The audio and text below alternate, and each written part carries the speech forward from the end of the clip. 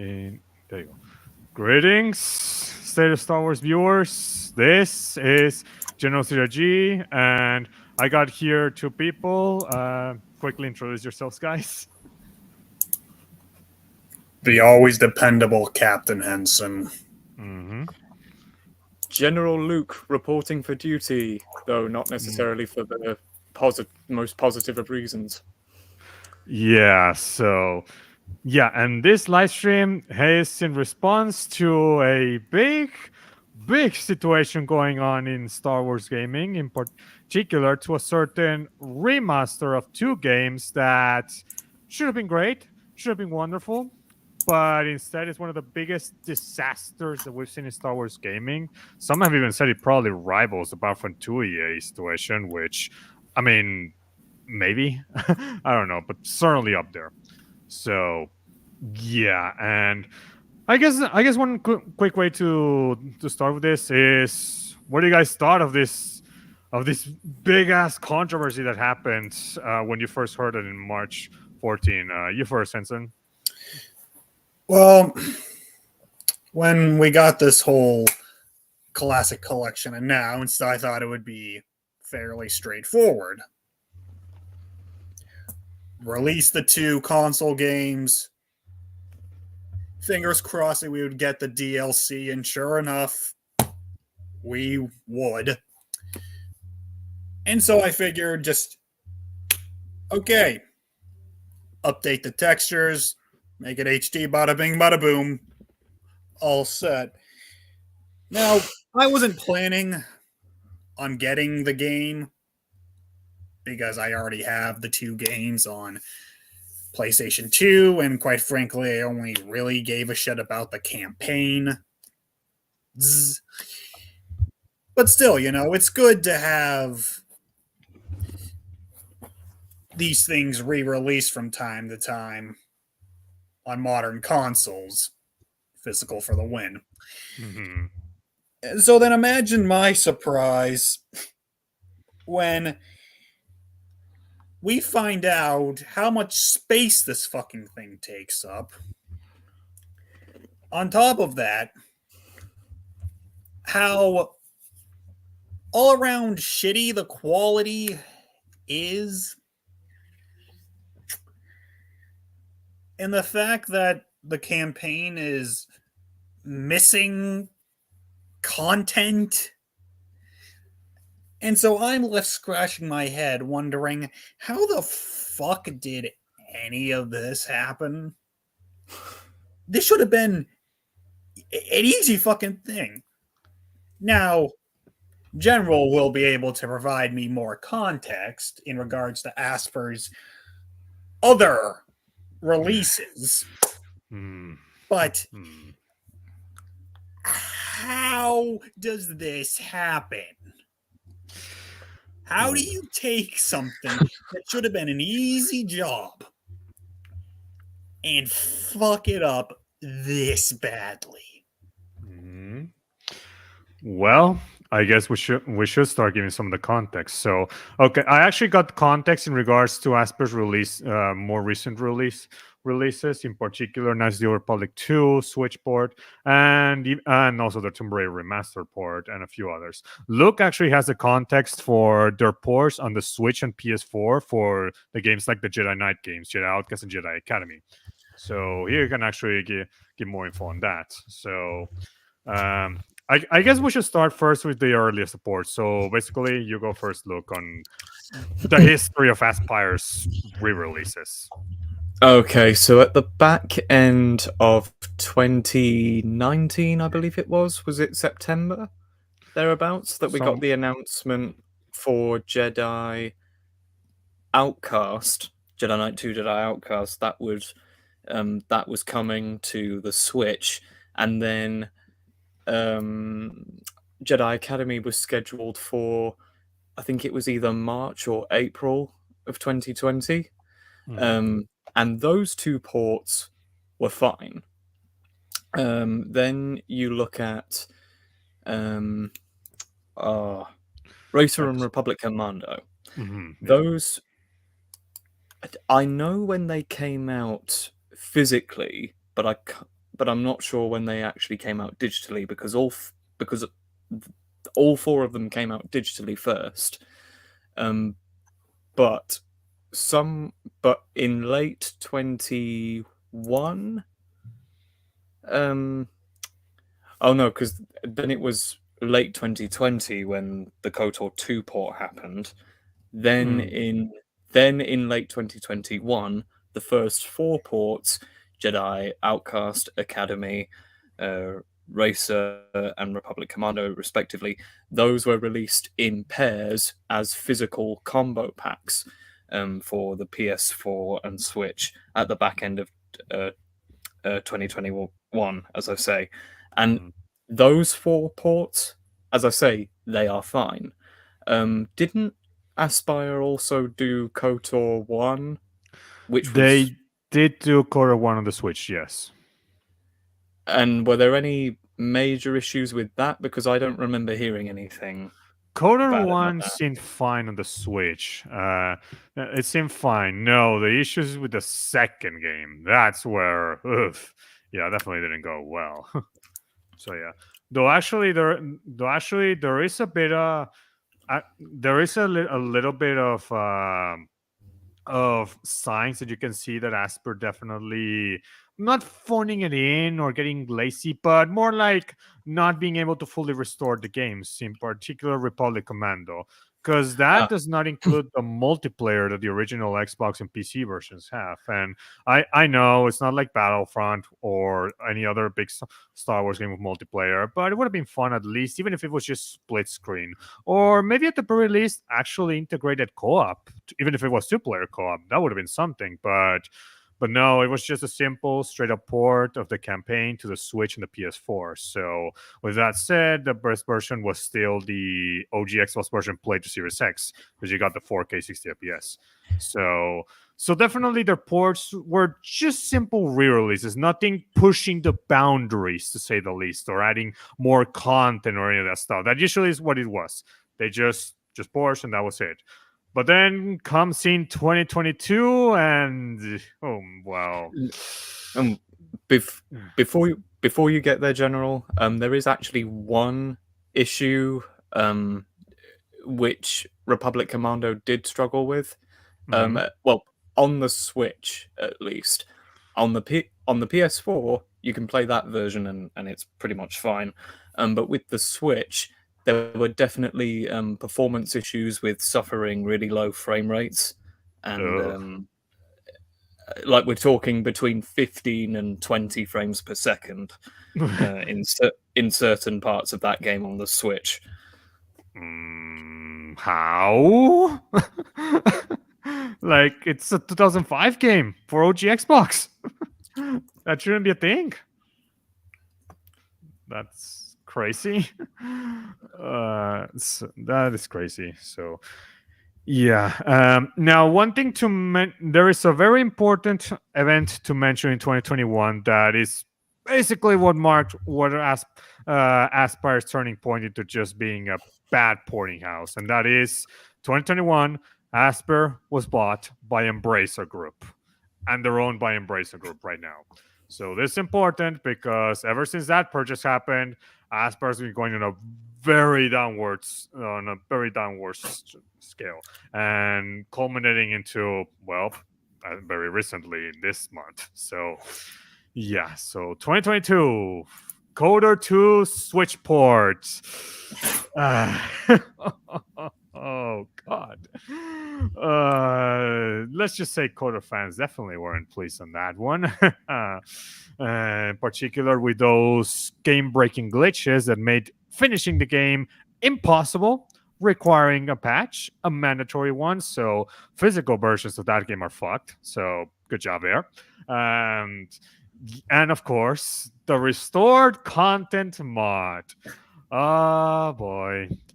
You know, here in State of Star Wars, we're actually speculating if that was officially added as an actual DLC to an official KOTOR 2 port, it would have maybe actually validated that content as being canon to the EU.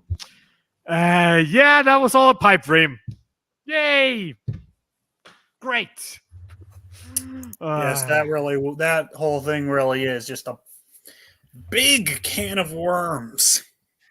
There are a couple of people within our circle who, if they were here with us right now discussing this, would tear the failure of the restored content DLC a new one. Oh yeah, the Django certainly would. So Because it's like, here's the thing though, regardless of the behind the scenes legal shit there was, we were promised that. They promised that. And if having the restored content mod released as official content for the game would have been a legal nightmare to do, that shit should have been figured out before you announce it. Again, like, did we ever get do we know for certain why they couldn't do the restored content mod, or is it still all just speculation? Well, there is actually some news a few months ago. So turns out it was first spotted by the website Axios. So apparently the reason why the restored content mod was not included is because of some sort of third party entity that apparently tried to sue Asper into putting the mod. So I don't know if it was a modder himself or some other guy, but probably was a modder. Who knows? If the modder is here, he could, wish he could leave in the comments or in the live stream. But no, let's just say that the deals that while we still don't fully know, it is speculated that some other entity outside of Asper canceled it or pretty much made it impossible to release it on the Switch version. Which, if so, then okay, it's not necessarily Asper's incompetence on that one, but still, that's still like you still promised this, so you should have known from the get go that it was not going to happen. Like, don't lie to your customers, because that's never going to go in this well. case, I don't think it's not lying. It's that they thought they could, and turned out they couldn't. And you see, that's why you figure this shit out before you fucking announce it. So it was likely well-intentioned, but ultimately misleading. Yeah, because as someone who hasn't played KOTOR 2, I can't comment on this. But from what I hear, you can, you two have played KOTOR 2, correct? Yes, I played vanilla and even the restored content. Would you say, even putting aside the fact that you've played the restored content mod, does it feel like the base game is missing stuff? Mostly in the last part of the game, and a few certain quests and maps. Basically, adding more context to the certain events and stuff. The base game is still the base game still works, but there are those few parts where you could say, man, maybe this should be more. Especially something like the HK50 subplot, because if I recall, that's not in the game. Like, supposedly you hear this factory making these HK50s and HK47 just for some reason is like not fighting against them or something. And yeah, in the base game you don't really get that sorted, or maybe you do in just some dialogue or something. Like, you don't actually go to a factory. Was the restored content mod you actually can. So if that had actually been added into the game, you could have had that storyline, addressed. So would you say the restored content mod really completed the experience? I'd say yeah. I've not heard anybody say otherwise about that. So the restored content mod has pretty much been said by a lot of people that yeah, it pretty much not only makes the game better, but it pretty much brings all the content that should have been there at launch. If it wasn't for Lucasfilm mismanagement back in the day. So you see, having the restored content mod released officially would have been really fucking big. Which is all the more reason they should have fucking cleared it before announcing it. Mm-hmm. It's like, it's fucking mind-boggling. Like, KOTOR 2 has already not been treated the best by a Lucasfilm in general. So this is just an added kick to the balls to that game. Yep, but oh, Henson, you wanted an even bigger kick in the balls? Oh well, yeah, Coder 2 switchboard. Nah, stand aside. Let the real cash wrap piece of shit come in. And now, well, Battlefront Classic Collection. Oh boy, talk about. I Okay. will say this. It was a bad sign for me when, despite this being called the Battlefront Classic Collection, it only had the 2 console games and not the PSP games. I mean, yeah, I can get it to a certain extent. When people think classic Battlefront, it's the first 2 games. But it's like, if you're going to be releasing a classic collection to a series, you might as well also just throw in the 2. Add in the content from the PSP port of Battlefront 2 in there. I mean, it's not much, but it's like, it's something. Yes. And it's like, Rebellion is still around, right? Yeah, they just released, I believe it was Sniper Elite 5. Well, there you go. Rebellion is still around. You can have them do a remaster. Mm-hmm. You can have them update the graphics, make it look console worthy, or bring them up to the standard of the PS2 games. And bada bing, bada boom. Like, easy. Fucking easy. Okay, just before we continue, General, given all of the things that Henson has just said, we may need to shed some light on the PSP Battlefront games. One of them in particular. Okay, so Star Wars Battlefront 2 released in 4 versions before: the PS2, OG Xbox, PC, and the PSP, PlayStation Portable. So now, while the console versions of PC are mostly the same game, there are some differences. Notably, of course, in the OG Xbox, you do have not only do you have the Xbox Live using for online multiplayer and 4-player split screen, but you also had heroes and villains in the other side in the AI team, and of course the DLC. So many of that. The PSP, it does not have the campaign for obvious reasons. It's the PSP version is gonna have like, it's already insane that it can't even get that running at 10-15 frames per second, no less. So yeah, no campaign. They instead replaced that with specific challenges that were included, like challenge missions. So they're exclusive to that version. No other version has it. Maybe PC with mods, but that's as far as it goes. So it has that, and it's also the other version that has AI heroes and villains in the other team. So that and the Xbox version are the only versions that do that. So it has its own small surprises. So yeah, that's for Battlefront 2 PSP. Now the other 2 that were made by Rebellion are Renegade Squadron and Elite Squadron.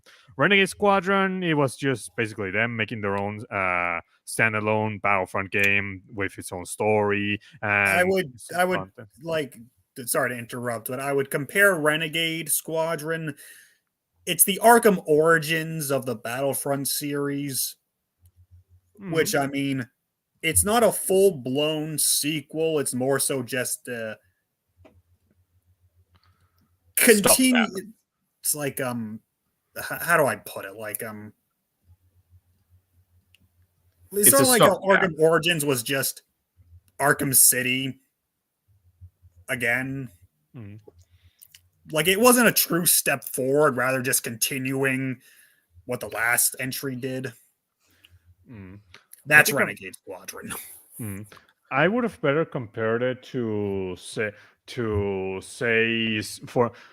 for example to maybe the Jack and Daxter series or the Ratchet and Clank games, where they used to release on consoles and then for a while only on handhelds before we got more console versions. In particular, Jack and Daxter, because it first started in consoles, then it made some spin-off games on the PSP, and then we got Jack and Daxter: The Final Frontier, which was for PSP and PS2. So that was like the last one. It was a PSP game that was ported to the PS2. Yeah. So yeah, I would compare it more to that, and the comparison is pretty accurate because not only is it Renegade Squadron, but Elite Squadron, and Elite Squadron. Those that have followed the Battlefront community and Battlefront news, and hell, even whatever shenanigans the Time Splitters developers were doing, will know that Battlefront Elite Squadron is basically Star Wars Battlefront 3, just in a PSP form. And if you check the development behind the scenes for that, let's just say that Elite Squadron was originally going to be another version of Battlefront 3. It was not going to be a standalone Battlefront game. It was just going to be the PSP version of Battlefront 3. And that's what it was going to be. But then after all the issues with Radical and Lucasfilm it just ended with Battlefront 3 being canceled. And then Elite Squadron, they repurposed the PSP and the DS games to make them into Elite Squadron. Now, there was a PS2 version that was going to release, yes, a Battlefront Elite Squadron PS2 version, but that was canceled, and it was fully finished, by the way. They canceled it. It was going to be called Battlefront 3 originally. And then following that version being scrapped, that was when the PSP and DS versions got rebranded to Elite Squadron. So I'd been saying, like, in private conversation for a while, that Elite Squadron was just Battlefront 3 in handheld form under a different name. And you guys, particularly you, General, kind of for a while kind of disagreed with that, with me saying, oh, it's basically Battlefront 3 just under a different name.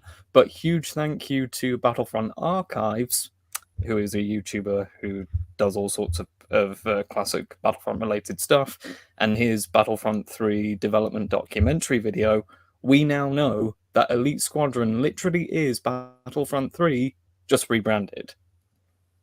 I mean, to be fair, we pretty much already knew that. In some ways. Yeah. Watch the cutscene, the leaked cutscenes to Battlefront 3. Watch the cutscenes we got in Elite Squadron. Like, obviously, Elite Squadron was just the remnants of Battlefront 3. Like, we've known that for years. Well, we've known that it's the remnants. What we didn't know is that it was going to be an actual PSP version. You know what I mean? Like we thought they just took what was in Battlefront 3 and repurposed it into its own PSP game. We didn't know that it was going to be an actual PSP version of Battlefront 3. You get what I mean? Like, that's the thing that me and others were like saying, that Elite Squadron was just repurposed Battlefront 3, but no, in reality, it was just another version of Battlefront 3, not repurposed. And now, because of all the Free Radical LucasArts crap, and then the PS2 version, which we now knew was a thing, it was literally finished, and they decided not to release it for some fucking reason. I mean, to be fair, this is also the same company. Well, not LucasArts specifically, but Lucasfilm. Need I mention a book like Escape from Dagu? Completely finished. Just, they decided not to fucking release this finished fucking book. Like, this is one of those infuriating things. The point is, this company canceling something that's already been finished is unfortunately not an uncommon thing. Well, sorry, I'll just get this. Just want to get this out of the way because of the LucasArts Free Radical crap, and then the PS2 version of Battlefront 3 being finished and then tucked away into the vaults. It literally means now that Elite Squadron is the only version of Battlefront 3 we'll probably ever see. Well, the DS2. Don't forget that one. Yeah, because the DS version was also another version of Battlefront 3. So both are. This reminds me of the whole Indiana Jones and the Staff of Kings debacle, where we had the mainline HD game, and then we had various ports being developed by other developers, and then the mainline game went through development hell and eventually was just canceled. So all we were left with were the standard definition ports. So we got the game, kind of. And the really funny thing about Elite Squadron is this game is one of the few appearances of Rom Coda outside of Force Unleashed material. Oh, yeah. And he's played by the same actor. Same with Cole Sarah for Renegade Squadron. Just for whatever fucking reason, this... I mean, I'm curious if Cole Sarah was supposed to show up in the actual Battlefront 3. I'm sure he was, but I just find it interesting that this game has represent one of the few appearances of those two characters outside of their respective source materials. I guess what all this has been leading to is the PSP Battlefront games are just as important to this series as the console games. So if you're going to be releasing a collection called the Classic Collection, I say the PSP games should have been included. Mm-hmm. And the fact that they're PSP games means you have even less hard drive space to worry about. I mean, if you want to go through the effort of, upgrading or updating the textures to match the PS2 games, then fucking go ahead. Actually, I think the person who runs Rebellion has... I'm trying to remember, 'cause I think I've heard somewhere that the person who runs Rebellion did start to update the textures to match the PS2, but then that didn't go anywhere. Regardless, again, this is just an easy fucking thing they could have done.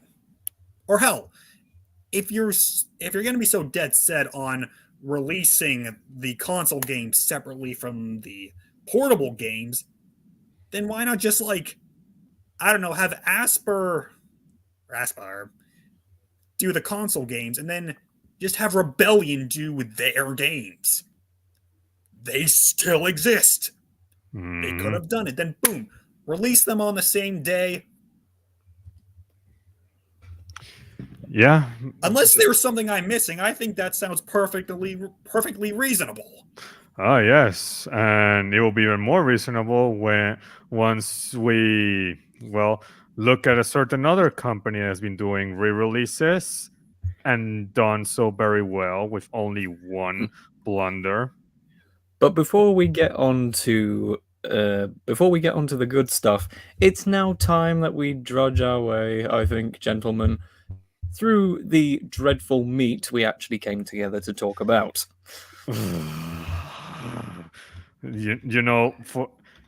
Battlefront Classic Collection is one of those cases where it genuinely has angered me because Battlefront 2 is my number 3 most favorite video game of all time, literally behind Super Mario 64 and Metro Prime 1.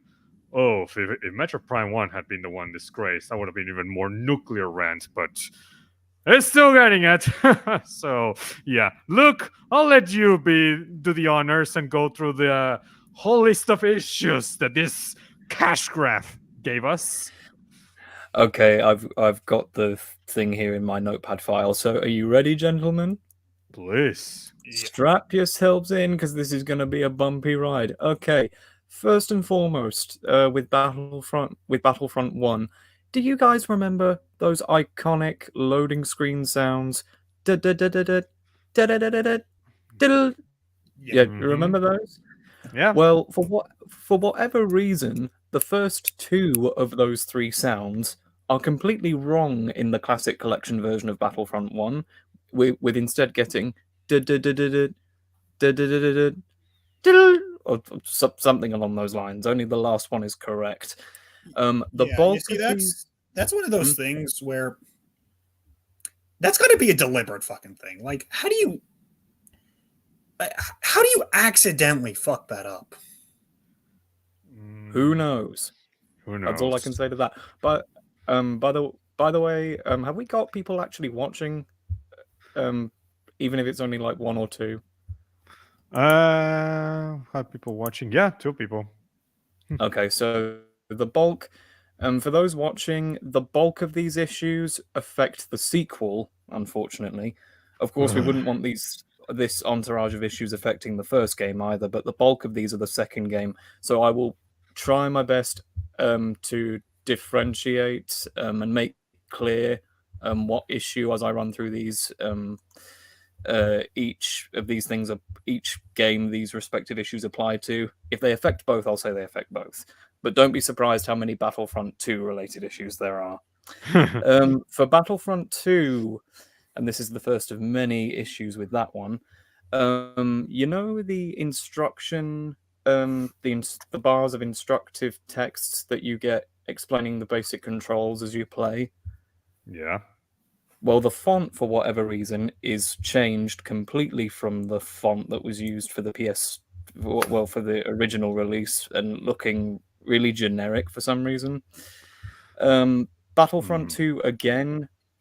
Battlefront 2 again. They use AI upscaling instead of so things like the movie clips in the main menu, and other things like that look really stretched out. General, can you elaborate on that more?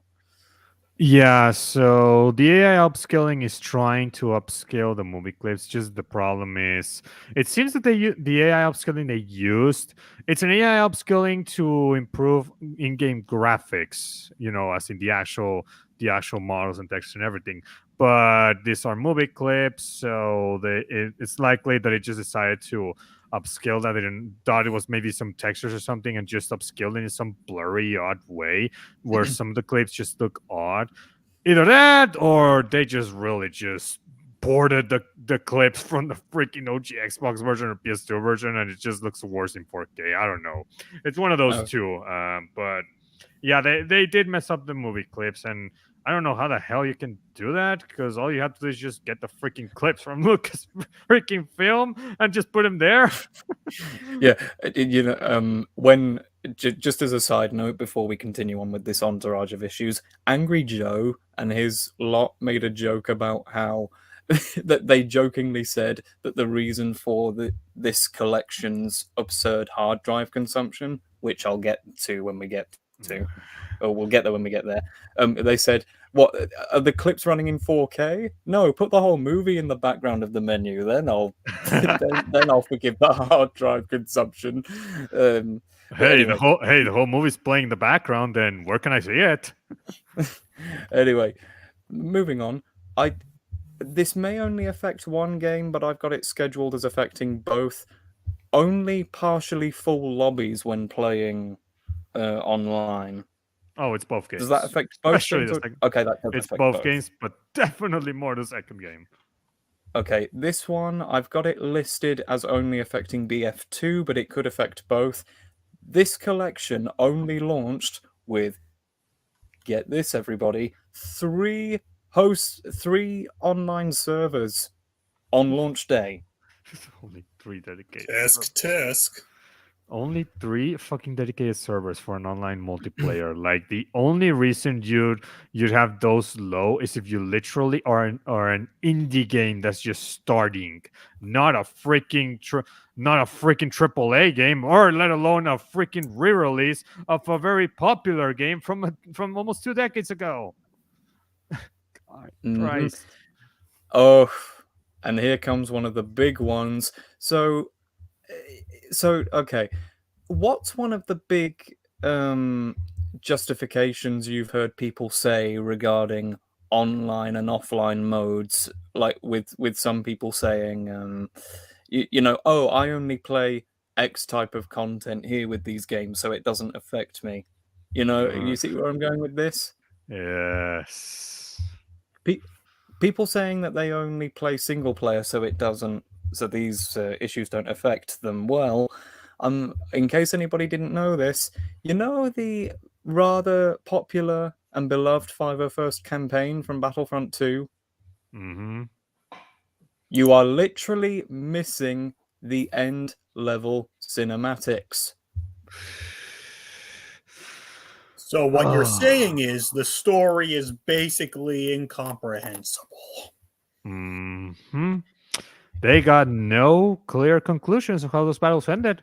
For all we know, the Jedi were killed in the Death Star level. Huh? You know, psych. Maybe there was another one. Maybe the plans did go away. I don't know. I can understand. If the fuck ups were just like multiplayer related, yeah, that would be bullshit. But you know what? If there had to be fuck ups, do it with the multiplayer. But when you start messing with the single player campaign, that's when I start to really have fucking issues. Because, well, yes, the reason most people play Battlefront, or most reason people play this series, is for the multiplayer. Mm-hmm. I would say no one would argue otherwise. Mm-hmm. But the single player campaign is there. I would argue it is important. Mm-hmm. Maybe not as important, but it is still very much important. But regardless, if you are going to have a campaign, you should have a complete experience. Mm-hmm. So when you don't have that, and in fact, the story is incomprehensible without it, or the story is incomprehensible because key things are missing, that is a fucking problem. And because if I have to resort to going on YouTube to watch the cutscenes I missed, you fucking failed. And what makes it worse is the fact that the story we got in this game is actually really fucking good. And Tamora Morrison gives one of the greatest narrations. Performances in his Star Wars career. Also, just to give people who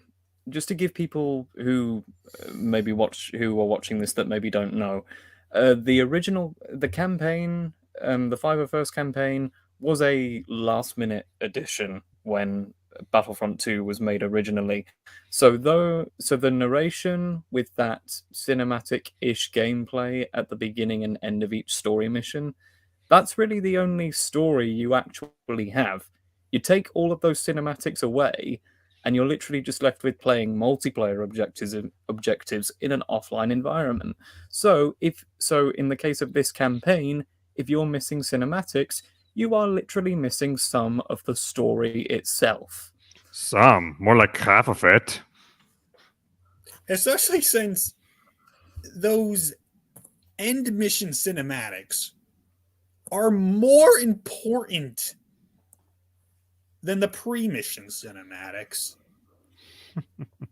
Like, you got certain things, like, like on Megiddo. Oh, Ki-Adi-Mundi had no fucking idea what our actual objective is. Why, that proved to us that the Jedi could be fooled and killed. Gee, I can't imagine why that scene would be bad to lose. Or need I mention the one of my personal favorites? Oh, it was on Felucia. Oh, Ayla Secura,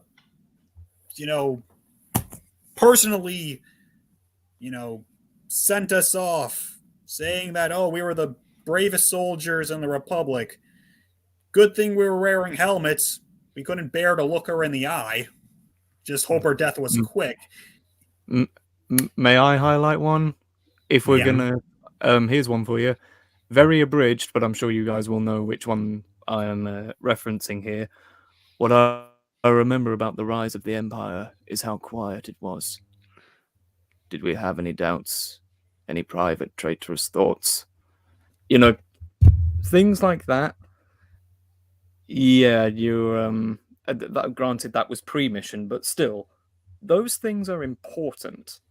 So how you could botch the single-player campaign this badly and literally chuck out 50% of the narrative, I mean, that's just incomprehensible, isn't it, General? It is very, very incomprehensible. There were already signs there in some of the early previews that the multiplayer was going to have issues because some people like Battlefront updates and 100% Star Wars, they managed to play the game a bit early, so they were able to see some of the issues, but it actually took a while until they were live streaming the campaign, Battlefront updates in particular, to notice that the cutscenes were missing. And when I first realized that, I knew right off the front that not only, well, aside from that being a completely shitty move, I knew that was certainly going to piss off campaign enthusiasts and also Star Wars lore hits. Like, Mr. Henson right here, I knew he would absolutely get pissed about that one. You want me to say something? Okay, I'll say something. So, first time I was reading the novel Death Star, which is an amazing book. I highly recommend it. Mm-hmm. Early on in the novel, I was shocked because they referenced the Megiddo mission from Battlefront 2. Later on, they reference the Death Star mission, when the prisoners escaped and we fight a Jedi. Death Star Prison Break? Yes. So, in this novel, released in 2008, by the way, references the events of this story, which, as we all know, was so last minute they had to use machinima for the cutscenes. So, that was one of my favorite EU experiences of all time. Because I didn't expect anything to reference the campaign of Battlefront 2. Like, I just thought it was a campaign that basically existed, and that was about it. But no. Here it is, referenced multiple times in this novel released 3 years after the game came out. Mm-hmm. So, when I say that this classic collection missing cutscenes and that pissing me off, I fucking mean it. Because as simple as the story of Battlefront 2 is, it packs a fucking punch in a way that a lot of other Star Wars stories just don't, at least for me. Now, granted, I'm still going through the EU, so, I haven't looked at everything But still, from the stuff I have experienced, this game just packs a fucking punch. So to have it treated this way annoys me greatly. Yeah, Like, if you were going to have missing features, could you at least do it to the multiplayer? Yeah, I'm in the same boat. I'm in the same boat as you, Henson. The single player matters to me a lot more than the multiplayer does. So the fact that the campaign is literally was literally given the botch treatment, yeah, I don't appreciate that, and I'm sure, General, you're the same. I'm in the same too. Though I definitely was expecting the classic collection. I was mostly expecting it because I wanted to play the online multiplayer with my friends. Not so much the campaign itself. However, I know that Battlefront 2 is well before the classic collection came out. It was only available on the Xbox consoles and the PC. So that was it. The only way to get it on the PlayStation was to get an original PS2 or an early model fat model PS3 or a PSP, but of course not. So that's like those were like the only ways to play Battlefront 2 to get the campaign. Well, excluding the PSP.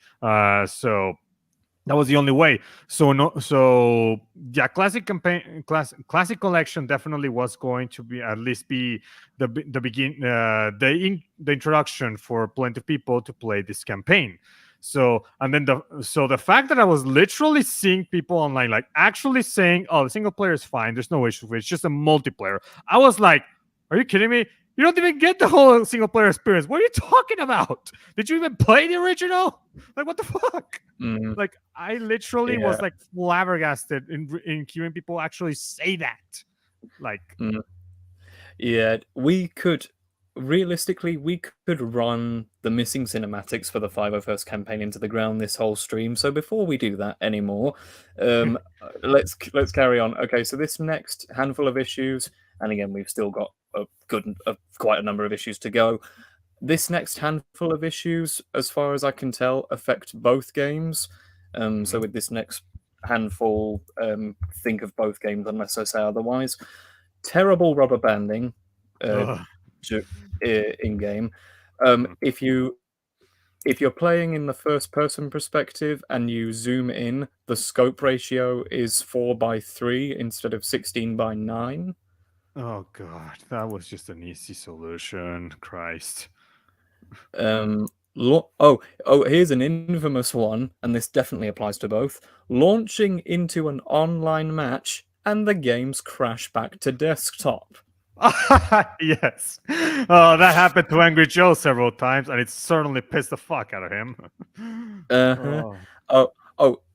He as if that wasn't a major enough wound, here's rubbing the salt in it. If you are lucky enough, were lucky enough pre-patch 1.0 to get into an online game, the matches would only last a few minutes because they initially didn't have anywhere near the necessary number of tickets, for respawns. Yeah. Only 100 for each team. Yeah. So next, and this is just a general thing, terrible lag. For next thing, private servers, if you were trying to run a game through that, had really poor performance, like in regards to frame rates. It was terrible. And here's one of the big ones, and this definitely applies to both: abysmal hit registration issues. Oh yes. How bad?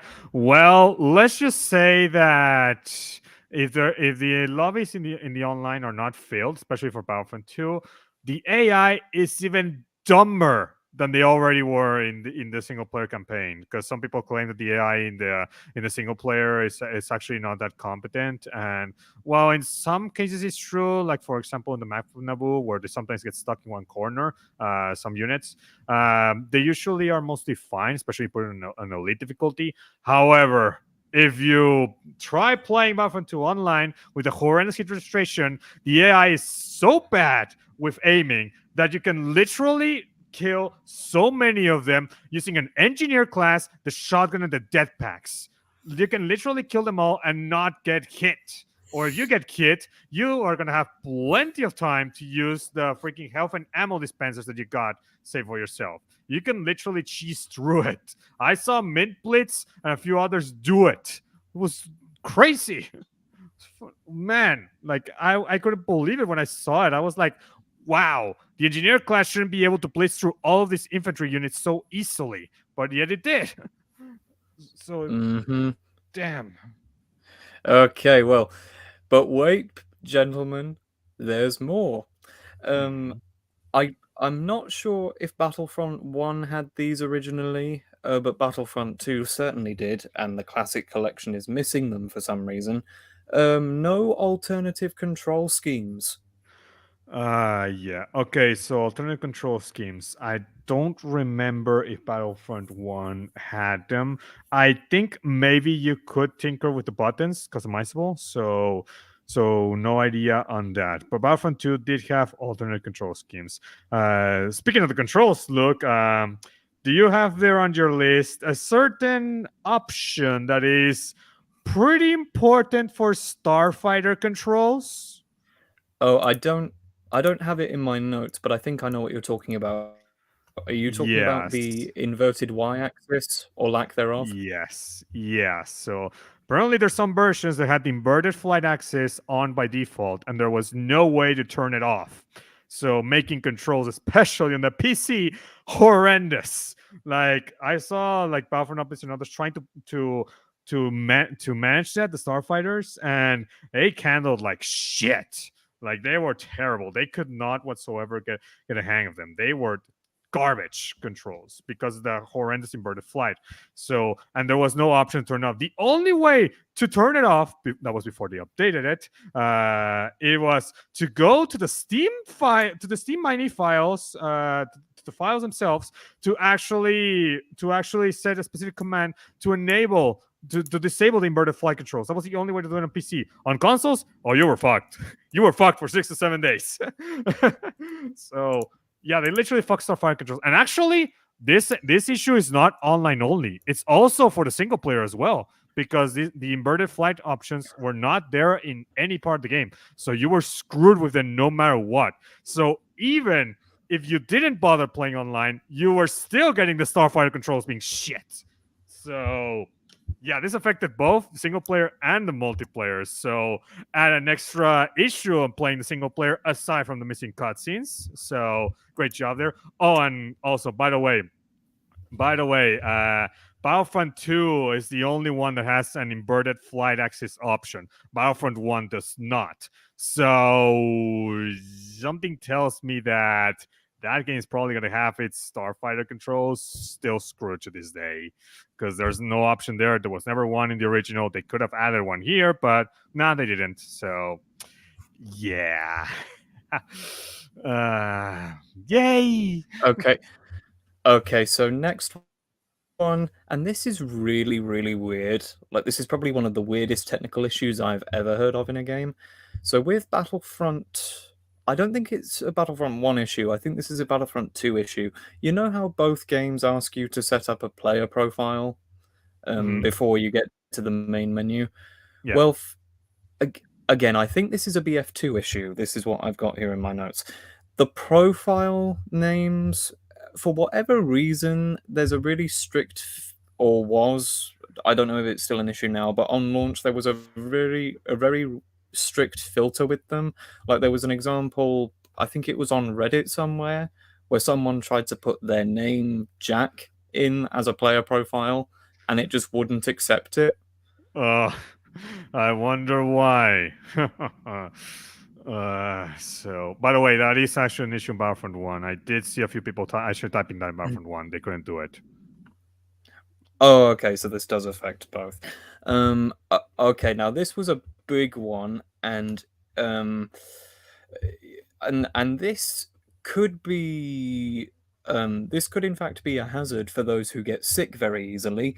When you die, this is definitely the case in Battlefront 2. I'm not sure about the first one. It's Battlefront 2. But when you die, Battlefront 2. Okay, so Battlefront 2 is the main victim of this.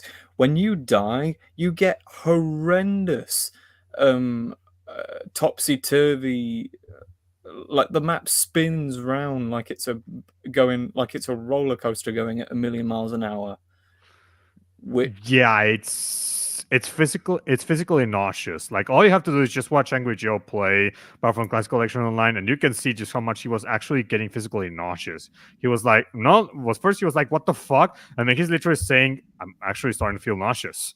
Because you had to see, because every time you die, you have to see that. So the epilepsy seizure warning at the beginning of the game, yeah, well, usually games put that, because typical precautions and everything. But in this case, oh no, that warning is actually legit, because they literally made the freaking death transition, freaking a health hazard.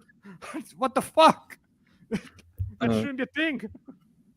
Okay, now this is something that Battlefront 2 back in the day could do, and this was an Xbox feature back in the day, which the Classic Collection does not have. Its version of Battlefront 2, and there is no excuse for this not being a thing in this day and age. No 4-player split screen.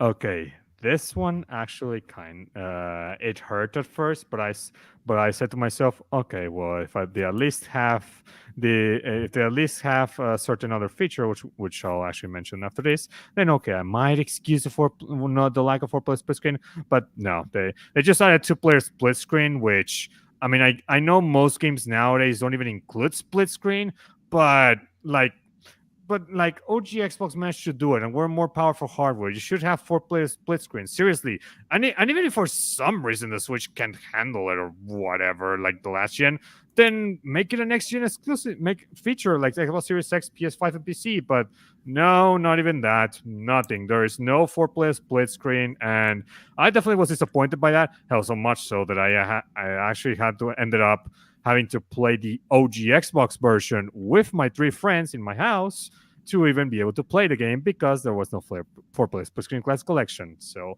and YouTuber Flandrew had to do the same thing, because he also wanted to invite his friends to play 4-player split screen, especially Galactic Conquest 2v2. Well, I think that was mostly me, but he certainly wanted to play with his friends. Yeah, Classic Collection, only 2 players. So like, you know what? Let's just pop the OG Xbox version. So yeah, there is still an audience that wants to play 4-player split screen. As much as people like to say online is the only way nowadays, no, there actually is people that want to play split screen, especially Battlefront 2 of all games. It's one of those games that legitimately you can have so many hours playing with your buddies. Like, it's one of those. It literally is up there with the likes of Halo's 1 to 3, GoldenEye, Perfect Dark, Smash Brothers. Like, it's right up there in terms of best 4-player multiplayers ever. Like, it really is. So it was definitely disappointing. There was no split screen. And speaking of lack of options for multiplayer with friends, yeah. Well, I literally have that as the very next thing in my notes. Now, well, I think I know where you're going with this anyway. So I've got this here as a missed opportunity, because it's not. In the grand scheme of things, it's nowhere near as bad as any of the technical problems. But in today's gaming age, there is no excuse for this. No cross-platform play, and this affects both games. Yeah, that was day and age, no less. Yeah, I was like, "Are you kidding me?" Like, I actually had several of my friends were actually like, "Oh, nice, we're gonna play online together," and then we realized, oh, it's only cross-gen multiplayer. So basically, Xbox One players can play with Xbox Series X players, and PS4 players can play with PS5 players. But that was fucking it. No crossplay, which is stupid, especially for this type of re-release. Battlefront 2, like, if you had crossplay, servers would be more flooded. And actually, the lack of crossplay right now is hurting the game because of the horrendous launch. But even if it didn't have the horrendous launch, like, it would have increased the lifespan of the game by more time if it had crossplay.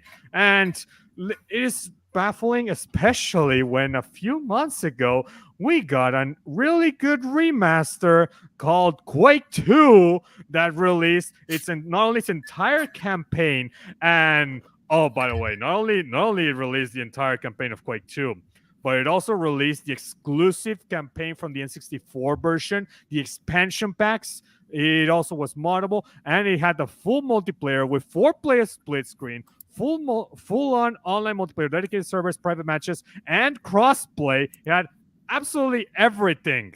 And that was just a $10 remaster that was for free on Game Pass. And like just mind blowing.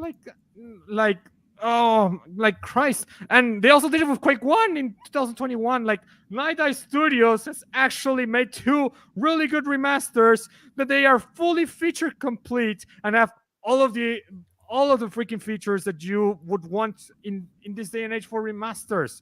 And because of that, because of the crossplays, I can more easily find players online. Hell, I even get players in my freaking private matches when I set it to public, when I play with one friend or two. Like, yeah, that's how good the crossplay works here. So the fact that Battlefront Classic Collection completely omitted it is a huge wasted opportunity. It's so stupid that they literally removed it. Like, not removed it, more like never added it. It's so fucking stupid. And now they're paying the price for not having crossplay. Like, even if they fix this freaking game, this freaking remaster, it is beyond too late at this point. And with the segmented player bases, it is even more deader than shit. In fact, it's more dead than fucking Suicide Garbage killed at Arkhamverse at this point. Ugh, you just had to throw that one in there. Thanks. Yeah. So, yeah, it's Anyway, more deader than that and Skull and Bones. So, yeah, it's a horrendous missed opportunity. And don't be surprised if I praise the shit out of NightDive Studios and their excellent remasters, by the way, which we'll certainly do later on. We may touch on NightDive perhaps once we've waded through all the issues and the fixes and what have you. Yeah, we've still got a lot more BS to go, so brace yourselves for bring this them next in. one. Brace yourselves for this next one. So, when was it that the 7th gen kicked off? Was it 2005? It kicked off 2005 with the Xbox 360, yes. Yeah. So, ladies and gentlemen, a staple of this gaming age, which has been a thing for 19 years now, is the ability to unlock trophies as you play through the game. And obviously, depending on... hang on. I'll get there. And of course, the trophies... and the criteria to unlock them depend on exactly what it is, whether it's just beating story missions or doing specific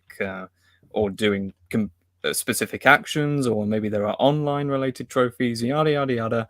Well, for whatever reason, and this issue affects both games because there are trophies for both, for some reason the Classic Collection has an issue with trophies not unlocking even if players have actually met the criteria to have unlocked them.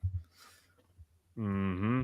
Yeah, so apparently the Marshal Commander achievement or trophy, which unlocks once you popped all the achievements in the game, so it seems to be the platinum one, apparently can't be unlocked. So, yeah, let's just say that, well, apparently you can't platinum this game. So, yay!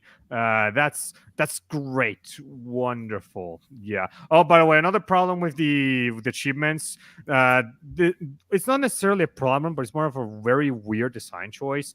They actually put not only are the achievements list for both games as one, meaning that it's only one list of achievements that has both games in it instead of 2 separate ones covering each game. So not only that, but most of the list just focuses on Battlefront 2. There's barely any Battlefront 1 achievements. So, I mean, I get it. Yeah, most Star Wars fans will favor Battlefront 2, but like, come on, like, seriously, like, you should not have done that to Battlefront 1. Both should have had their separate lists of trophies. Like, seriously, like, come on. Maybe there's people that want just Battlefront 1 achievements or just Battlefront 2 achievements. Why do they have to play both games? So, yeah. Yeah. Oh, okay. General, are you ready for this next one? Mm-hmm. Because technically this is, well, one I think is a bit more pressing than the other, but objectively it's missing content that we've got coming up here, and this is something that I know you are very passionate about. I am going to take a very quick toilet break, but just before I do that, I'm actually going to mention both of these things together, and then I'll let General rant about them and come back and listen to the rest of it. So, Battlefront 1 had tutorial videos which explained how all of the classes worked, how command posts worked, etc., etc., etc. Basically, going through the basics of the game, essentially. And Battlefront 2 had some special features. There was a Lego Star Wars 2 trailer. This was when these games were first released way back in the day, by the way, for those who don't know. And was there a Republic Commando trailer as well for Battlefront In 2? Battlefront 1. No, in Battlefront Oh, for 1. for the first game. Okay. So, okay. And all of those things, Battlefront 1 tutorial videos, the Republic Commando trailer, and Battlefront 2's Lego Star Wars 2 trailer, yeah, all of those things are gone from the Classic Collection releases. So, as I dive out, I shall let General begin his rant on that. By the way, not only did they remove all of that, they also removed the concept art and all of the other behind the scenes content that you unlocked in Battlefront 1. So not even that is there too. So yeah, they literally removed the behind the scenes special features of both games. I have no words on that. So Henson, before I literally throw a rage fist at that, I let you say what you want to say about that. I mean,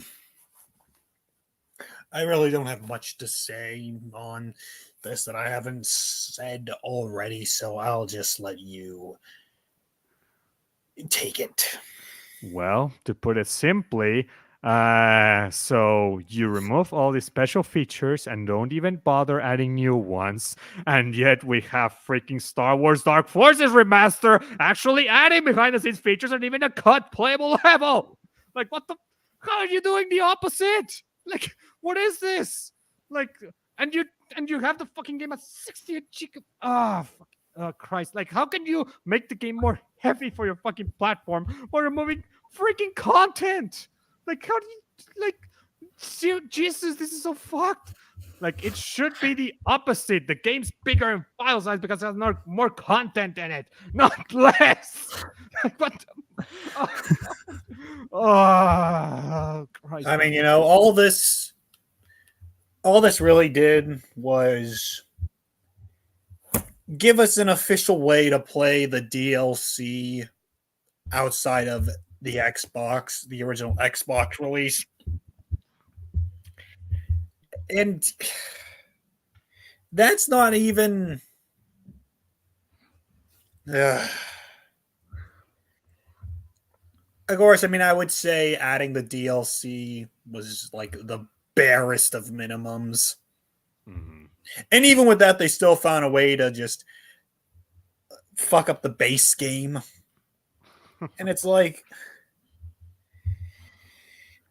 you have the Dark Forces remaster, which is not only the base game, having a few quality of life improvements along the way as well, but adding in that demo level into it. And it's like, both Battlefront games are really simple fucking games. They don't have a lot, or nothing complex, I should say. We shouldn't be missing anything. In fact, we should have gone stealth added. Case in point, the DLC, and case in point, the exclusive PSP modes from the PSP port. Mm-hmm. Because if we're not going to get the PS, because the likelihood of us getting a re-release, we should say a remaster of the PSP port, it's just not going to fucking happen. So the very least you can do, of course, I mean, you know what I would have fucking done? Mm-hmm. If you're not going to have, if either Rebellion's not going to do all 3 PSP games, or they're just going to do Elite or Renegade and Elite. So, like, what they could have done with this Classic Collection is have your Battlefront 1 and 2, have the DLC. There's no reason not to have the PSP stuff here. Now, granted, of course, I'm talking about the exclusive modes, but also remember, they had to change the maps to fit the PSP. Mm-hmm. Granted, those are smaller and watered down versions of the console maps, but still, I think it would have been a really neat idea to have the PSP versions of these maps as options. Yeah. You have no reason not to. And also to bring in NightDive once again, they added the freaking simplified N64 campaign from Quake 1. They didn't have to. The original it's basically the same. It's basically the same campaign as the PC version, but they just added it there for you to play it, just as how it was in the N64. So they fucking did it. I guess I shouldn't be too surprised because, like, when they released Force Unleashed, it was just the Wii version, even though the PSP version was right fucking there, which is literally just the Wii game, but with a ton of extra modes. And if you want to have the, fighting mode in it, well, then add that into it. Mm-hmm.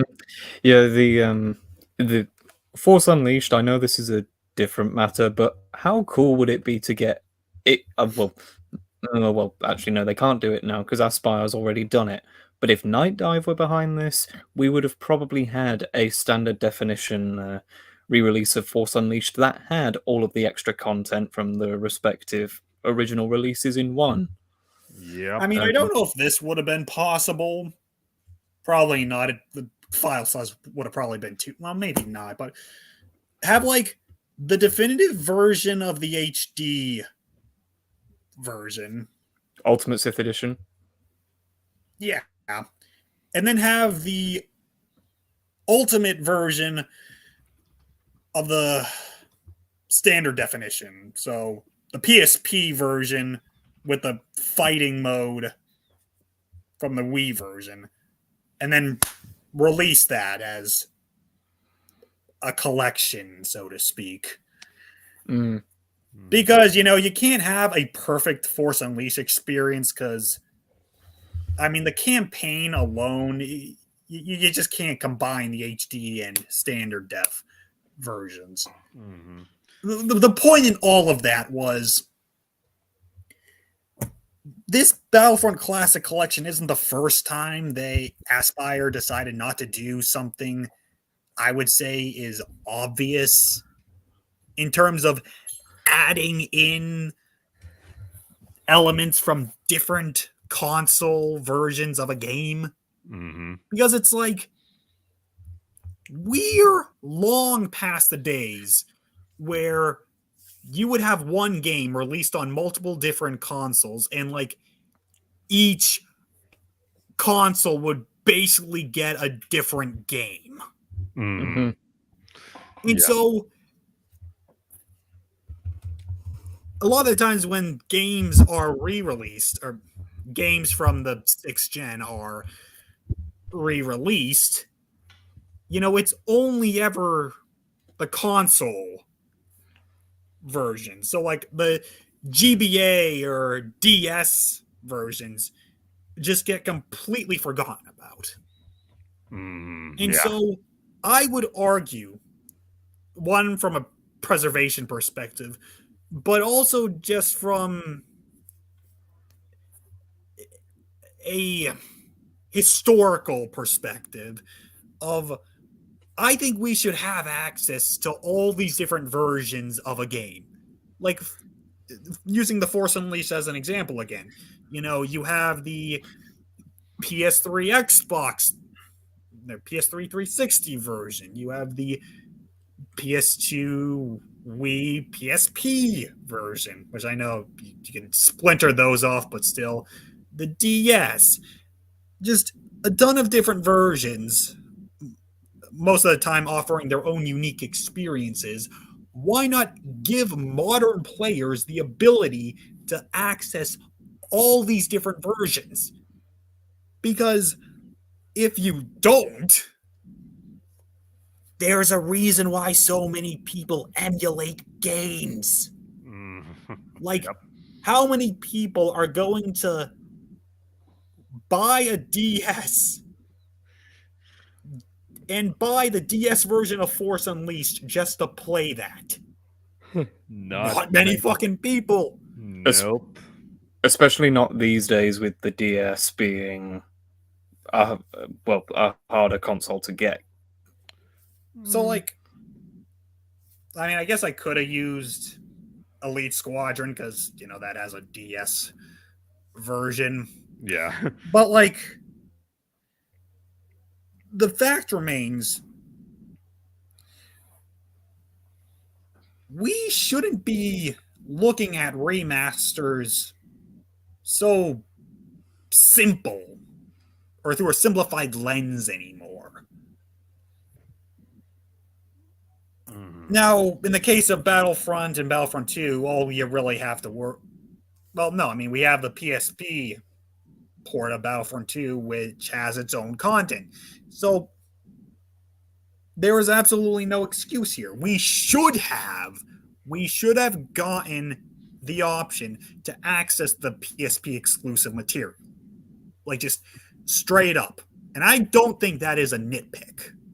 No, it's not a nitpick. And it gets even worse for Asper when you realize that once again, NightDive not only added all that previous content, but they actually added brand new expansions for both Quake 1 and 2. Granted, they did have Machine Games do them, another company, and likely Bethesda and Microsoft told them to do so. But regardless, that's still brand new content for those two games from the freaking 90s. So they're literally pushing the bar high in regards to re-releases. So, and they're successful because if Quake 1 Remaster wasn't successful, we were not gotten Quake 2 Remaster. So at this point, it's just inevitable that we're going to be getting Quake 3 Remaster, which is going to have all the content from all the previous versions of the game, from the PC to the console versions to the Xbox 360 live arcade version and Quake Live. Like, yeah, we'll be getting plenty from NightDive. We'll definitely be getting like plenty of new content, and if they do get around on doing Alien Trilogy and Resurrection, who knows? Maybe they actually will add maybe a playable cut level or more behind the scenes stuff. Maybe even some interviews and something, or somehow they could add some brand new Bane levels or something. I don't know. Like, they really could go the extra bar in how much they wanted to pretty much do content, because they always really do go to add extra stuff in it to make the value worth it. So they always go the extra mile, even if it's just simple behind the scenes features, quality of life features, and giving you the modding tools to mod stuff like the Torque remasters. Like, they always try to give you as much value for your buck.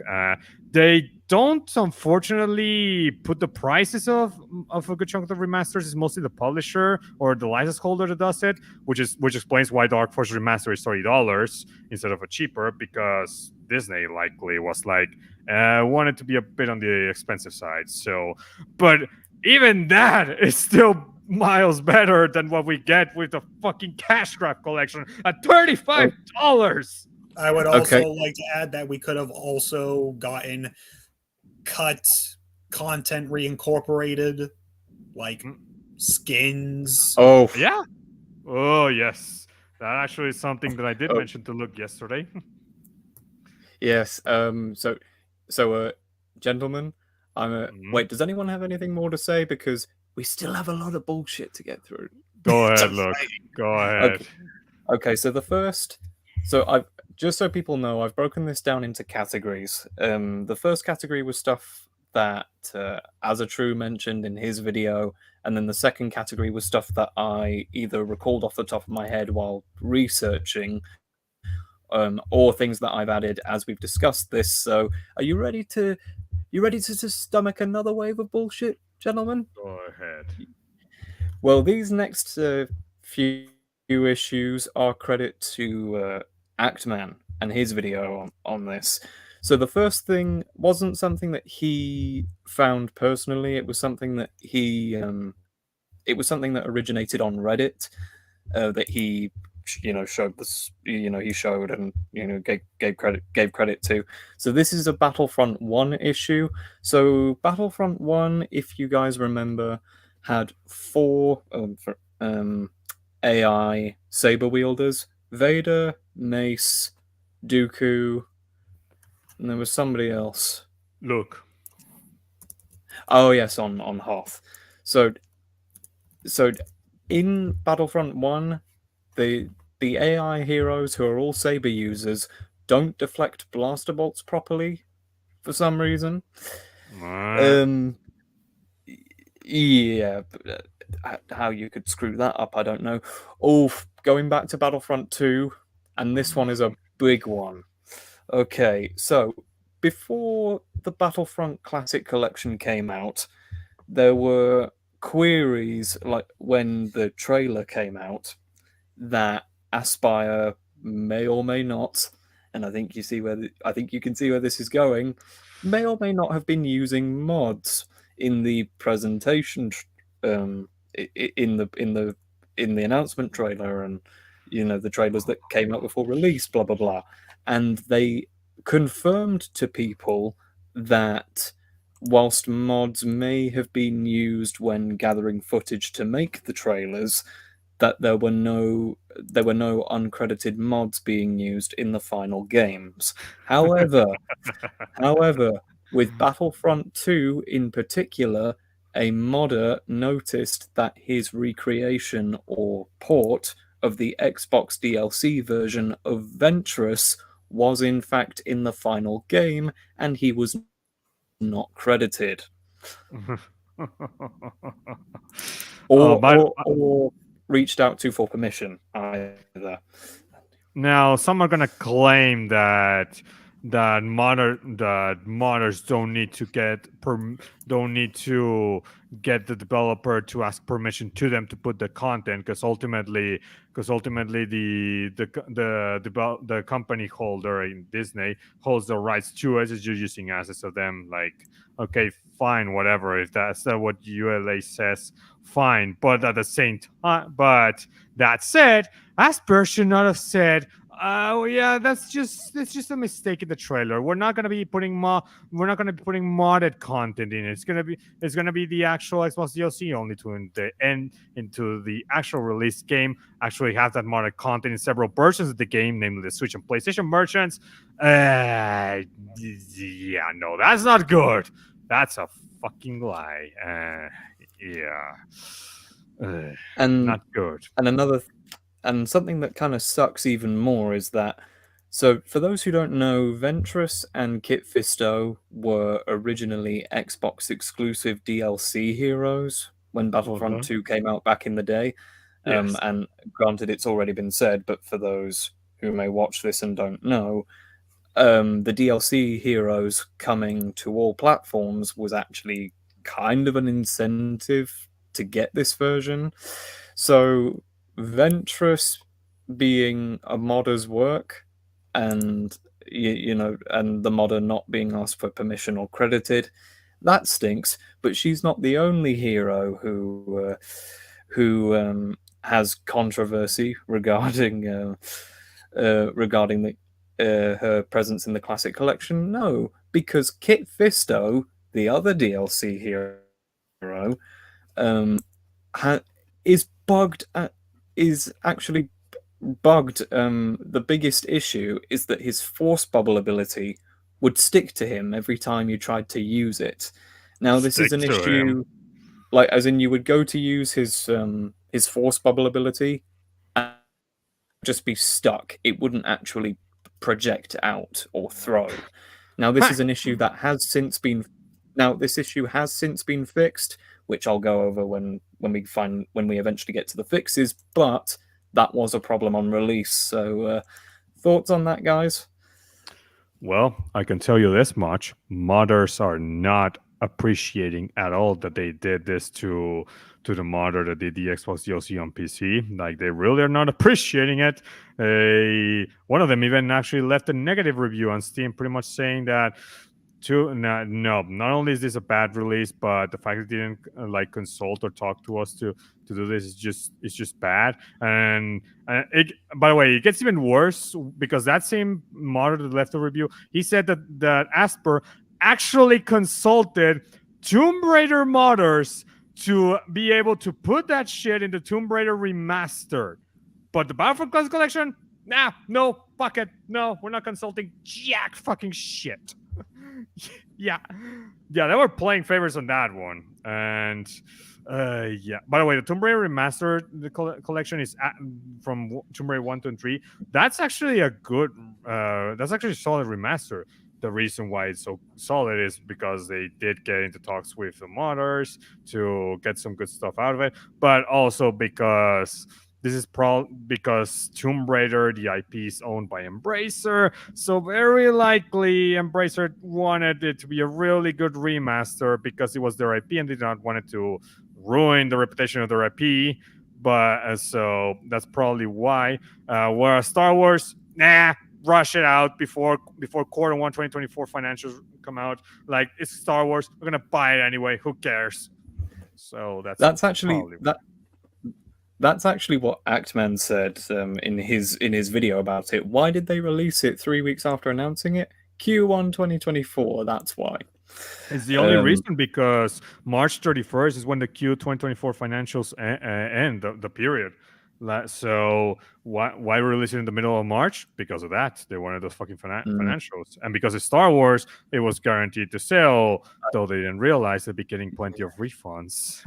I guess we as fans should have been a bit more cautious when the announcement trailer came out and noticed that the release date was only 3 weeks away. Only one person I know was cautious from the get-go, and that was the Spider-Fan Maniac. So, yeah. And lo and behold, that was actually warranted, looking back now.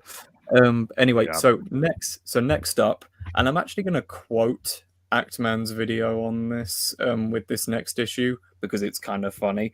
So there's this feature in the classic Battlefronts called Aim Assist. Well, the Battlefront Classic Collection likes to introduces a feature that the Actman dubbed Aim Resist. Basically, a colloquial way of saying that the ability to actually keep the target reticle steady when trying to aim is impossible, and it just jolts in a figure 8 around the screen. Yeah, that is an issue in the online multiplayer. Yeah.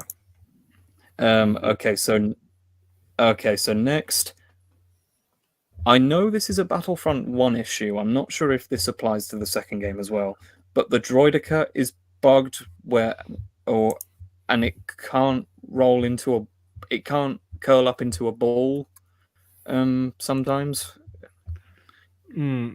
That, I don't know much about that. It could be a Battlefront 1 issue.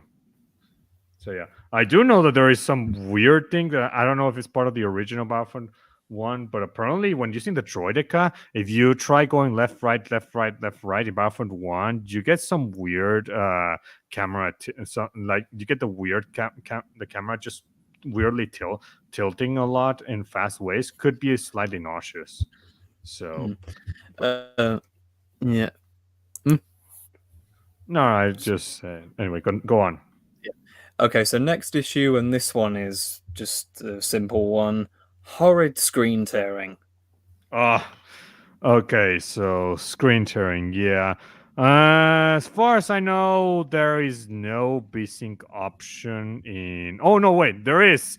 It's just that when somebody enabled it, I think it was Hackman, it crashed his game, I believe? Or it was Angry Joe. So, yeah, let's just say the VSync was not working.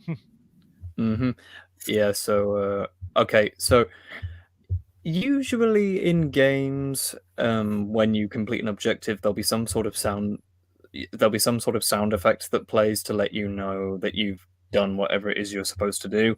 Yeah. Well, the Classic Collection, for whatever reason, actually has incorrect objective completion sounds.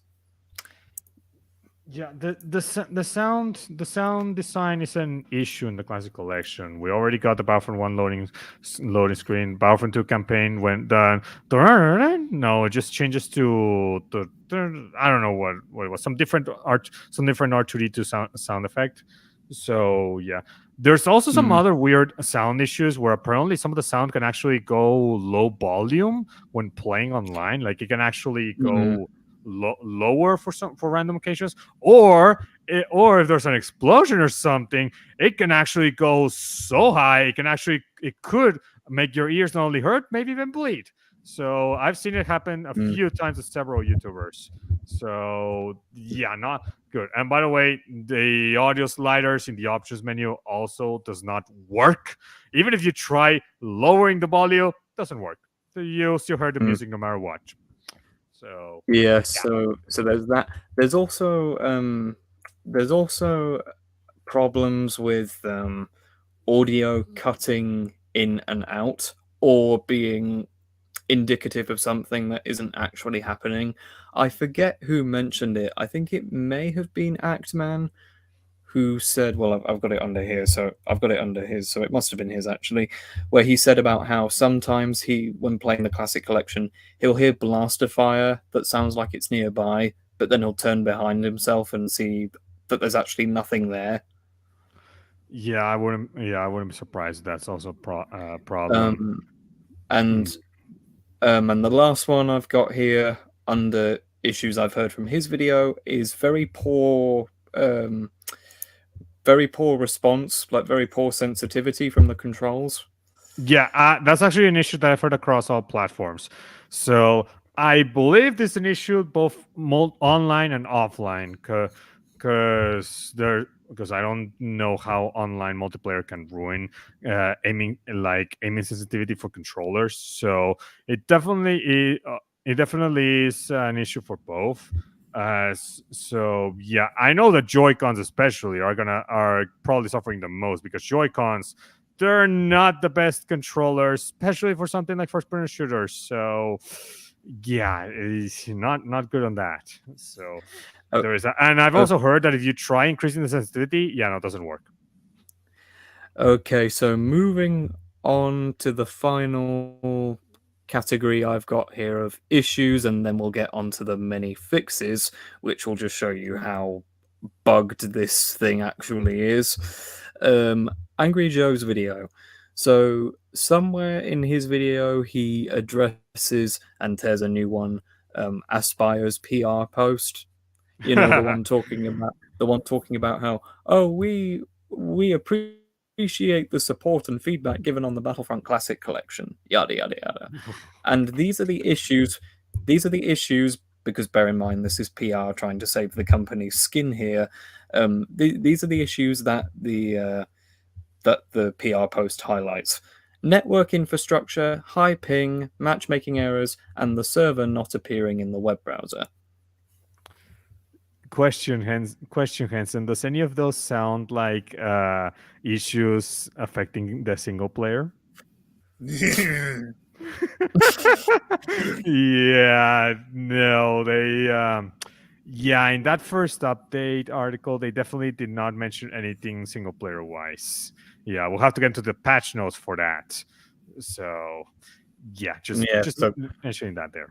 Yeah, so okay, so the next thing I've got here, I don't know, General, if you mentioned this right at the top of this stream, but I've got it here now just in case we didn't. And even if we did, I think even if it was already mentioned, I think it's worth chewing on a little bit here. The amount of hard drive space that this thing hang on.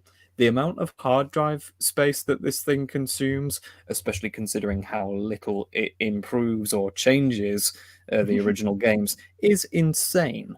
So at launch, the base consumption was 72.58 gigabytes, and then with the first major patch, which we'll go over a bit later on, that was an additional 15 gigs. So if you combine that on top of the base game, you're looking at a mind-blowing and baffling, considering these are 20-year-old games, 87.58 gigabytes of hard drive space being consumed by this collection. Oh, okay. If Darwin was here, he certainly would be raging about this one, because that's like one of the things that he literally so baffled and so pissed about that. But I'll do the run. Oh, what's up, Henson? I was just gonna say, like, how does that happen? Well, fortunately, I did actually get an answer from one of my friends that actually started game design. The main reason why it's so much gigabytes is because apparently it's possible that Asper were incompetent enough to upscale and put the textures at 4K instead of 1080p. So basically, the previous textures they put them at 4K and never compressed them. So there's no compression on the textures and the models, which is why there's so much fucking gigabytes. I saw one of Flandrew's videos his video talking about the Classic Collection and him putting side-by-side comparisons of the PC version of the original game with, the peak optimization and the Classic Collection, and you can't really tell a difference. So it's like even putting that aside, it's like, what reason would you have to put any of these textures in 4K? With the exception of the skyboxes, but then the fact you don't compress any of it. These are games from the early to mid 2000s. Mm-hmm. Why bother trying to put any of this in 4K?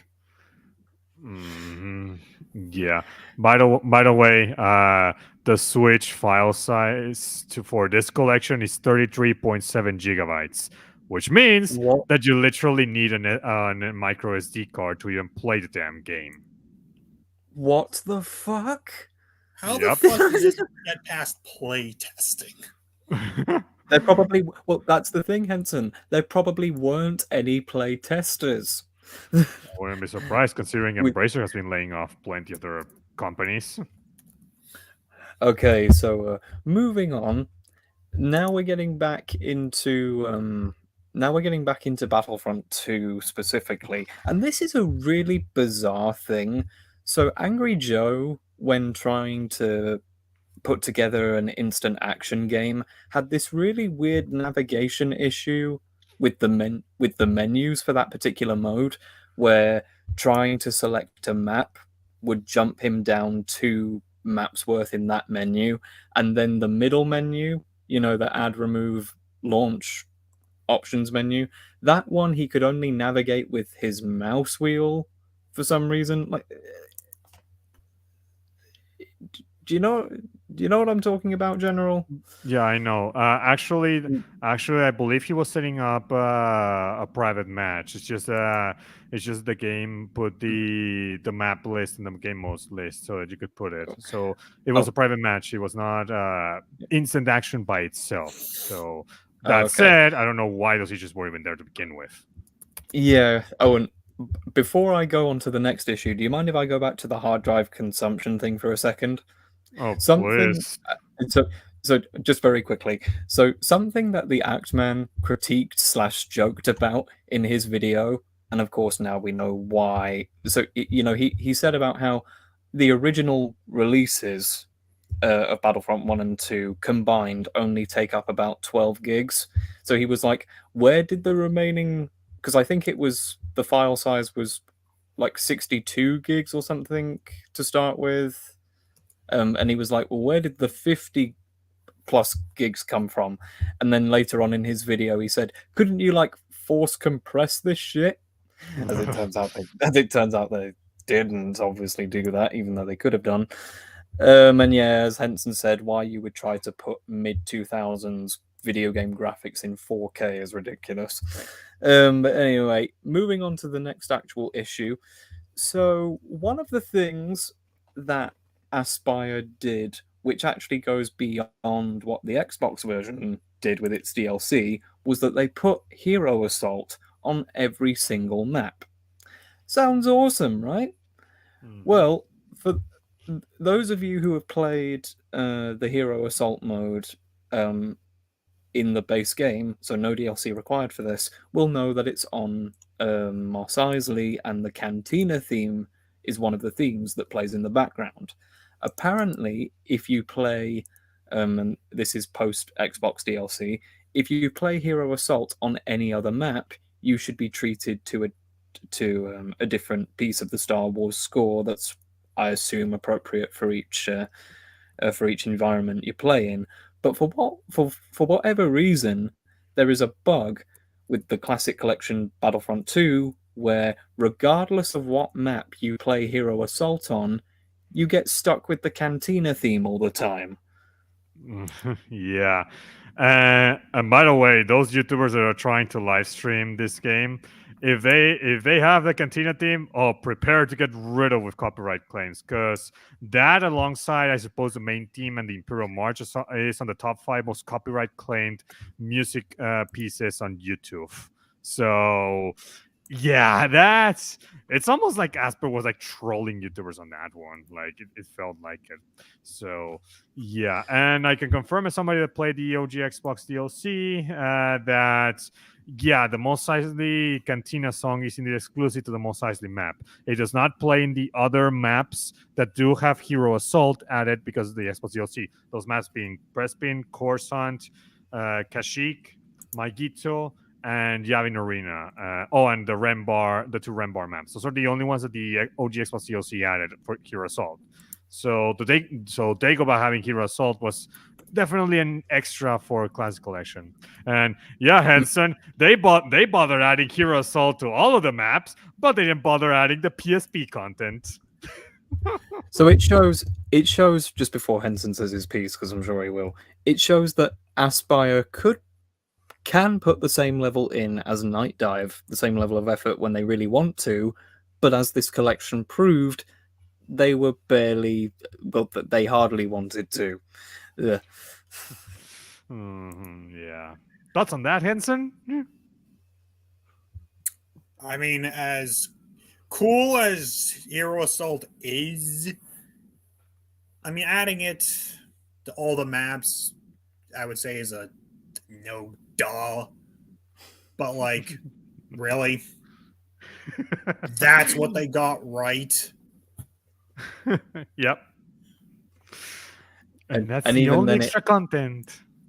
And even then, it matters little, considering even the single player is bugged. The final issue that I have here, and General already mentioned this, volume sliders do not work. So if you want things to be a bit quieter, or maybe if you think things are a bit too quiet and you want them a bit louder, or you want a mix and match of both, too bad, you're stuck with the same old ear-bleeding volume. Yep.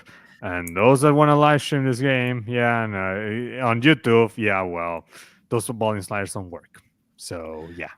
Oh, okay. So now there's actually one issue. There's actually one issue that. Wait, look. There's actually one issue that I should mention is in regard to the mods, and it's actually most of future for modding content. And this is something that I actually got a response from one of the Battlefront 2 modders in regards to how modding content works in the Battlefront Classic Collection. because I had my questions on what the Battlefront modder meant in his negative review on Steam, where he basically said that the Classic Collection repack breaks most mods for PC due to changes in the file system. So I asked Battlefront 2 modder, the same Battlefront 2 modder that got his work used in the Battlefront Classic Collection, by the way. That same guy. Shout out to him. I am Shaman. So yeah, and so I asked him to explain detail what was that. He basically said that the Classic Collection does have full mod support. It's just the mods are broken because the folder that you should basically basically put the mods is renamed, and also because it's missing one file and it does not have the community made patch 1.3. So they remained the add-on folder to add-on 2, which broke map names. Yes, it broke map names, so you are not going to have to display it properly. So that's that. Now, apparently, the Mars says that it was easily patched and it already has a fix already. I'm pretty sure he means a community fix. So there's that. There's a missing file that's called all point LUBL. Basically, the rebel side file. This basically means that it loads the default rebels, but because that's broken, because it was split into two, the re-release breaks any mods that load the default rebels team skins and stuff. So yeah, it has been patched in a community fix, but it's yet to be released. So that goes. And of course, the community made patch 1.3 patch, which is popular in the Battlefront 2 modding community, because it basically adds support for custom eras and game modes. He says that it was never a requirement that needs to be remade every time there's a new update or re-release. Modders now have the option to either remove the 1.3 patch requirements, or they can keep it.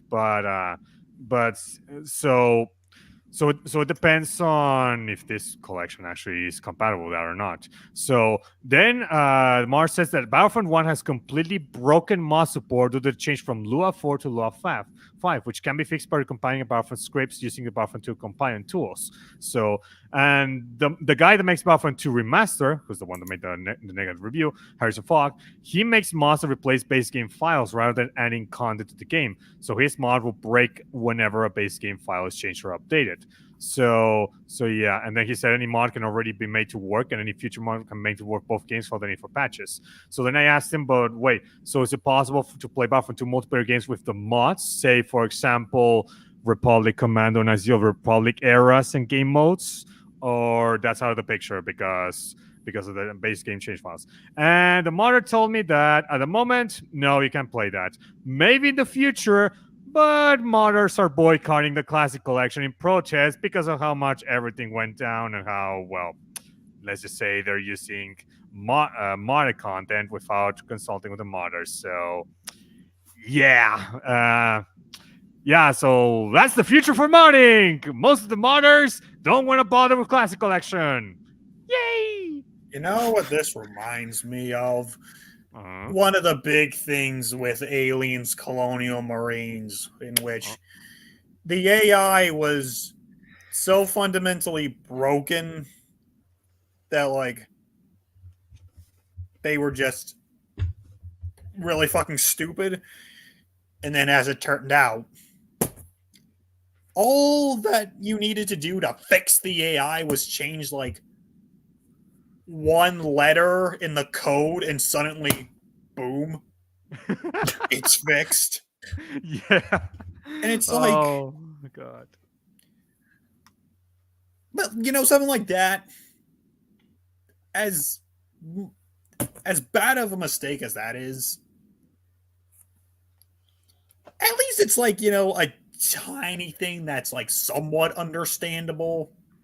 Not to mention just the rushed nature of that game in general. But the big shit. How? No goddamn clue. Other than they, I guess, wanted to rush it. And it's if you make enemies of the modders, you partially, or that's one way of killing the longevity of your game. Like, people are still making mods for the first 2 games. Mm-hmm. And With those games are pretty much 20 years old each. mm-hmm. And we are still getting mods. Mm-hmm. And not only are we getting mods, but one of the latest and currently still in work mod is one that apparently is trying to restore Battlefront 3. Oh, Battlefront 3 Legacy. yep. Shout out to the modders there. And so yeah, so that goes to show how much Battlefront 2 and 1 are still getting plenty of mod support. So yeah, you pretty much nuked any mod support for the Classic Collection there, Aspire. Good job. Although, I guess to be fair, considering the fact that anything that the Classic Collection would have done has already been done by mods. Mm. So it's like, I don't know how much support the Classic Collection would have gotten anyway. But, you know, I have no fucking idea of knowing, like, what would have happened. It could have gotten a good support if if there was like a mod browser or some of the mods available to be used on consoles. Like for example, how Bethesda does it with Fallout 4 and Skyrim special editions. So they could have actually that could have actually motivated modders to pretty much port their stuff to the Classic Collection. But because not only is that not a thing, but also with how they treated modders, well, yeah, not happening. So This is a slight tangent, just to give people a little bit of an idea of how important mods can be. I know you guys have kind of already covered this with Battlefront themselves, but just to give a little bit of an idea as to how important mods can be for the longevity of a game, particularly ones that are this old, and how important it is that your game has all the right source code, you know, to make tons of mods. The only game, well, Star Wars game at least, that I can think of, which has had longer, which is mod support, and that's because it came out just that little bit sooner, or that little bit before, is Jedi Academy. So Jedi Academy and the classic Battlefronts,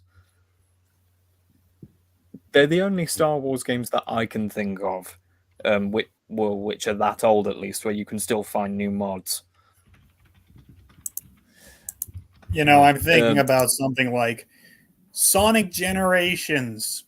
You know, base game is good. Not my favorite Sonic game, but you know, levels are.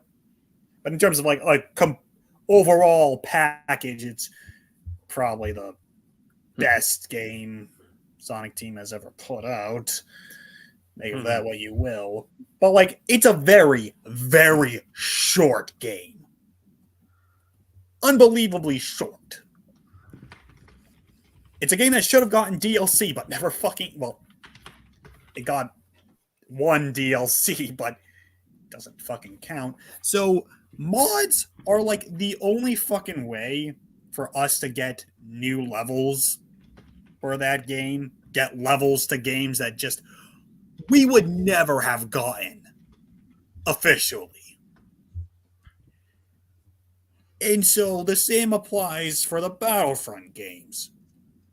I mean, granted, those packages are a lot more fulfilling than Sonic Generations, but mods give us, the fans, a chance to experience more of what the game can offer, and even give us experiences that just would not have fucking happened normally, like getting TCW inspired heroes and maps in Battlefront 2.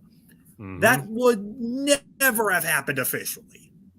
But through mods, we can make it happen. Quality is a whole other issue, but the fact is, it can be done. And they exist.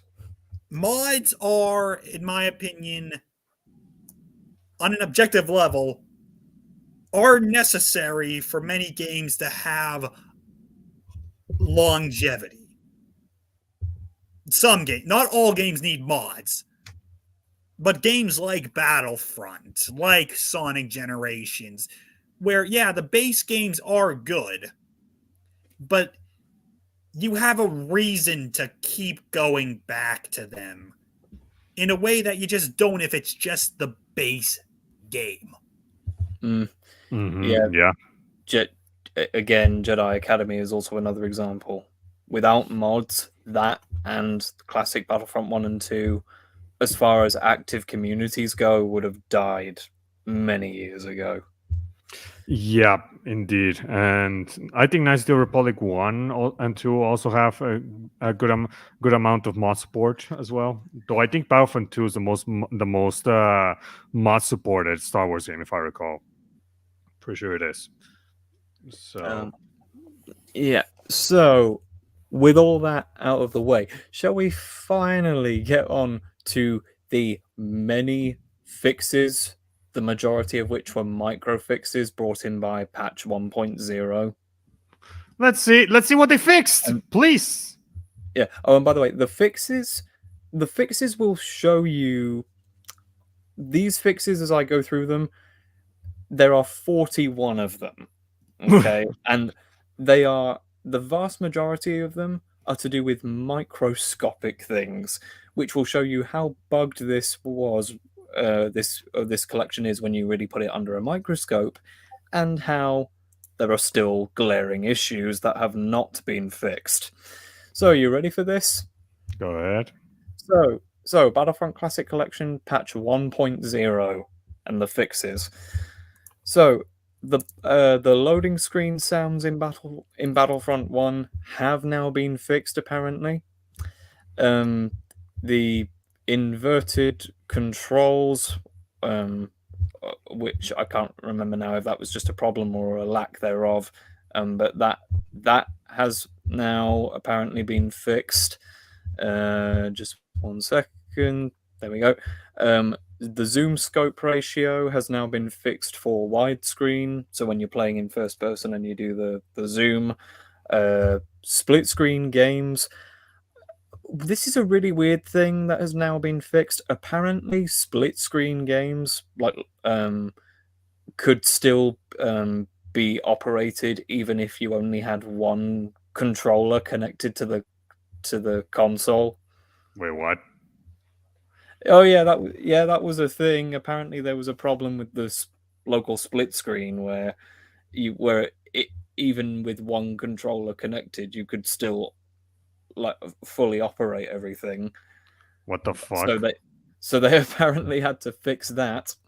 Okay, now, so yeah, that's now fixed. Okay, we've got a massive string of issues here that apply to Battlefront 2. So unless I say otherwise, the following entourage of fixes are to do with that game. Okay, So bonuses are now highlighted in Galactic Assault when you actually navigate through the menu. The missing saber hilt, there was the saber hilt in the leader icon was missing, and now that's been fixed. Capital ships doors for further accessing the interiors had a weird white cube of sorts, which has now been removed. Skybox, the skyboxes in Battlefront 2 had these really weird seams that have now been repaired. Okay, these next two issues are regarding Kit Fisto. So, for those who don't know, Kit Fisto's appearance in this game is based on the one episode where he is front and center in Genndy Tartakovsky's Clone Wars 03 micro series, which is why he is shirtless. And when he's underwater, in that particular episode of the micro series, his lightsaber has this wave effect. And is that because of the fact that he modified his saber so that it would be functional underwater? The wave effect is the lightsaber working underwater. They just They just made it so that it would look that way in Battlefront 2. Technically, it shouldn't happen because you're not underwater, but they just put it there as a visual nod to Clone Wars 3, and because it kind of looked cool. Yeah, so there was an issue with that at first where the wave effect was either wouldn't move in the right way or wouldn't move at all, so it's now animated. His force bubble ability, Kit Fisto's force bubble ability, that now actually works. So it's not stuck to the person playing, as in whenever they try and use it. The Hero Assault map music, so again, this is Battlefront 2, that has now been fixed. So you're not going to be, apparently at least, you're not going to be hearing the Cantina theme on every single Hero Assault session you play, regardless of maps. Yep, that's the one. This apparently the left button or left trigger button prompt in Battlefront 2 overlapped the top arrow in an awful lot of menus. So that's now been fixed apparently. Battlefront 2 again, AI units sliding around and out of sight when human players try to attack them. That's now been fixed. Battlefront 2 again, visual effects and character hit registration in Hero Assault has now been fixed. Utapau, missing textures. Again, this is all Battlefront 2 stuff unless I say otherwise. That's now been fixed. Camino light and bloom effects now display properly. That was apparently previously an issue. The Endor bunker apparently had a tree that clipped through a walkway, which has now been fixed. There was a broken railing texture on Battlefront 2's Naboo map that has now been repaired. This is Battlefront 2 again. This time it's something to do with galactic conquest. So you know the Risk game screen where you're navigating around the galaxy with your fleet.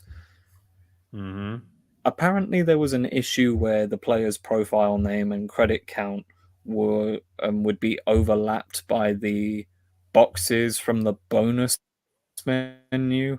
So that's now apparently been fixed. Battlefront 2 again, the escape menu would stay on screen if opened at the end of a match, so that's now been fixed. Units sliding around on respawn in the XL game mode has now been fixed. The jetpack gauge is now, this is Battlefront 2 again, the jetpack gauge has now been aligned correctly, so it's exactly where it should be. The ammo count reticle in Battlefront 2 now fits the aiming reticle for split screen play. Yes, apparently that was previously an issue. Colorblind screens. Oh, this actually affects both. The colorblind screens in both games were overlapping with the instructional text on the bottom originally. That's now been fixed. Going back to Battlefront 2, the quit and so for those who haven't seen any footage of the Classic Collection, the games are launched via a launcher after you boot up the game. So you boot up the game, you have your launcher, and you choose what game you want to play. And there are buttons on there which allow you to play each game, a button to quit, and a button to register your game, which would get you Aspire news updates, basically. So those buttons in the launcher are now aligned properly. Yeah, that was apparently an issue. Battlefront 2 Galactic Conquest issue. Building a fleet would crash the game if you were using a mouse and keyboard specifically, so they had to fix that. Battlefront 2 again, crashes. The game would crash while sending messages. Wait, what? In the multiplayer. So, they had to fix that. Battlefront 2 again, there was an issue where the game would crash while sending messages. So yeah, they had to fix that. Battlefront 2 again, there was an issue where the game would crash while sending messages. So yeah, they had to fix that. Battlefront 2 again, there was an issue where the game would crash while sending messages. So yeah, they had to fix that. there was an issue where the launch prompt wouldn't be present after timing out or cancelling joining an online server, so they had to fix that. Both games originally had an issue where password locked servers didn't appear in the quick match mode, so that's been fixed now. There was apparent both games. This may just be about Battlefront 2 issue. I'm not sure. I didn't specify which in the notes, but there was apparently an issue where the collection would crash when audio devices were disconnected, so they had to fix that. Blaster sounds for certain heroes previously wouldn't play at the correct volume, so that's now been fixed. Most likely a Battlefront 2 issue. This is a really weird one. Apparently, both games originally had a problem where audio output devices would reverse, so they had to fix that. The victory screens in both games would soft lock sometimes, so that had to be fixed, which is fixed now. This one is to do with droidicas and the Cloud City map, the bridge in the Cloud City map. Droidicas originally couldn't roll on that bridge, and now they can, so that's, as I say, Cloud City map. I'm not sure what game this would be. Naboo Area 3 had a respawn block issue. Respawn blocker. Yeah.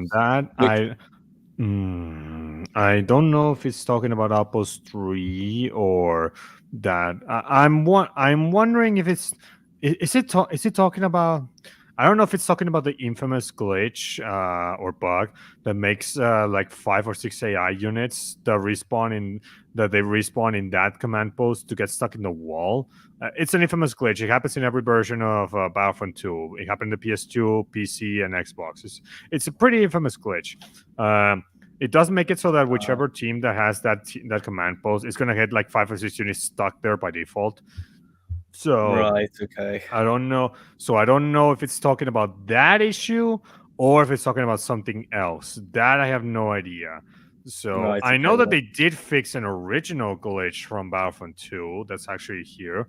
That they apparently the Death Star had a bug. The Death Star map had a bug where apparently if you kill one unit, one of the normally it should be it's -1 reinforcement ticket for that team, but apparently in Battlefront 2's Death Star map, it's actually 2 instead of 1, as in basically 2 reinforcement tickets per kill for the Republic and the Rebels. The Empire and the CIS didn't have that problem, so a bit of favoritism there, but it makes you wonder. So I don't know. So I guess they fixed that issue from the original versions, but no idea on the infamous Naboo wall glitch. No idea on that one. And it also makes you wonder if they could fix that one issue from 20 years ago, pretty much. How the fuck did they create this minefield of technical issues with everything else I've just mentioned? No idea, but they did. Yeah, so either way, whether it's Battlefront 1 or 2, again, it could be 2 based on what you're talking about, Naboo Area 3 respawn blocker has been fixed. There were collision issues. I would assume this is both games. There were collision issues with multiple maps that have now been fixed. Battlefront 2, the Assault game mode. So I'm guessing that would be Hero Assault. Yeah, possibly. Assault game mode. It previously was absent in mode selections if you went by if you went via the pick search options menu, but it's now present, so that's fixed. Battlefront 2 again, reinforcements now correctly. I already mentioned it. It's the Death Star bug. Yeah, correctly deducted by 1 upon death on the Death Star map. Battlefront 2 again. The map and mode reset buttons have now been fixed. Both games previously had a load fail error with player profiles. That's now been fixed. And now we come to the most contentious fix of them all, because some people seem to have been lucky and some people not so much.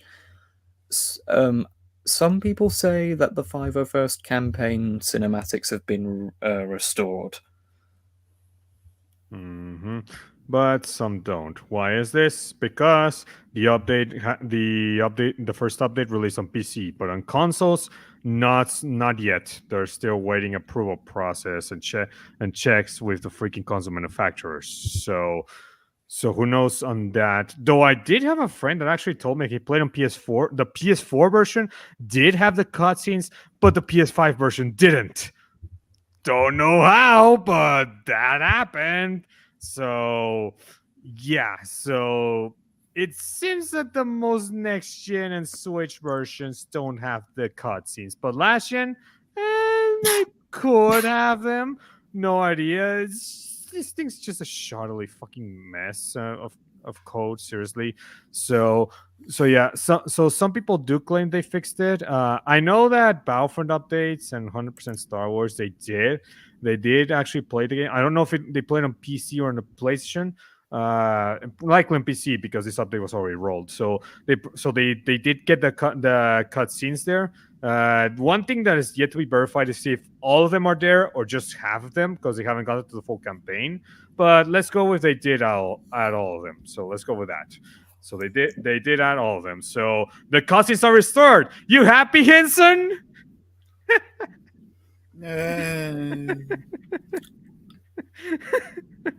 Yeah. So yeah, that happened, but there's a problem with this update. Aside from the fact that it increases the memory size from 70 gigabytes to now 85 gigabytes. So that's good for your drive, I guess. Oh, God. Obviously not so good, but yeah. Aside from that, there's also the fact that, well, there's still some things missing. Like, for example, where is the extra content from Battlefronts 1 and 2, the special features, the trailers for Commando Lego Star Wars, the concept art? Where is all of that? Is it gone? Is it not coming back? Ugh. Boo. That stinks. So the heat registration and aim assist issues are not mentioned at all in the update, so that's still a problem online. So yeah, the weird seizure-inducing camera panning when you die every time online Battlefront 2, that's not been mentioned here, so that still has to be an issue. So yeah, and so yeah, there's still plenty of other issues to address. So yeah, but I mean, is this update okay? I gotta ask you guys: Is this okay? Is this update not good enough? But is it update a step in the right direction or too little, too beyond late? Well, the way I see it, this shit should be fixed, regardless of it being too late or not. Now, is it too late? Yes, the damage has been done. Quite frankly, I don't see how they get a turnaround on this. I think turnaround here has like 0.0001% chance of happening. In fact, there's even less chances of this getting a turnaround compared to Suicide Garbage, even though that already has like 0.5% chance of turning around, and Skull and Bones less than that.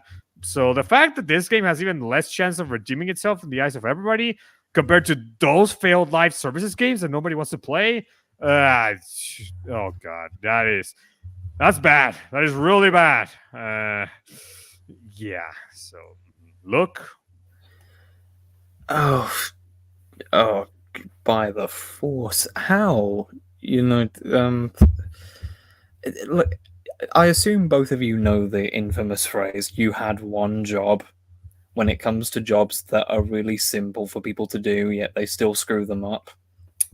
Yeah. Uh-huh. That's literally what happened here. Aspire had one job, and they face planted hard. They face planted so hard that literally nobody wants them to do Star Wars And releases ever again. and and again, I ran through that huge transcript. That was a personal transcript of the issues and patch notes that I just read out. So you were asking about general whether we thought this update was a step in the right direction. Honestly, do you know what? All totaled up and factored in, and it's hard for me to say this. It really is. I'm actually going to say no, because because the big issues, the big issues are either case by case for people in terms of whether or not they've been fixed, and there are still big issues that, as you say, haven't even been mentioned. And like I said, all of the little things that I read out that have now been fixed, that shows you on a microscopic level how broken the Classic Collection actually is. Microscopic.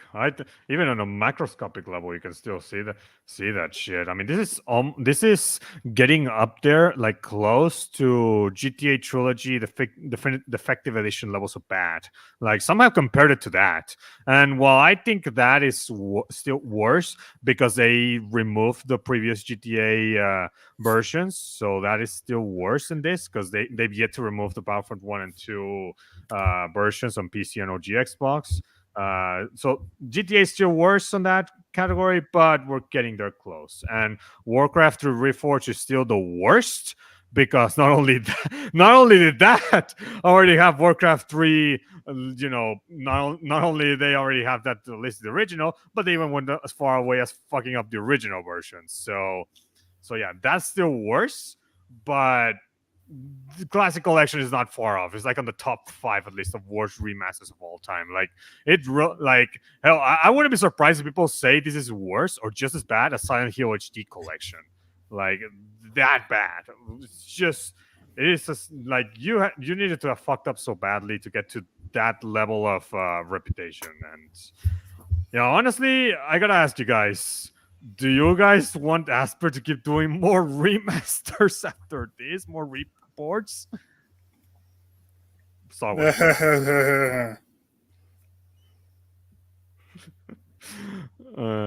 I'll take that as a no from Henson. Look.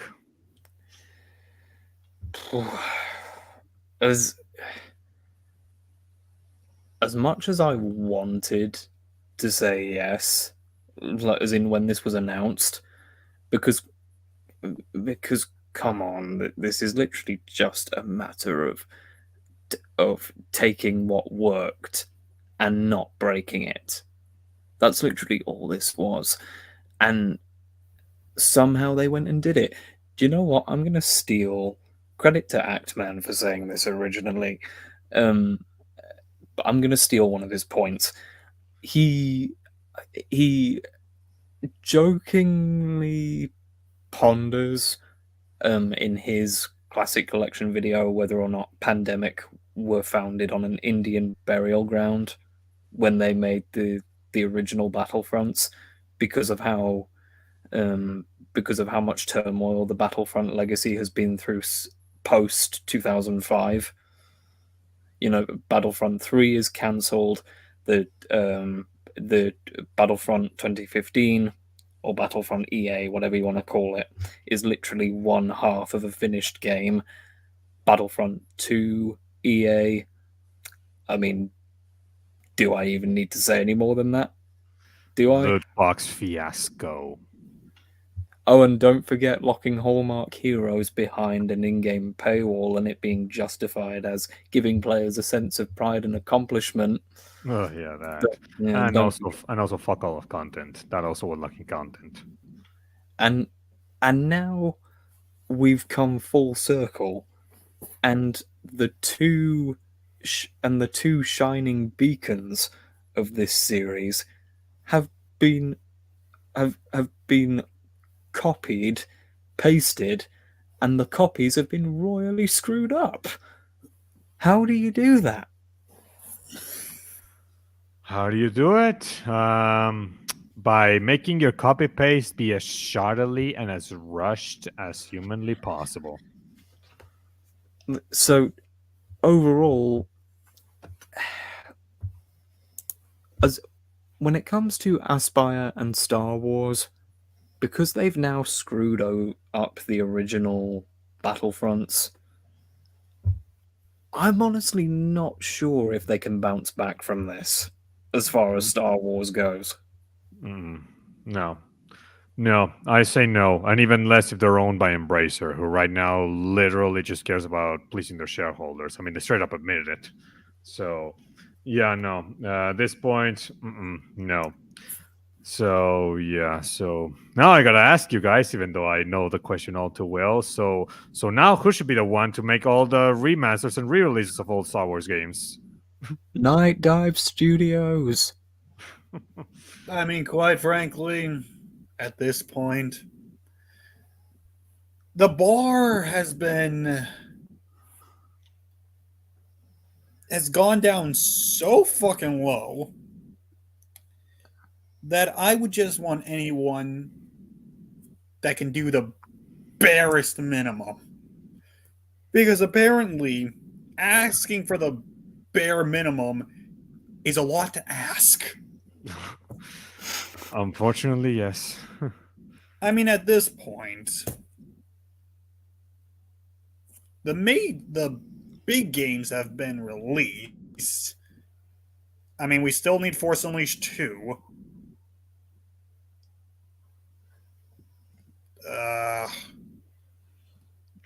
Shadows of the Empire, right? That hasn't been It's stuck in the N64 and PC. Yeah, so it needs Shadows. If you're Still need Rogue Squadron. Oh yeah. If you're wondering what Star Wars games we need, well, there's plenty. You already mentioned Rogue Squadron, Shadows of the Empire. We also need, of course, Jedi Dark Forces 2, because that's PC only, and using a DOS box. Episode 1, Battle for Naboo, actually. That's stuck in the N64. It didn't even get or maybe it did get a... No, I don't think it got a PC version, now I think about it. I mean, when it comes to Battlefront Naboo, you might as well just... Well, I mean, what I would do is release the Rogue Squadron games with Battlefront Naboo, since all four were developed by the same studio. They were, yeah. So, yeah, simple as that. In fact, and this pissed me off when I learned about it, we were supposed to get a Rogue Squadron trilogy released for the Wii. And I think that was even that might have been completed. I don't remember. But we were supposed to get that, but then that was fucking canceled. And it's I mean, this is Star Wars we're talking about. We literally have a ton. We have the Atari games. We have the NES. Yes, I demand that we get an official English release of the Star Wars game where Darth Vader transforms into a scorpion. Oh my god, a fucking scorpion. We have the Super Trilogy on the SNES. Oh yeah. We have Phantom Menace PS1 game. We got the Clone Wars. The Clone Wars Season 2. That's one I actually personally suggested to NightDive to remaster. Don't know if they heard that one, but yeah, so yeah, I would like that one to be remastered by them, especially because that is the closest we'll get to literally having a good kind of Battlefront game out re-released, since the Clone Wars 2002 is actually a predecessor of sorts to Battlefront. since not only was it made by the same company that made the Battlefront games, but even uses assets and the same engine that used that were used in the Battlefront games. Plus, it even has the conquest mode in the multiplayer. So, yeah, that is the closest we'd get for NightDive doing Battlefront. Since I really, really, really doubt that Disney is gonna literally say remove the classic collection, have NightDive do a better version now. I don't think that will happen. No, I really, really doubt that. We also need both Starfighter games. Oh yeah. I already mentioned the PSP Battlefront games.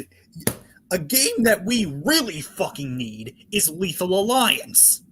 Because with the PSP Battlefront games, you could have purchased them on a PlayStation Store. But for some fucking reason, Lethal Alliance, nowhere to be seen. It's not there? No. Oh, fuck. At least on the PS Vita. Could have been on the PS3, PS Store. I don't remember. But regardless, that's a game that, like, you just can't play officially unless you have a PSP. Or DS. Oh yeah, that did that have a DS? Yes, it did. Well, there you go. I'm trying to think. I mean, you also got a bunch of miscellaneous portable games, like the game adaptations of Clones and Sith for GBA, stuff like the new Droid Army. Oh. Yeah. Which, by the way, that game is indeed canon to the EU, for those questioning it. We got the Revenge of the Sith game. For the console release. Yes. Hey, I also want the GBA/DS version too. That would be fun.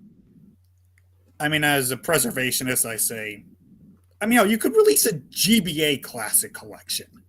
Oh yeah. Konami did that with Castlevania. Yeah, they could release. There are several GBA Star Wars games. There's Episode 3, and there's also Trilogy Apprentice of the Force. And also there's a new Droid Army and Flight of the Falcon. Oh yeah, there you go. GBA Classic Collection. Easy. Fucking easy. Mm-hmm. And how can we forget Republic Heroes? God. Look, I think that one's for you. As much, don't get me wrong, Republic Heroes is not a amazing game. It's not even the best game that uses the TCW license. But I do have a little bit of sentiment for that game because I remember first getting it as a Christmas gift when that came out in, what was that, 2009? Yeah, 2009, yes. And of course, as a TCW fan, that matters to me, obviously, a little bit more than obviously it does for you, General. I admit, again, I accept the game sucks, but yeah. I kept the DS copy, but I think the PS3 version, I don't know. I think I sold it. But I alongside Lightsaber Duels. But I did keep Star Wars Clone Wars Jedi Alliance because that literally is the best TCW tie-in game. If you don't count Lego Star Wars 3. Okay, well that's its own category. So, but I guess we can also throw in the Lego games in there too. Yeah. Well, don't forget Racer Revenge. We also need that. Oh yeah, it's weird that we haven't gotten that yet. Yeah, that should have been the companion with Racer and not Republic Commando, just saying. Seriously, what the fuck is that combination? Yeah, it's so weird. Those two games weren't even released on the same console. And they're two completely different genres. It would have made more sense if they literally, if it was Republic Super Commando. Bombad Racing. God. Okay, no, I was not gonna mention that, but yeah, I guess that needs preserved too. No, I was gonna say that Republic Commando should have in its two-pack tie-in, it should have had Bounty Hunter instead. That should have been there. Would have made much more sense. So, Oh, Demolition. oh yeah, that game I've never played it. So The point is, we still got plenty of games to get remastered. And I would say, in terms of the big stuff, again, Force Unleashed 2, Shadows of the Empire, I would definitely say the Clone Wars is a big game. mhm. Both Starfighter games, the General, Rogue Squadron trilogy. General, I would have also you throw in Battle Naboo, but I mean, in terms of like the main thing for that, definitely just the Rogue Squadron trilogy. Look, General, I know, well, granted they've all been mentioned already, but do you have that? Can you easily access that image that someone made that you've got with the major Star Wars games that image says NightDive should remake or remaster? oh that image. You're talking about the image I made. Oh, did you make that one? Yeah, I made it, and I literally I made it. I randomly posted it online. And good news, the CEO of NightDive actually saw it and gave it a like. Oh, okay. So I know I pretty much all the games on that have already been mentioned, but should you show it anyway, just so then that way people can see? let me get it on here. Let me share. Let me share screen. Give me a second. I need to open it. Oh, it's too big. Okay, whatever. Okay. I'll show it here. Where is this tab? Ah, show me the tab, damn it. Okay, there it is. Let me see. Okay, are you seeing it now? That's the one. Yep, indeed. And oh, in case you were bluffing, yes, the CEO of NightDive did like it. So shout out to you, Stephen. By the way, you're awesome. But yes, so that is the image I made. And okay, reasons why I suggested these games. Well, for starters, Jedi Knight Dark Forces 2 is an obvious one. Even if I didn't suggest it, they are gonna do it. In fact, that seems to be the game that the CEO of NightDive's hinting that is their next Star Wars re-release or remaster. It would make sense. Yeah, since they just released Dark Forces, so that will be their next game. After I don't know if it's going to be after they do Scene Reloaded and which was the other game that they have. Sin Reloaded and System Shock 2 Enhanced Edition. Yeah, those are the two remasters they have pending. But yeah, they could release Dark Forces. I don't know if it's going to be the end of this year or until next year. So we'll see about that. Shadows of the Empire, pretty important, not only for the N64, but also for Star Wars gaming in general. I mean, it was also the game that pretty much made LucasArts say, let's make an entire game based on that Hoth level from Shadows of the Empire, the first level. And they did it, and it's called Rogue Squadron. So yeah, that's why we got the Rogue Squadron, because Shadows of the Empire. So yeah, and the Rogue Squadron games pretty self-explanatory why they should be remastered. And now I do gotta ask, should they all three of them be in one collection, or Rogue Squadron should be released first and then the other two together? Because Rogue Squadron 2 is just a campaign, and that campaign is already in Rogue Squadron 3 with split screen co-op. So they could just include Rogue Squadron 2 and 3 as one package. They can seamlessly go one to the other. So I don't know. What do you guys think on how they should do Rogue Squadron 1, 2, and 3? Hold on, I'm just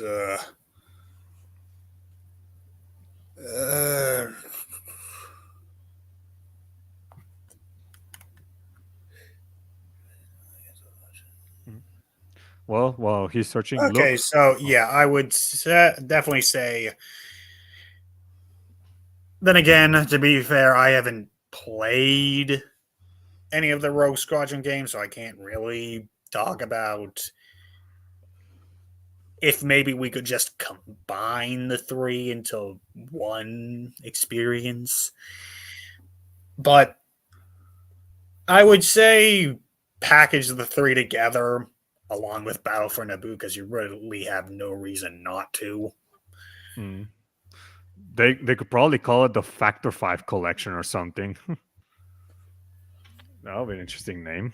So yeah. And Star Wars Trilogy Arcade. Why did I add it? It is the one pick out of this entire list that is my own selfish pick. Because I really like that arcade game, and I would really like it to come back, even if literally there's no stick and chair and buttons to replicate it. If it could just play it on the controller, okay, but I prefer more of the mouse and keyboard. It will be the closest to replicating the arcade experience. So, yeah, that's my one selfish pick. I don't know if it's gonna happen because it seems like I'm one of the very few that are asking for that arcade out. By the way, it's from Sega using the Sega Model 3. So in case you were wondering, Henson, it's from them.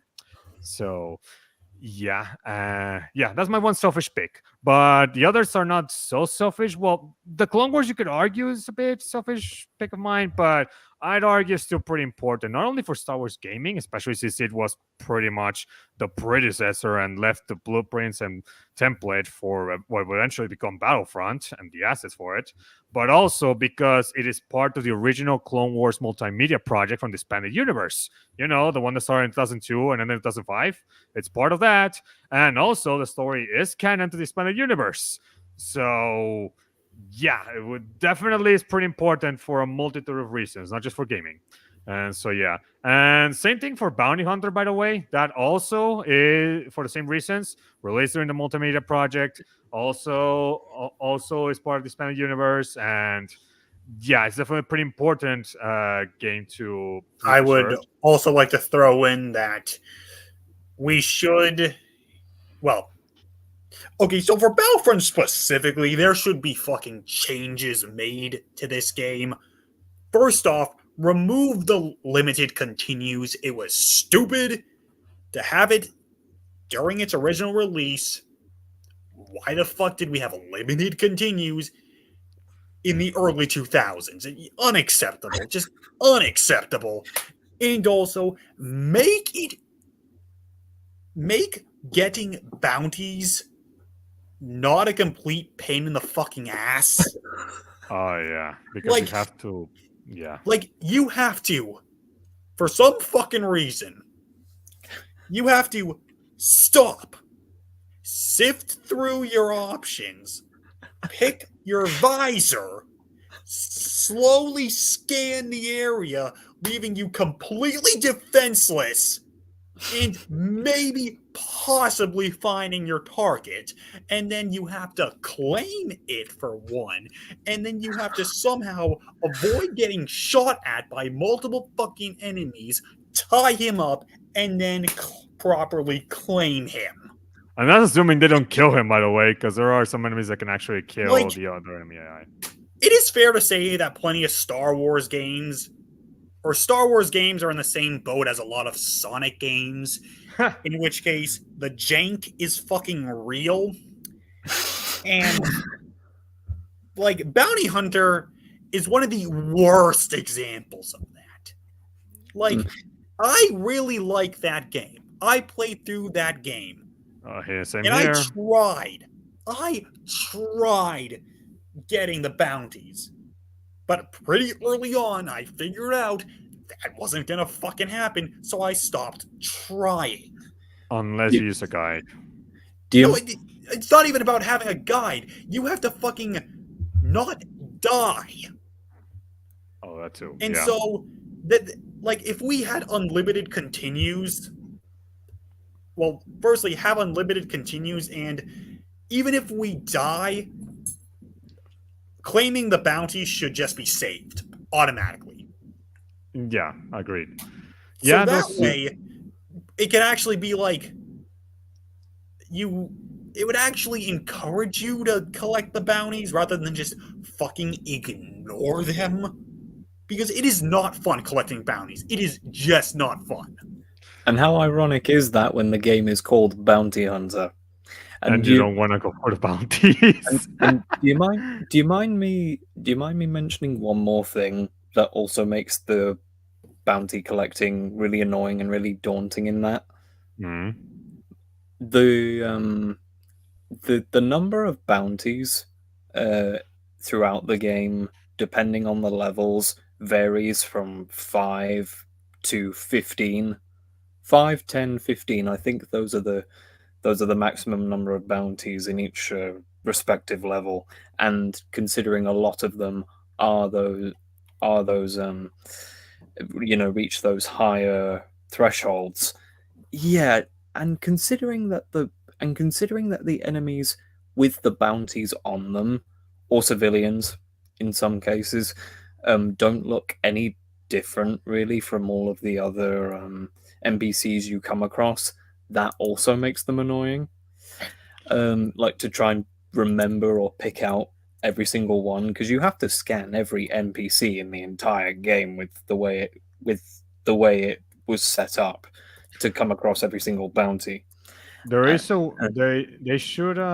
they should implement a similar feature to what NightDive did with Quake 2 Remaster, where they implement this feature where it's basically a compass that you can actually where you can actually basically where it tells you where to go to get to the end of the level. They should implement some sort of a compass similar in Bounty Hunter, or some sort of like a detector or something that could give you at least hints that you're close to a bounty or not. Ways to maybe not telling you outright what a bounty is, but at least helping you to figure it out instead of literally having to scan every single NPC in the fucking level. If you know what I mean, And stuff like that. And if it really is that difficult even for those, then I guess you could add some quality of life like a fix or an easy mode for those that want to, in order to find the bounties. Also, just throwing this out there, the limited continues made levels like Tatooine make me want to bash my head against a wall. Specifically, you're specifically referring to the Tuscan Canyon mission, aren't you? Yes, all 3 of the Tatooine levels were a pain in the fucking ass. But that middle one, the one where you have to go through the Tuscans, the canyons, yes, had to be one of the most aggravating gaming experiences I've ever had. Yeah, you've gone on record several times to us saying that level is the reason why you've never gone back to play the game again. Mm-hmm. Well, I wouldn't go that far, but yeah. I mean, like, I played through the game.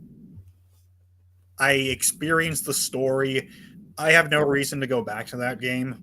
Now, if a remaster, I'd say it's fair to call it a remaster. If a remaster or remake came about and added in the quality of life improvements I brought up, there's a chance I'd actually play it again and actually go out of my way to get all the bounties. Yeah. But if that's not the case, then I have no reason to ever touch that game again. Outside of watching walkthroughs for the story. I just realized that there would be a cool way for them to be able to add extra content to the game, which would actually make plenty of sense if NightDive did it. One of the unlockables that you get by pretty much playing to the game, no needing to get bounties or any extra stuff, is unlocking the pages of the second issue of Jango Fett Open Seasons. What they could do is they could actually add the entire comic as a bonus feature in the remaster. Wait, wasn't it? No, it's just No, it's issue 2. No, it was only the second issue. I didn't even know there was issue 1, 3, and 4 until many years later when I read it by myself. It's just the second issue, the one that is Django Fett as already under Jester Mario, and they're pretty much being ambushed by the Death Watch, and where Jester Mario dies. It's the only issue, and where Montrose pretty much flees because all the Mandalorians turn against him.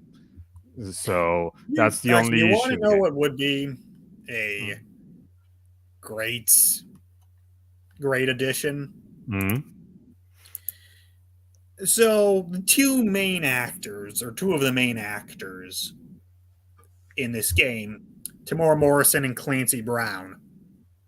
Mm-hmm. Oh, also Count Dooku was in this game, so you can get Corey Burton too.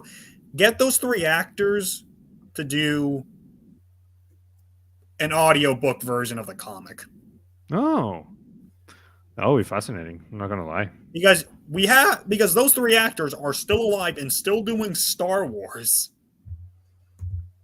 So you can just drag them back to a recording booth, have them record their characters' lines from the comic, and boom.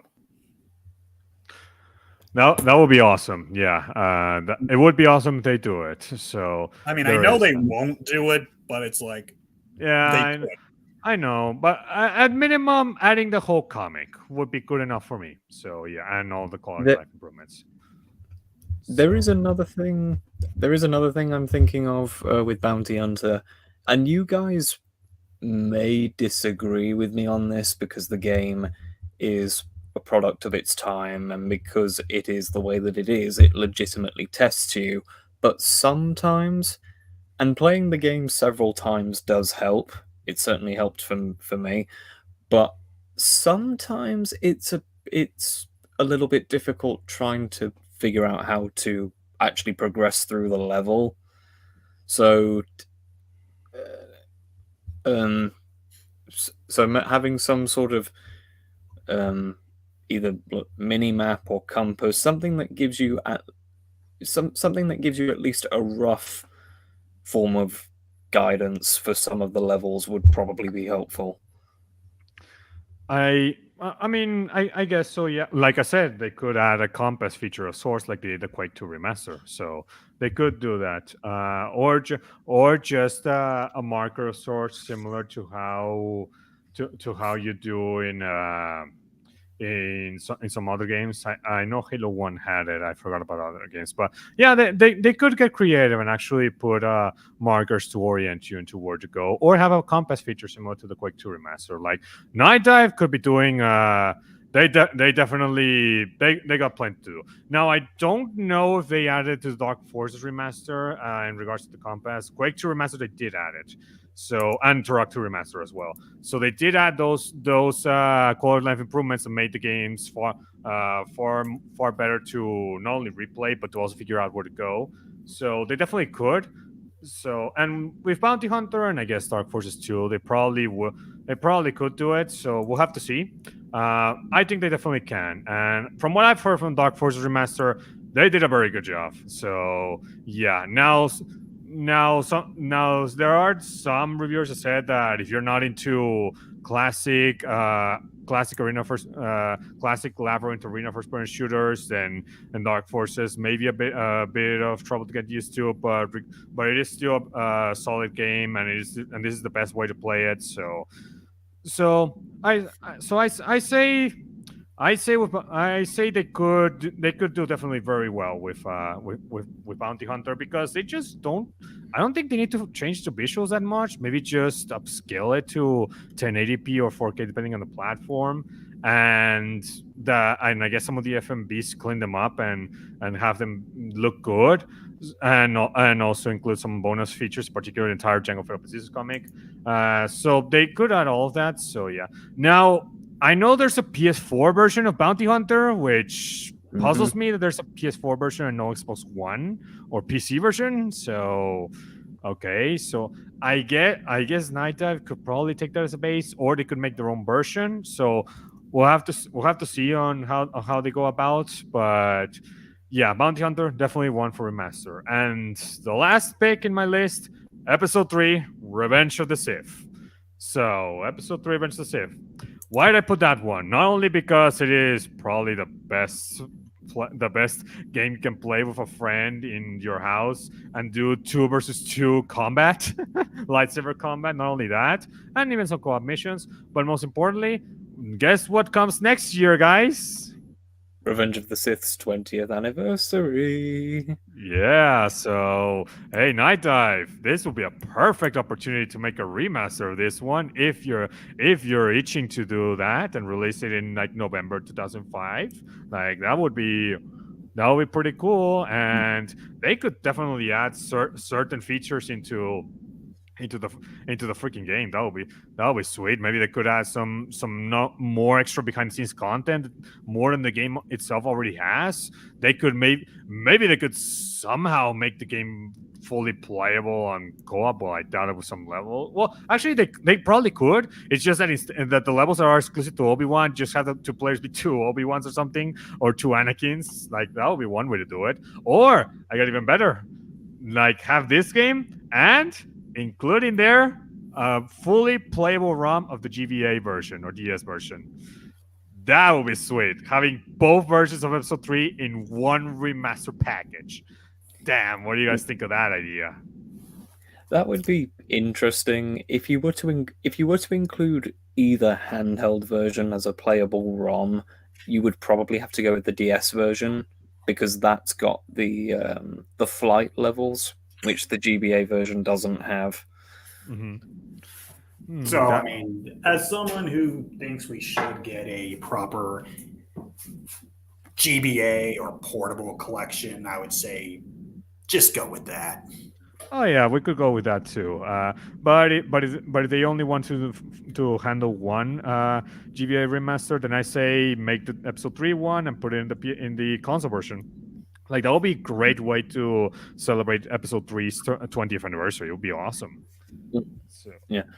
Also, if I may say, General, even though I know you were not, thank you for thinking of me with that last one. Well, I mean, I guess I was thinking a little bit about you, Luke, but hey, I do really like the Episode 3 game. Granted, I grew up more for the GBA version than the console version, but I like both versions a lot. And I'd like to see it remastered, and I'm pretty sure plenty of people would like to play it. And if they somehow add online multiplayer so you can play with a buddy, co-op missions, oof, that would be freaking awesome. Or online multiplayer duels. So you want to see who's the best fighter, Look? Because I certainly destroyed you in Mustafar and Battlefront 2. Well, we'd only be able to settle that in Revenge of the Sith if we had Yeah. crossplay. Yeah, indeed. So yeah, definitely that will be a great way, NightDive, for you to get some extra sales. I mean, you'd get both me and Luke excited. We'd buy it in a heartbeat. So just like bought in a heartbeat Quake 1 and 2 remasters. So definitely, I strongly want this to happen. No questions asked. So yeah, and these are the games that I suggested NightDive should remaster remake, and yeah, I have already mentioned it in their server, and of course you already saw this image, so it definitely has them in their mind. So there's all their Star Wars games that we've already mentioned. So yeah, and so yeah, overall, what do you guys think of NightDive doing all of these games? Quite frankly, with the state of our other studio, yeah. At this stage, it's NightDive or nothing, right? That's a good pun. So, especially in the case of some of these games, which I would say require quality of life improvements. I don't trust Asper to do that.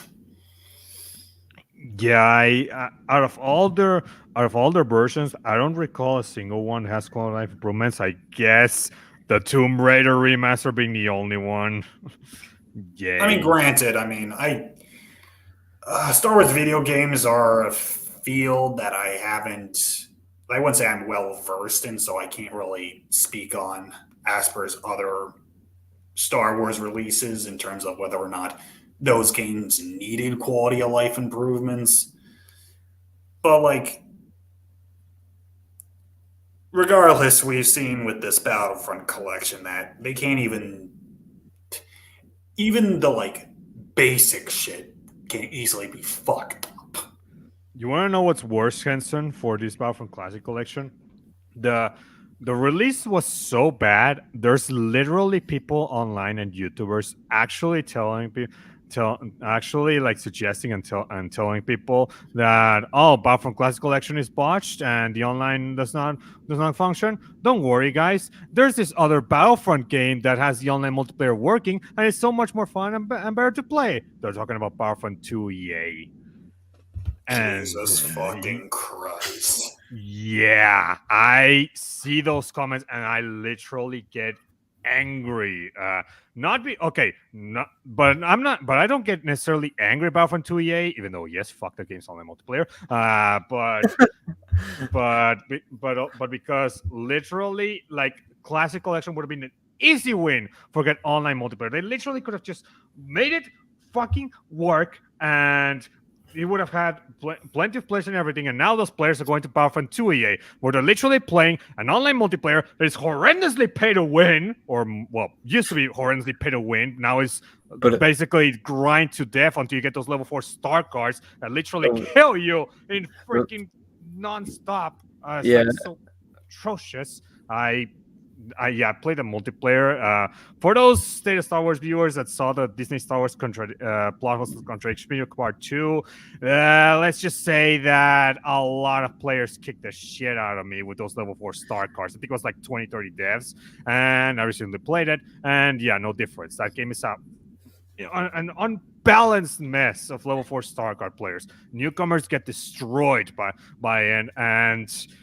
it's so bad that I'm like, how the fuck can this be better than the original Battlefront 2? And now Aspire literally gave a fucking answer to that.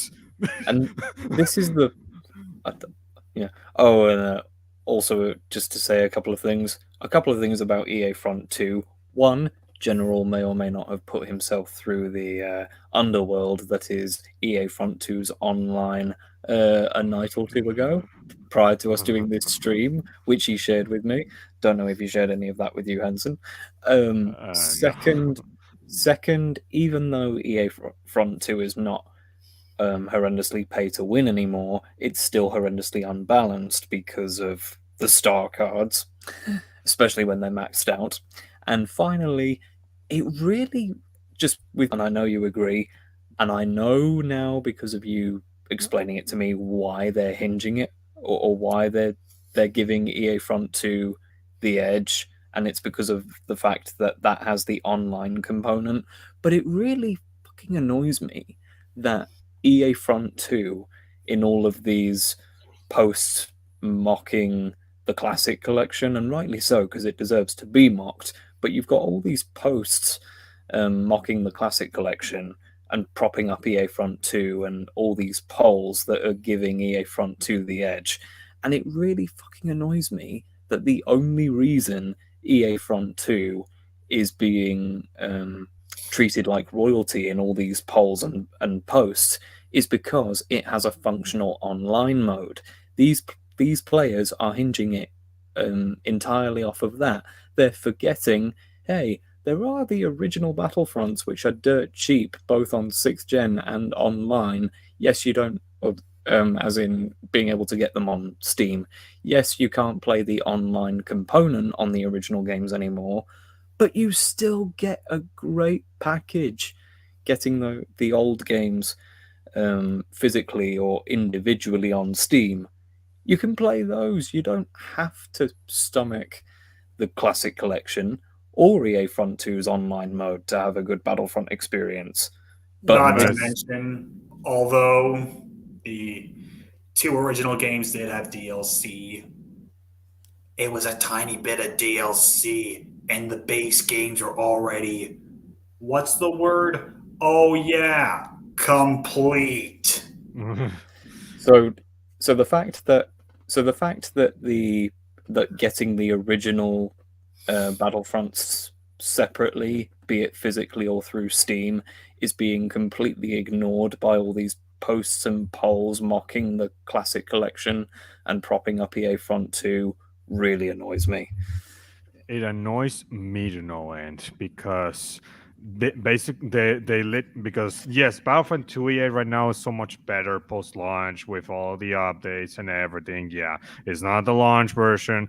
I get that, but that doesn't change the fact the multiplayer is still an unbalanced, well, not broken, but unbalanced shitfest of level 4 StarCard players just going random online with no fucking no true battlefield tactics, no good class system. The heroes are OP as fuck. They literally can't like there's so many problems with that multiplayer that you literally can't like actually enjoy it as a newcomer or as somebody who just wants to play some casual fun. Oh wait, you can have the casual fun, assuming you have just stupid level 4 star cards. It's like so. It's like those. It's like yeah, you have this online multiplayer working, but the experience is so much more skewed against you if you were not one of those that paid so much money for the microtransactions at launch or grinded it for God knows how long. Like and all this time that I played Battlefront 2 EA, the max I've gotten the star cards is level 2, like the green slot, and only for the assault class. I haven't done it for the other 3 classes: the heavy, the officer, and the specialist. And the officer and specialist classes are useless in that game. They're fucking useless. And don't even get me started on using the other freaking classes and heroes with the point system. It's just not that enjoyable. Like I literally cannot for the life of me imagine myself preferring Battlefront 2 EA over the original. The original is so much really fun, really good. And the fact that Asper really fucked it up so bad that literally nobody wants to play that right now unless you're on the PC or on the OG Xbox. Just actually, I hate that. And it's even worse when my friends actually they wanted to play it online, but they don't have an Xbox or a PC. They have PlayStation 4s or Switch.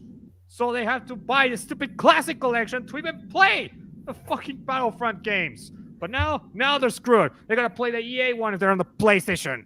On the Switch, you're fucked. The Classic Collection is so bad it got General to bitch about the EA games again. I mean, this is really did. I think, and this is what happens when you literally deal with my top 5 favorite video games of all time, and Battlefront 2 is on the number 3 spot. The only way you get me more angry is if this happened to Metroid Prime or Super Mario 64, which. And I mean, as much as we can criticize Nintendo because, boy oh boy, do they have fucking problems. Plenty of fucking problems. But at the very least, the Metroid series hasn't been totally fucked over. Well, in terms of remakes, not fucked over at all. Yeah. And what I think the worst thing about the state of the Classic Collection is that there were people who never got to experience these games back in the day. Friends. Tisk. There were people who never experienced these games, or maybe even heard that the Battlefront franchise was a thing before the EA fronts existed. So for people who never played the classic Battlefronts before, if the Classic Collection is their only means by which they can do that, then a disastrous, buggy, incomplete mess is the first impression of these games that those people are given. And how sad is that? You know, my first exposure to the Battlefront games was at my town's local community center. Back when I was a kid, in one of the rooms, you had a ton of PCs and a whole lineup of PS2s. So I got to play I don't remember if it was either or both. But regardless, I got to experience the Battlefront games. Now, granted, this was the early 2000s, so I was a mere child, so I sucked, but, I still got to play them. Then, cut to several years later, I got a PSP, and it's like, well, I want to get the Star Wars games on PSP.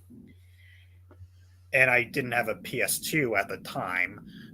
So, the PSP port of Battlefront 2 was my only means of playing that game.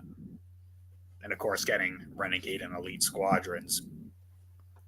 So, you kids don't know how good you have it. Back in my day, all I had was the PSP port of Battlefront 2. So, I didn't get to experience the campaign until years later. And I would also like to add that, at the very least, you still have access to the original releases. Granted, on console, you're kind of fucked, but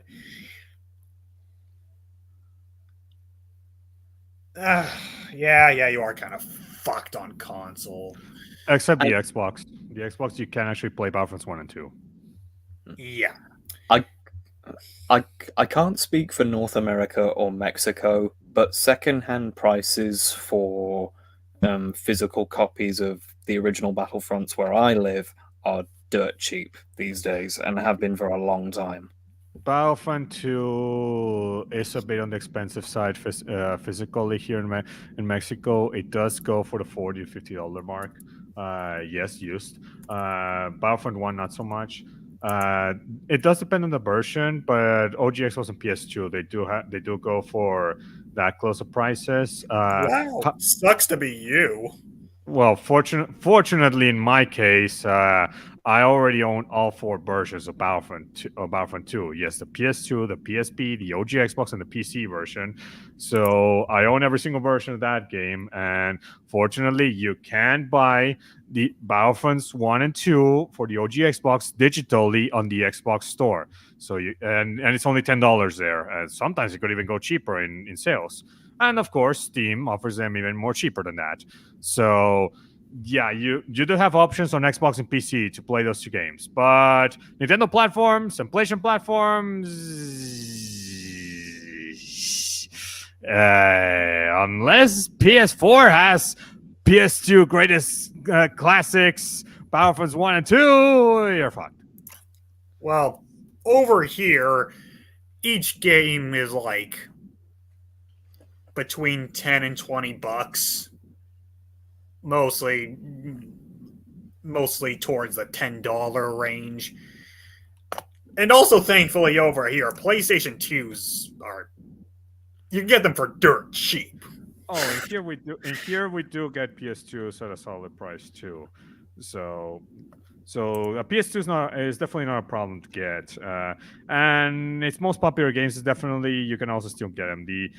Where you really get hit in the wallet hard is when you go for the more obscure PS2 games. Especially horror games like Haunting Grounds, and Silent Hills 2 and 3. Those types of games definitely will ruin your wallet. So yeah, but Star Wars games, they don't seem to be a problem when it comes to getting them at a solid price for PS2 or Xbox, unless it's one of those really, really rare releases that is coveted, which I really don't know what's the most expensive retro Star Wars game to get right now.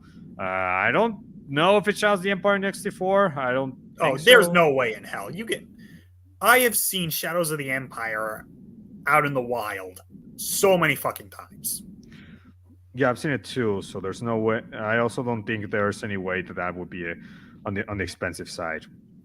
Regardless, I'm also thinking about, the wider implications of this whole classic collection disaster. Is that, this content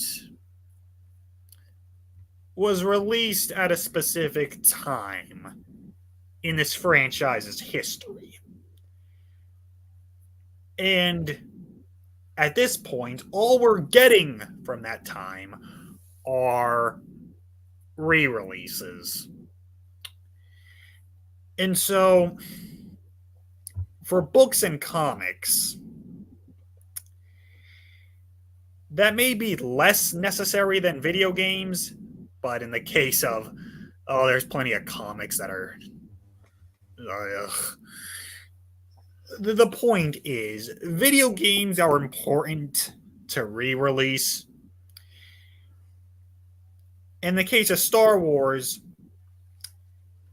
all of the games that we've discussed represent a particular era of Star Wars that we're just never going to get back. Mm-hmm. When we were kids, we were getting Star Wars games all over the fucking place. Oh, yeah. It's like, in the variety, we had a fucking variety of games. Now, of course, I mean, because game development has gotten stupidly expensive, I don't blame Disney Lucasfilm for the lower release schedule. But it's important that these games are released in a state that is representative of the best version of that game.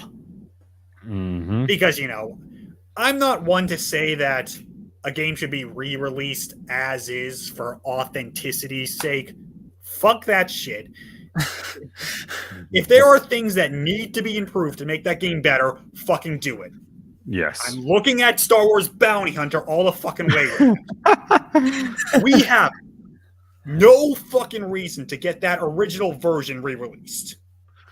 PS4. Like, I don't give a shit what you say. We need those quality of life improvements to make that game. It's already playable, but like, it's so fucking close to being so aggravatingly unplayable at times. But the fact is, these games shouldn't be released in such a poor fucking state. Because in some cases, this is going to be people's only official means of playing them. Mm-hmm. And unless you got a PC that's powerful enough to play with emulators and mods and stuff, you're fucked. And may I just say, a lot of people are not in that position when it comes to PCs. No. Even though don't. people like Doan would like to say otherwise. If you try and run, and I can speak from experience with this, if you try and run a full 3D game using an average run-of-the-mill laptop, which is my situation, just saying, yeah, that's not gonna happen.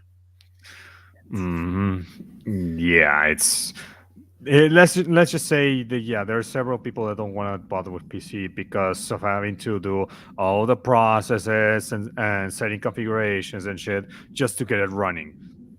Like they really don't want to deal with that. They just want to simply just turn on the console, grab the controller, just click a few buttons and then start playing the game already. That's all they want, and that's how it's been with consoles. Even with the day one patches and downloading shit, once it's downloaded and everything, you still just turn on the console and just play it. You don't have to deal with Windows Update change. You have to tinker with settings or your PC changed or you need to change some hard drive or something. Like you get what I mean? Like you don't need to deal with any of that. Yeah, that's the thing though. Like unless you're really fucking crazy, it's unlikely that you'll really need to worry about storage space on your console.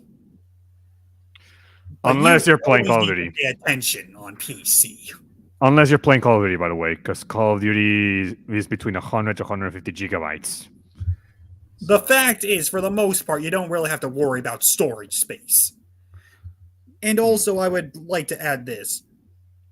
And this plays into why I prefer to watch movies and shows watch movies and shows physically rather than digitally, is that you get into a specific mindset when you put a physical disc or cartridge into the system. You are consenting to this experience. There are no distractions. You just have that one thing to pay attention to. But digitally, or just playing games on laptops, you got a ton of other shit to also be thinking about. At least, that's been my experience. Because if playing a game on like my PS3, for example, I got nothing else. It's just me and the game. But playing a game on PC, I got, the internet. I got Discord. I got a whole ton of shit just there. And even if I don't use any of that, it's still there. It is still filling up space in my attention because I know it's there. The point I'm trying to make here is we have to make sure the console releases are, good. That's why I would say remastering, these older games for console releases is I would say necessary thing. Because yeah, sure, PC people, although, mods are good and all, but I think it's always good to have official releases that are good, that have these improvements and such. Yeah. But still, PC people, they got mods. They don't have a lot to worry about.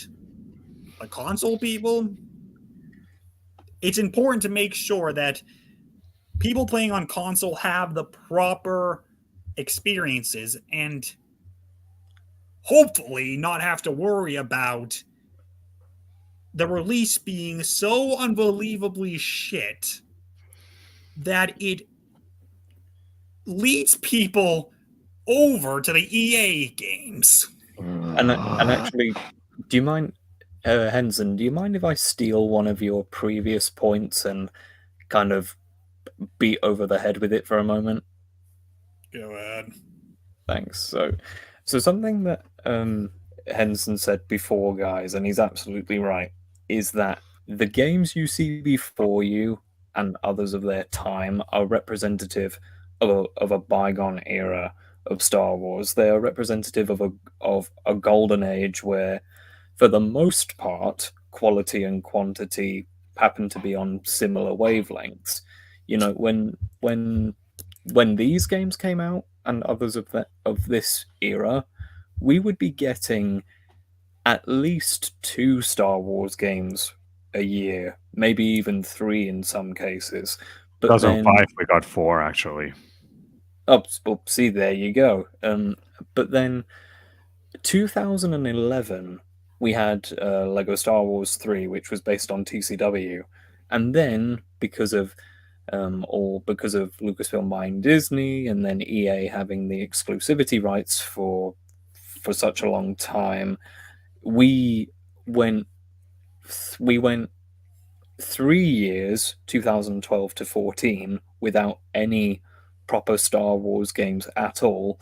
Then and I know that games are more expensive these days, which is why there are less of them coming out every year. But I think it's important to actually go through the releases we've had post Disney. So, as I say, 2011, Lego Star Wars 3 TCW. That's the end of the LucasArts era. Well, 20. It counts. Oh. And Star Wars Kinect. Oh, Which was the last LucasArts game. Okay, fine. SWTOR, which by God is still going. How? It's impressive, honestly. It is. And Star Wars Connect. Okay. So Star Wars Connect was the last thing of the LucasArts era, not apart from the Old Republic MMO, which I'm admittedly kind of not counting because that's a different beast entirely.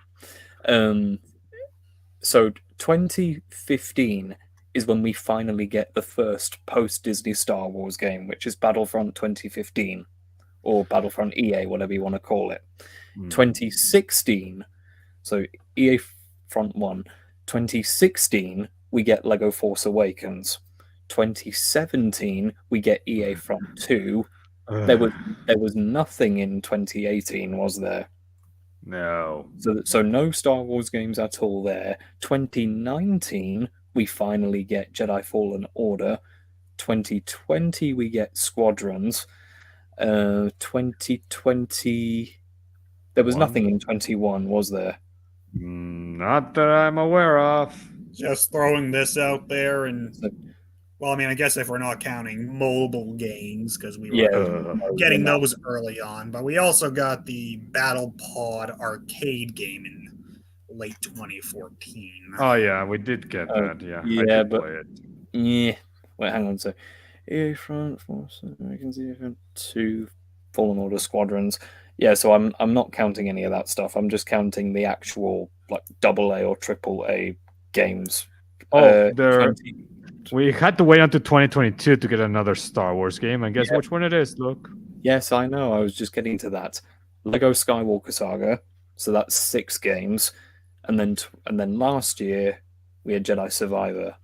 So that's so within a 9-year period, we've only had 7 games.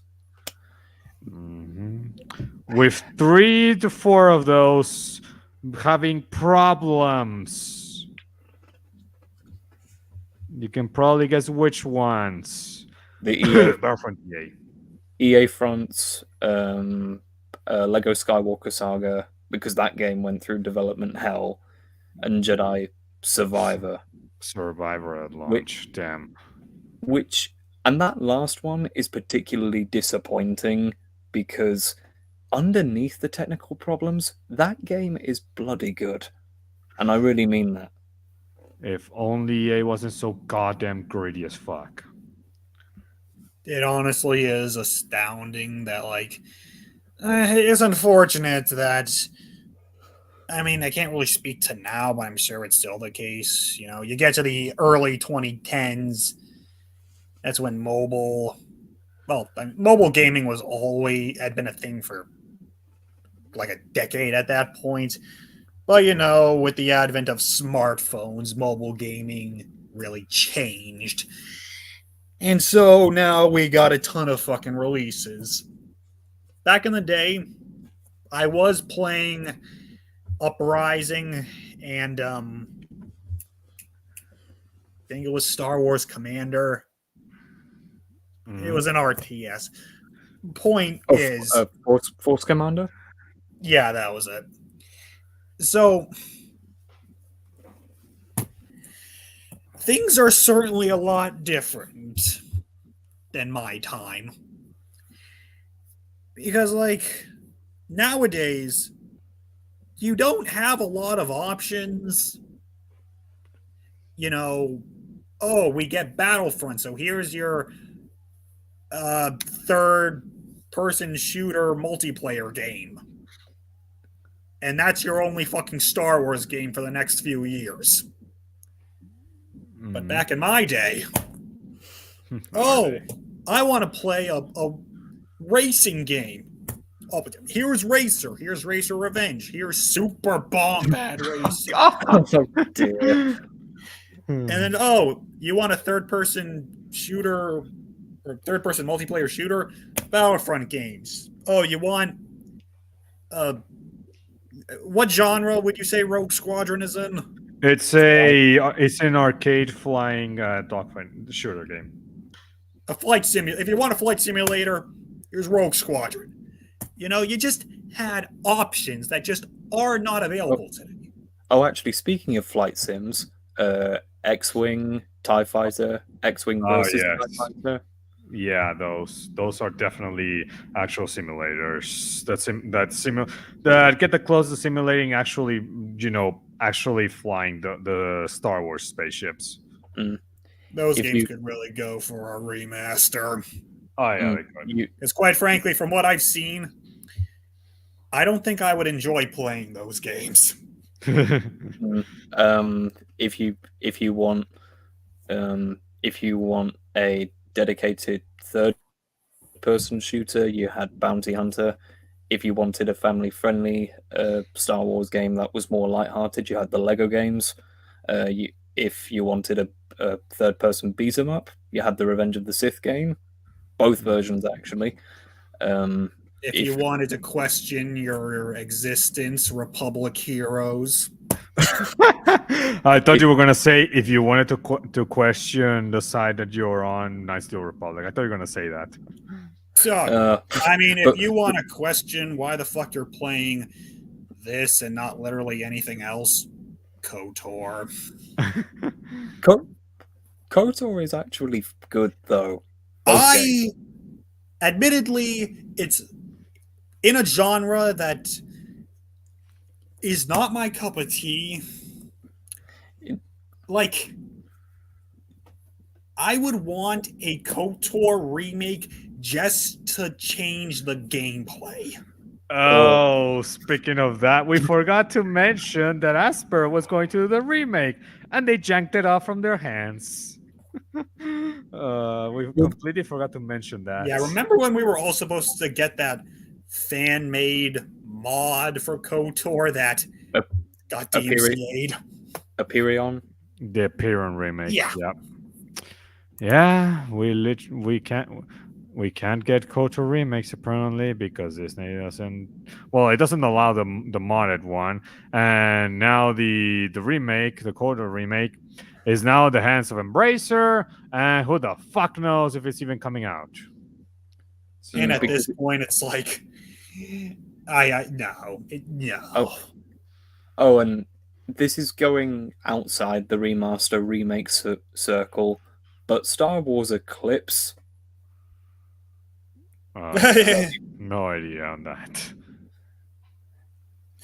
Like I think back to that specific time in Star Wars, the 2012 to 2014 time.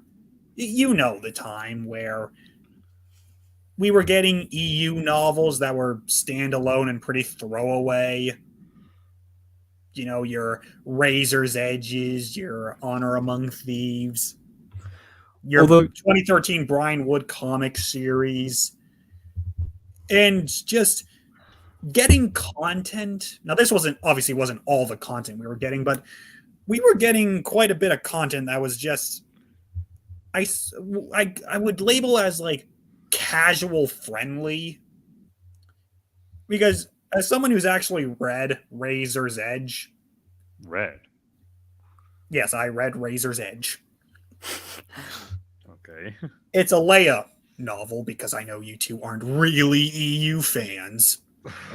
Excuse But me? like, we were getting content that was just lacking, I would say, in a lot of substance. And then you look at some of the canceled video games you're supposed to get during like 13. Oh boy. Like, and granted, not all of it was bad. We did get Plagueis, the best I was gonna say EU novel. But like 13, the Darth Maul game. I know there were others. First Assault. Remind me what that one was. First person shooter. It was basically Star Wars' take on Call of Duty. Do we have any plot details on that? Not so far. I think it was only going to be multiplayer. Well, regardless, like, just like 13. Exploring the Coruscant underworld as Boba Fett. Like, excuse me? And like the Darth Maul game, which, okay, granted, that development, that had an interesting development cycle, but still, it would have been fucking interesting. It would have been interesting to play, yeah. Yeah, and But then, what did we get for like the big return? Oh, I can't forget about Force Unleashed 3. A story. Of course, that one really angers me because like Force Unleashed 2 didn't need to exist. I would argue it shouldn't exist. I think So the first now one was good enough. we need Force Unleashed 3 just to tie up the loose ends that didn't even need to be there. And God, of Force Unleashed 2 pisses me off. And of course, but like the first big Star Wars game in years, and it was a reboot to Battlefront that was lacking in content, fully priced, no fucking campaign. It's like, don't forget the system. You will about like the last few game releases from LucasArts. You know, your Star Wars Connects, your Force Unleashed 2s. But like, even those games, they had something there. Like, you play Star Wars Connect, you look at the Star Wars covers to officially licensed songs, and it's like, you know what? I can vibe with this. There is something there that I can connect with on a deep, fundamental level. But you know, it's like I'm Han Solo. Han Solo. It's like I look at the 2015 Battlefront, and I just don't see any of that. Yeah, sure, the game looks pretty. It's the biggest positive. Say that is like the first Star Wars game that actually like looks downright breathtaking. But of course, I mean, realistic graphics, I do think just, you know, having like a specific art style, I think goes a long fucking way. But the point is, the 2015 Battlefront looks really fucking pretty, but lacks substance. I would argue it lacks heart. And I would argue, like, older Star Wars games, same with Sonic games, as janky as they could be, even if they could piss you off on a gameplay level, Tatooine Bounty Hunter. The high-speed chases in Sonic 06. Yeah. I could still connect. I can still engage on a deeper level. Those games spoke to me in a way that these modern games don't. Aside from the fact that they're a part of a canon that I don't care about, I just have no desire to play any modern Star Wars game. And, you know, just a couple of things about EA Front for a second. First and foremost, that game is painfully average. You know, with it being what it could have been. And actually, speaking of what it could have been, which leads into my next point, that could have been if it was made by companies that actually cared and had heart and soul, you know, in regards to making a jam-packed project. That could have been the current gen revival of Battlefront 3 if DICE and EA really wanted it to be. You know, I do want to say something about that. And this connects back to game development just being way too fucking expensive. Like, yeah, again, the game looks pretty. The character models are really fucking impressive. But, like, look at how many heroes we have in EA's first Battlefront game, and then compare that to the heroes we had in Battlefront 2, or hell, compare them to the heroes we had in Renegade and Elite Squadrons. Not many. Like, yes, sure. In terms of gameplay variety, there wasn't like a lot with the heroes. A lot of them were basically copy and pasted with like some minor variations. But still, in OG Battlefront 2, I got to play as, the likes of the big names, Vader, Luke, Yoda, Chewbacca. But then I could also play as like other characters, Kiadi Mundi, Ayla Secura. And if you add in the DLC, Asajj Ventress, who's not a movie character, Kit Fisto.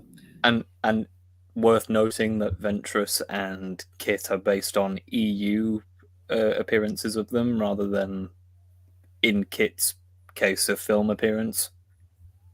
Yeah, I mean, the fact that we got Ventress, an EU exclusive character in Battlefront 2, is like, it's like Mara Jade showing up in Mysteries of the Sith. Oh. As well as the Force Unleashed fighting mode for the Wii version. It's just like... And then, you get to... like Elite Squadron had Rom Coda. Mm-hmm. Rom fucking Coda. And also Cole Sarah, too, from Renegade Squadron. It's like, where the fuck is that? In terms of like the modern EA games, we don't have a lot of variety. One, we just have less heroes. And secondly, all of them are like the big name characters. Unless you count your Lukes, your Anakins, your Grievuses, your Vaders, your Palpatines. And then, you get other movies, you're a Jyn Ersos, you're Krennic. Oh, but Henson, you're forgetting about Dengar and Yenam and Bosk. Who cares? So I guess my bad. It wasn't Bosk, it was Greedo. Well, no, we did have Bosk. Oh, well, in Battlefront 1? Well, I'm just talking about it in general here. So, we did get some variety, like, getting Bosk, Dengar. Although you also got what I would consider, like, weird ones, like BB-8. BB-9E. Oh, do you know what? Damn it. That's just... Salt in the wound because it was not R2-D2. No, General, I'm not sure if Henson knows this, but you and I have spoken about this before, and you know how much this pisses me off. Right at the point where EA Front 2 was actually getting somewhere with its post-launch support in 2020, it gets cut off for glitchfield 2.0.4.2.exe, and I'm not sure if Henson knows this, so if he doesn't know this, here's a bit of a bombshell for you, Henson. The next content drop we would have had for EA Front 2 following Scarif, had DICE been allowed to continue working on that game, would have been Ahsoka, Ventress, and Mustafar would have been a playable planet. Oh yeah, I remember this. I would have wanted to play that just to see how pretty Mustafar would have looked like the next gen graphics. That would have been it. Yeah, I would have wanted to see how they modeled Ahsoka and Ventress. Well, that too. Because and that's another thing too. We didn't get any character who was exclusive to like a comic or a cartoon. It's like just going back to my point here for a moment. Like, yeah, sure. In terms of gameplay variety, we didn't have much in those original Battlefront games, and I'm including the PSP games in there too. But you still had like a variety of characters to play as. While in the EA Battlefront games, yeah, sure, the characters look really fucking on point, and there's like a lot more gameplay variety, but like that comes at the expense of less characters. So it's like if I had a choice between like hyper photorealistic graphics or like more playable characters, I know which one I'm choosing. Same. Because, and it's like, yeah, man, I mean, we could have gotten like other characters, we could have gotten Ahsoka, we could have gotten Ventress, go fucking beyond that. We could have gotten like Kanan, Ezra, Sabine, Hera. We could have gotten like Dr. Aphra from the comics. It's like you have a chance to like do something that the original games didn't really do and add like characters from not only outside the movies, but really like obscure characters. Yeah, but they didn't do it. Because it's like us getting Ventress and Rom Coda, I'd say Colsera, like that should have been like the building block or the building blocks to like, or, let me rephrase that. We should have expanded on that idea. Like why wasn't Mara Jade ever put into a Battlefront game? Because it's like she was playable in Mysteries of the Sith. She was the main character in that game. And also one of the most well-known EU characters.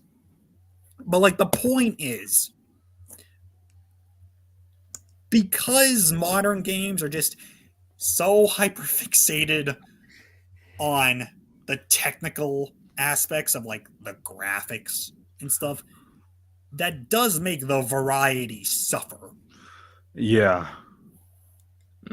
Oh, and General, with what you were saying about how great Mustafar would have looked in EA Front 2, and it's a shame that that content drop never came out because of that. Yeah.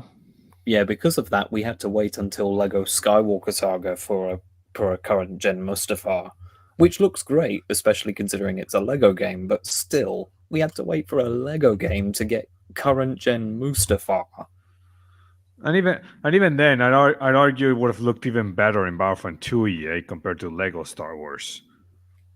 I would also like to add in another reason I'm not a fan of the hyper-realistic graphics is because now we have the characters looking exactly like their real-life counterparts, but they still have the voice actors from the non-live action projects. Yeah. So that's just a massive disconnect for me. Like that's a problem that previous games didn't have because the graphics weren't all that.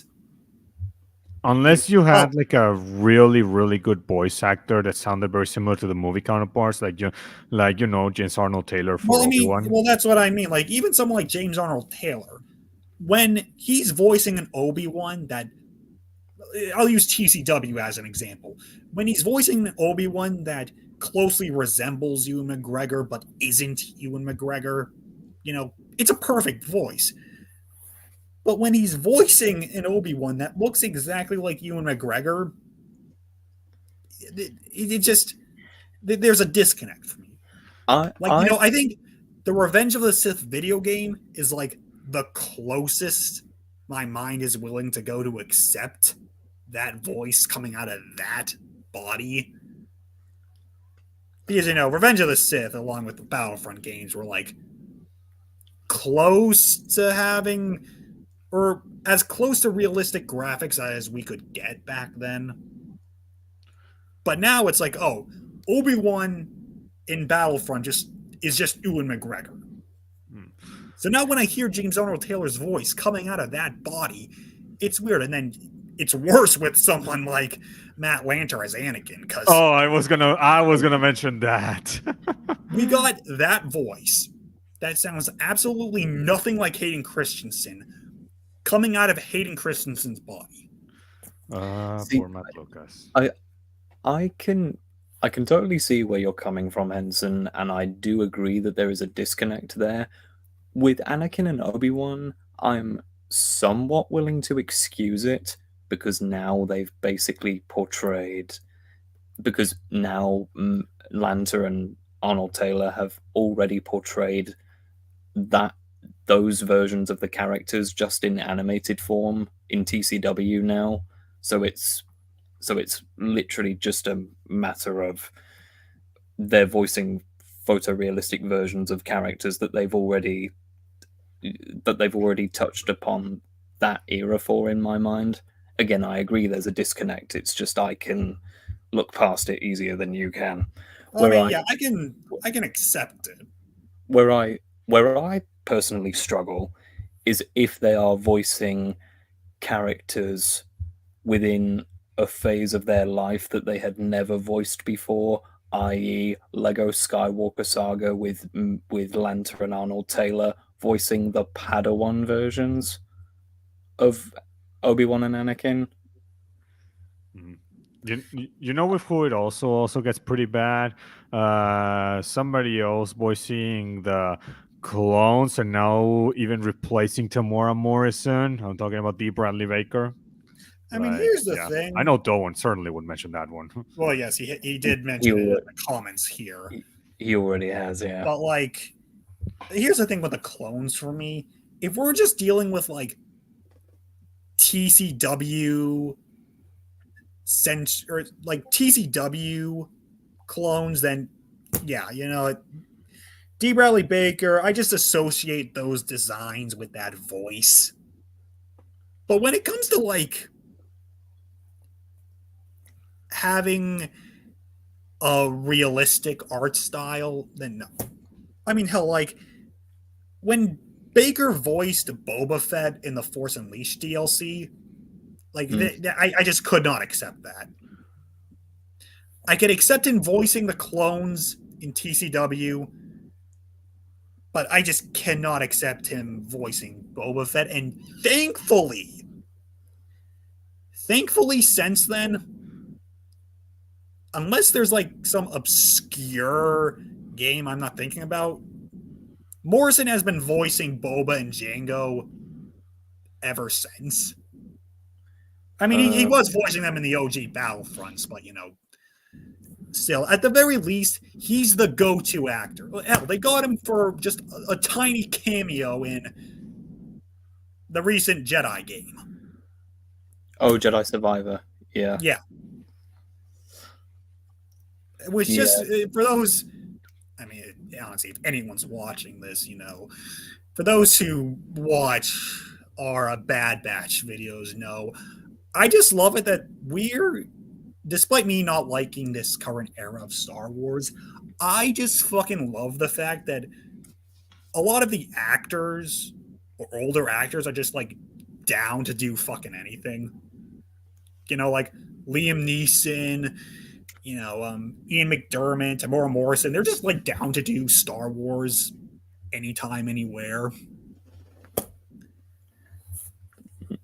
Of course, in the case of Palpatine, that was important since the TCW actor died. Oh, yeah. And also, probably. Tim Curry only voicing him for like a brief period of time. That was weird. It doesn't sound Isn't he the one though that voiced in Battlefront 2 and said, "Your master has arrived"? That guy? No, Sam Witwer voices the Emperor in the modern Battlefront games. Oh no, I meant back then. He voiced Palpatine in the last arc of season 5, and then all of his appearances in season 6, except for the Clovis arc, because that had been completed during season 5. Oh yeah, they pushed 1 or 2 stories from season 5 back for 6, didn't they? Yeah, that was the Clovis arc. The Clovis arc had been completed for season 5, but then for whatever reason, they pushed it back to season 6. But other than that arc, it's Tim Curry voicing Palpatine. Oh no, so I've got it here. So the classic Battlefront 2 voice actor for Palpatine was Nick Jameson. Ah, yes. Yeah, who I literally didn't know that it was the same person that did Yuri Subarov in the 3 seasons of 24. I did not recognize the same guy until much later. That blew my mind. And then, of course, you got someone like Matt Wood, who's always been voicing Grievous since Revenge of the Sith. Yeah, so that's fine. That's You know, it's funny, thinking back to TCW and like Matt Wood was like one of the few movie actors to not only come back but like have his character have like a substantial role in that series. Like, like, oh yeah, Liam Neeson comes back for Qui-Gon, but he only ever has like 2 appearances in that entire series. That kind of consists. I just love that kind of consistency. It's one of the rare times it's like, oh, this is just like General Grievous, minus everything that made him a character. But it is like it certainly is interesting. I am glad that we've really reached the point where we have like I'm trying to find the wording here. Like in modern Star Wars projects, we pretty much always know who the actors are going to be. If we're getting Obi-Wan in live action, it's going to be Ewan McGregor. Whenever we get Obi-Wan in literally anything else, it's going to be James Arnold Taylor. But like you go back to the early or late 90s and early 2000s, and it would have been like up in the fucking air who plays who. Oh yeah, especially Darth Vader. I mean, it's like listen to the voices we got for the Phantom Menace video game. Oh god. And they're like not even fucking close a lot of the time. Oh Christ. But still like although I do have my issues with some of the actors in regards to their performances not lining up with the movie actors, I am glad at the very least, like, we know the actors we're going to get for a given project.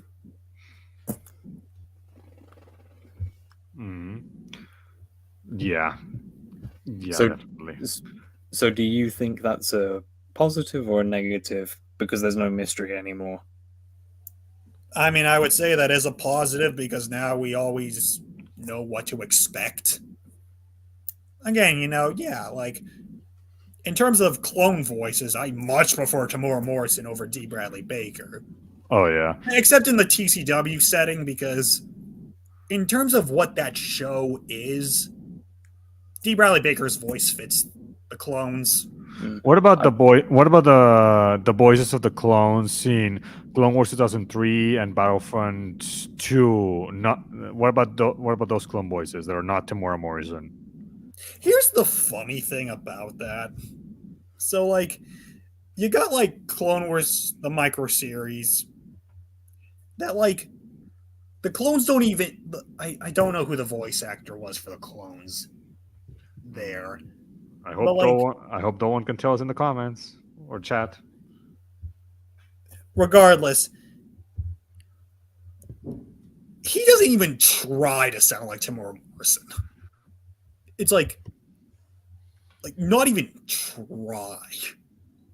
Who, D. Bradley Baker? No, the guy who voiced the clones in the micro series. Oh yeah. But like, but here's the funny thing though. It's like, despite that voice actor not sounding anything like Tamora Morrison, the fact that he sounds nothing like Morrison, It's easier to accept, though, that voice over D. Bradley Baker, who is clearly trying to sound like Tamora Morrison, but is just not. Yeah, and it's the same thing with the clone voice in classic BF2. You know, could you imagine any other accent / voice shouting out, "Watch those wrist rockets"? I literally was thinking that. Look, how did you get that out of my mind? Yeah, that's the thing, too. The Battlefront 2 voice actor. In terms of like the greater franchise, you know, it's like, what the fuck? But in terms of like that particular experience, it's the same with D. Bradley Baker. Can you imagine any other voice for that experience? Mm. I would say no. No. It's like, If you ask me, in Battlefront 2, somebody else voicing the clones instead of Tamora Morrison kind of makes some sense, considering that you have both Django and Boba Fett being played by Tamora Morrison. Yeah, it makes sense narrative-wise and continuity-wise that they should be voiced by the same person, Tamora Morrison. But in order to distinguish, you know, when somebody's playing as Jango Fett or Boba Fett, or you're playing as him and he starts talking, it will be like, oh, Jango Fett playing. Oh no, wait, it's the clones. Especially since they're on opposite sides, because Jango Fett is actually in the Separatists, not in the Republic side. So I could in some way see why Tamora Morrison was not voicing the clones in Battlefront 2, at least, because in Battlefront 1 he actually did voice the clones in Battlefront 1. So, and there was no Boba Fett or Jango Fett there. So I could see why in Battlefront 1 he did voice the clones, or in Battlefront 2 it changed. So I could kind of see, and the voice for the clones still fits. I mean, and we got some really good memes for that. So I think it's fine, but yeah, the moment D. Bradley Baker is like now voicing all of them, like the clones in every single source, in the Battlefront DA ones and everything. Now it's like this is the same character, and when Tamora Morrison should now have the chance to voice some of the clones, or like at least some major clone characters or something, like, you know, the Republic Commandos or something. No, it's still the Bradley Baker. Like, they're not even giving Tamora Morrison the chance to at least voice some important clone characters. You know, like he did in the Republic Commando game where he was boss. You know, like at least giving him that at least, like, I would be like, okay, that's fine. But they're not even doing that. The Bradley Baker's handling everything regarding the clones, and even Boba Fett and Jango Fett in other sources, like the Lego Star Wars game. So, like, what the hell? Well, I mean, Tamora Morrison they do get him for the live action stuff, and hell, I mean, he did voice Rex for that, like, one line in the Ahsoka series. But, like, yeah, like, here's the thing, like, TCW is a specific way. We all know this. We've had to long since accept it. Yeah. For what TCW is, can you really... I'm just trying to think here. I don't think Morrison would work for what TCW is going for. Yeah, I can agree with that. No. D. Bradley Baker works for what TCW is going for. And Mad Lantern for Anakin, as much as we don't like it. Like, you can argue whether or not that's the right way to go, but in terms of what TCW is trying to go for, Baker was the best, well, probably the best option we could get. But in terms of everything else, like having Baker voice the clones in Battlefront 2, when, like, you have Morrison right there. It's like, if you couldn't get Morrison, fair enough. But when you can get Morrison, it's like, I can understand not getting Morrison for like a full-blown animated series. Because, you know, maybe that's too much of commitment. Fair enough. But for a video game, like, but hey, I mean, what do I know? So many people love the fact that D. Bradley Baker voices the clones in the Battlefront game. So yeah, what the fuck do I know? They also love Matt Lanter as Anakin over Matt Lucas, even though Matt Lucas sounds almost the same as Hayden Christensen's Anakin. Matt Lucas is like James Arnold Taylor for me. You can still tell it's not the actors, but they sound close enough so that I buy it. Yeah. Yeah, me too. It's like,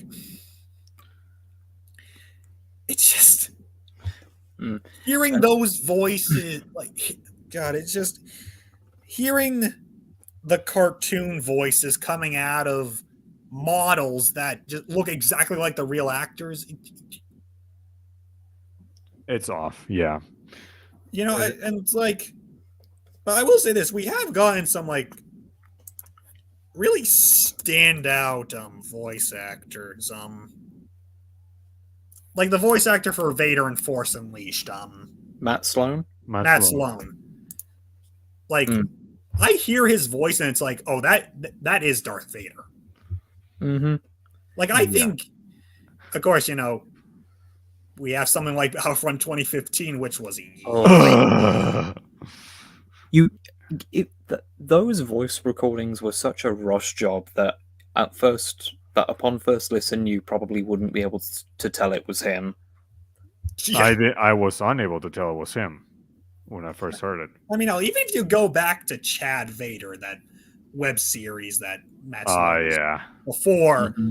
I think Chad Vader was the reason he got Yes, it's the reason. Look, LucasFilms, LucasArts saw him in Chad Vader, and they were like, "Hey, that's a really good Darth Vader voice. So hey, why don't you do the voice of Darth Vader for us in our media?" And he did exactly that.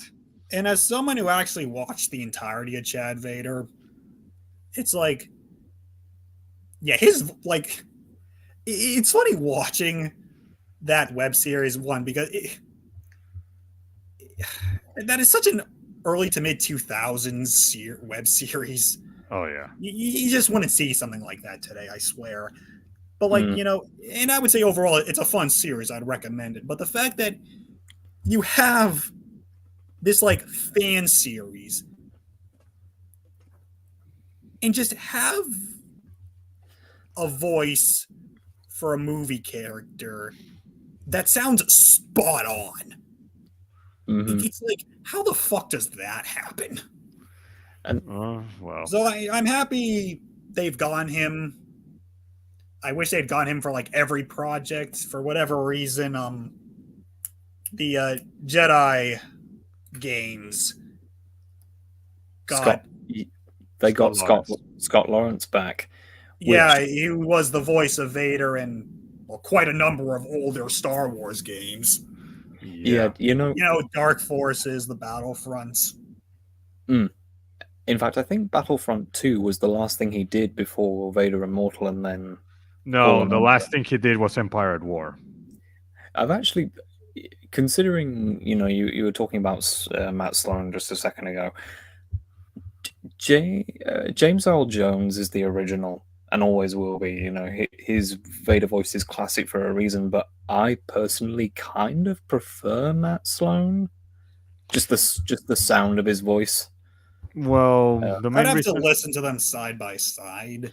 Yeah, I have to do so too. But the main reason why I would take Matt Sloan or even Scott Lawrence is because James Earl Jones is no longer having the same the same.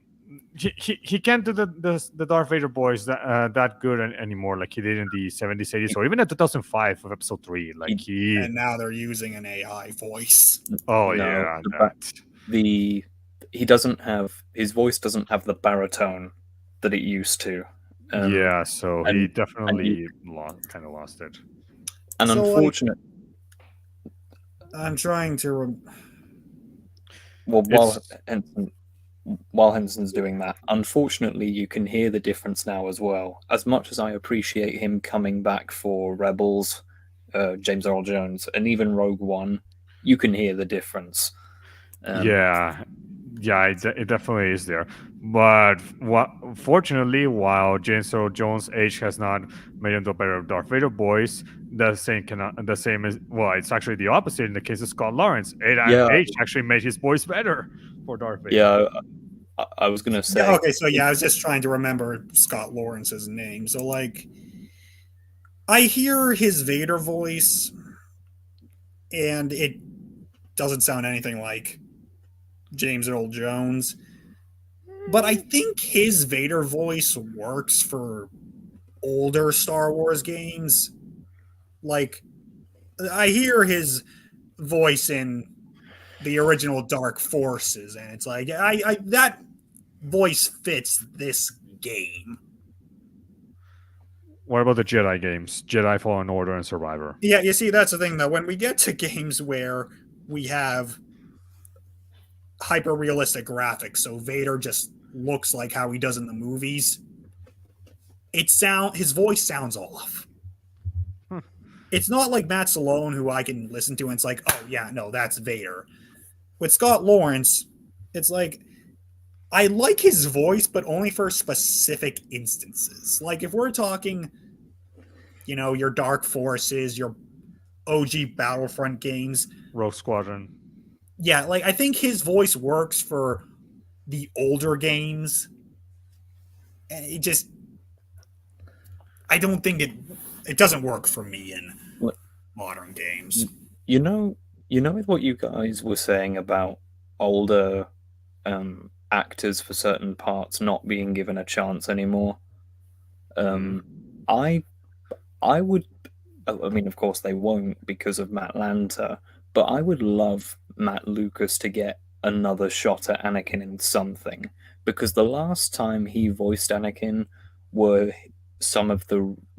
his re-recorded Hayden Christensen lines for the Mustafar duel in Force Unleashed on PSP, and those performances are really phoned in, which is a very disappointing note to go out on. Meanwhile, though, they decide to bring back Scott Lawrence after 13 years? And Yeah. I'm really glad that they brought him back. As someone who loves both the Episode 3 game and Battlefront 2, I do have a soft spot for Scott Lawrence Vader voice, from a bygone time. And as you said, General, and it's true, Scott Lawrence's Vader voice has really rounded out in the 13 years that he's been absent from Star Wars projects, and his Vader voice is all the better now. I think it was good then, but I think it's even better now. Yeah, definitely. Yeah, I do. Like, do we know why they got Scott Lawrence for the Jedi games? No idea. Like, why they chose him over Matt Stallone? Well, he did his true return was Vader Immortal. But Fallen Order was when I became aware of his return, because I could tell it was, or I suspected it was his voice, and the way he says certain things, like, do you remember, General, in Fallen Order when Vader says, "Yes, strong with the dark side. I can feel it inside of her." When Seer's giving into her rage. Yeah. When he says those things, in particular, it actually reminded me of. It sounded very close to me of Return of the Jedi period time James Earl Jones. Like, if you think back to the tone in James Earl Jones's voice when he says, "Give yourself to the dark side," and then many years later, Matt Sloan in Fallen Order, "Strong with the dark side. I can feel it inside of her," and it was like, whoa. Okay, so looking at list of appearances, so Matt Stallone voiced Vader. So in 2008, we got Soul Calibur 4, Force Unleashed. We eventually got Force Unleashed 2, Pinball FX2, Connect Star Wars, Disney Infinity, Battlefront EA, Lego Force Awakens, Battlefront 2. That seems to be his last appearance in 2017. Then in 2019, we got Vader Immortal and Fallen Order with Scott Lawrence. And then Squadrons, also Scott Lawrence. Oh. And then Scott Lawrence again in Jedi Survivor. For the Skywalker saga. That must have been Sloan. I gotta see. It didn't sound like Scott Lawrence in Skywalker Saga to me. It sounded like Sloan. But yeah, it seems like Scott Lawrence is the go-to actor now. Because we had Matt Stallone for like quite a few years. But then since 2019, Scott Lawrence has just been the go-to. Well, do you think they're just going back and forth on testing, or they really just decided no, Scott Lawrence now? Well, it is a bit strange that after the 11 years or so with Matt Sloan originally, not Matt Sloan, Scott Lawrence from the mid 90s to 2006, and then Sloan from 08 onwards. Well, Okay. 08 to 17. And, Now you can finish. well, Sloan from 08 to 17. And then in 19 to now, it's been Sloan again, like giving him a second tenure, which I'm not complaining because his Vader voice has significantly improved in that time, and I have a soft spot for him as Vader, but still, it is kind of weird. Okay, so interesting thing about the Skywalker saga. So according to IMDb, he was voiced by Fred Tatasciore. He's a fairly common voice actor. He usually plays the Hulk in things. Okay. Big characters. But funny enough, he also played Vader in Lethal Alliance. Wow. Oh yeah, that's something. Yeah. So like, yeah, I think that's weird. So I guess Scott Lawrence is just their go-to actor now, except for the Skywalker saga, where they didn't even get Matt Stallone for some reason. Yeah, it's odd. For all So we it's know, interesting how Scott Lawrence is like the one like veteran actor who like disappeared for a while, but is now back.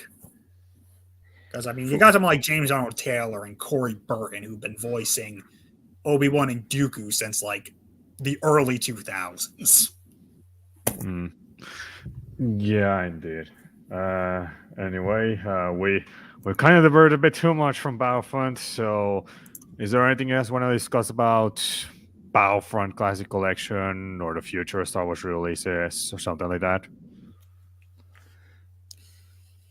Well, just throwing it out there that since we are no doubt getting more remasters, we better not get a repeat of the Battlefront Classic Collection. Yeah. Otherwise, I mean, I don't even fucking know. This shouldn't have even happened, but it did. So hopefully we can avoid this, but as we all know, when it comes to the video game industry, we will repeat mistakes over and over and over again. This is a skull and bones. So hopefully the right people have like woken up and yeah, I mean, I'm probably never going to touch a modern Star Wars game, but you know, if the right remaster came about and did some quality of life improvements,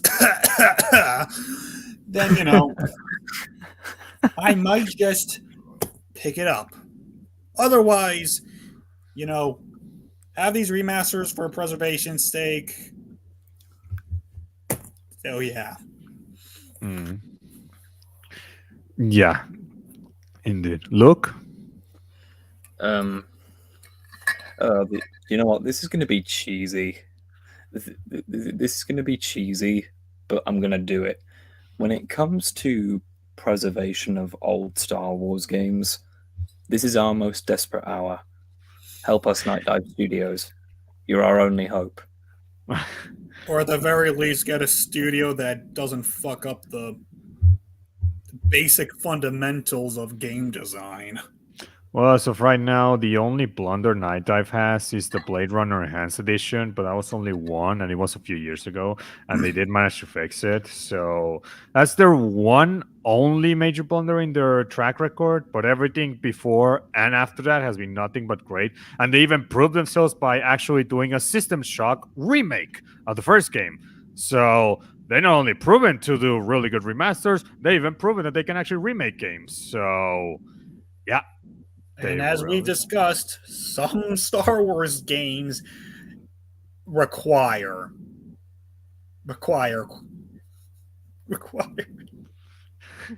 God, fuck Star Wars Bounty Hunter on so many fucking.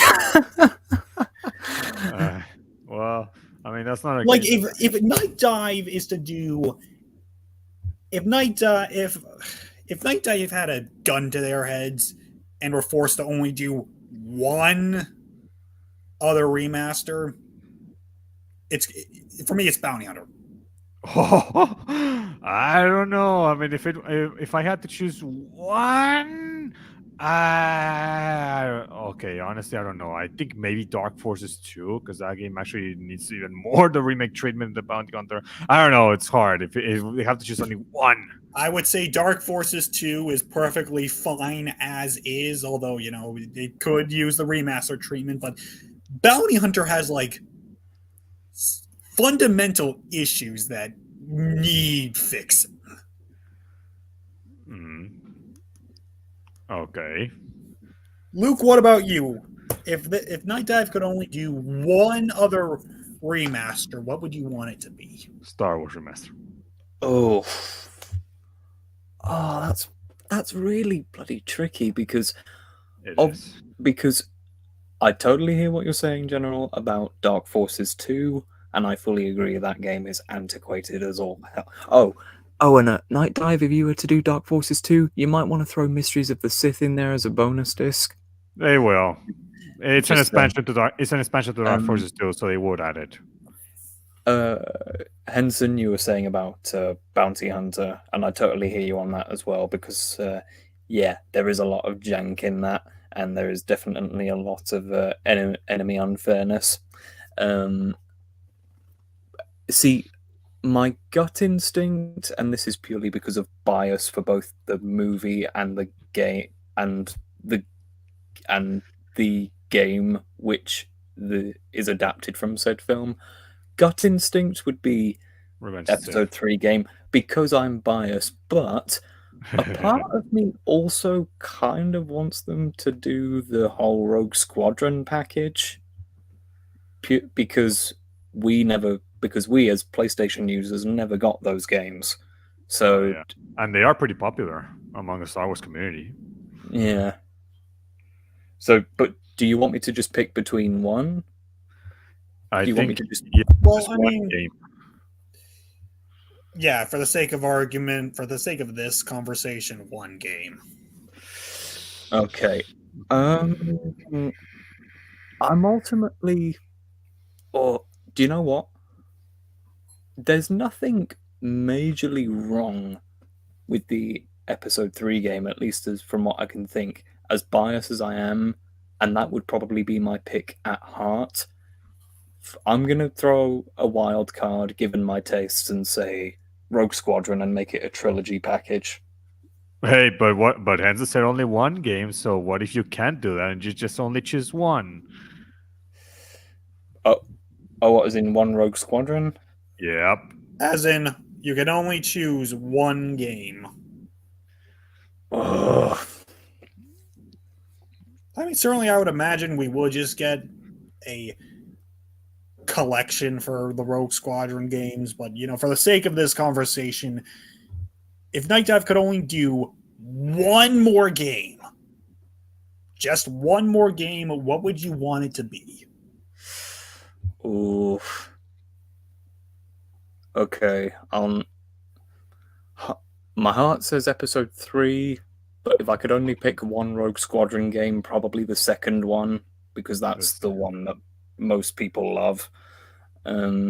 So one of those two.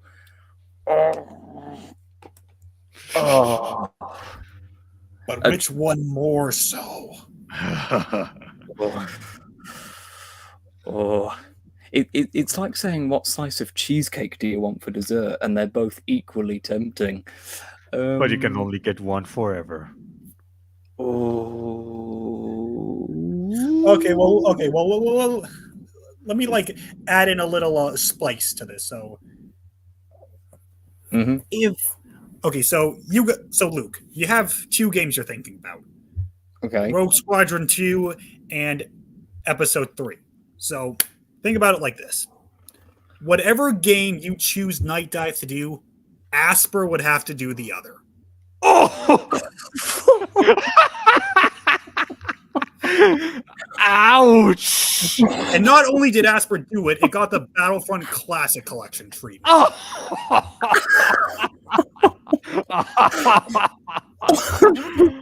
Oh.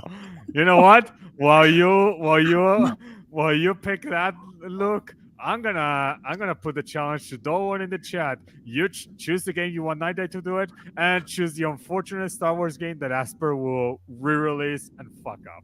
So yeah, first up, choose two games you'd want to be remastered, and then you have to choose which studio does which game. Okay. In that case, I guess it's more so rather, which game would you rather suffer for? Like, which game do you want more than the other? But knowing full well that the other game will suffer because of it. Oh God. See,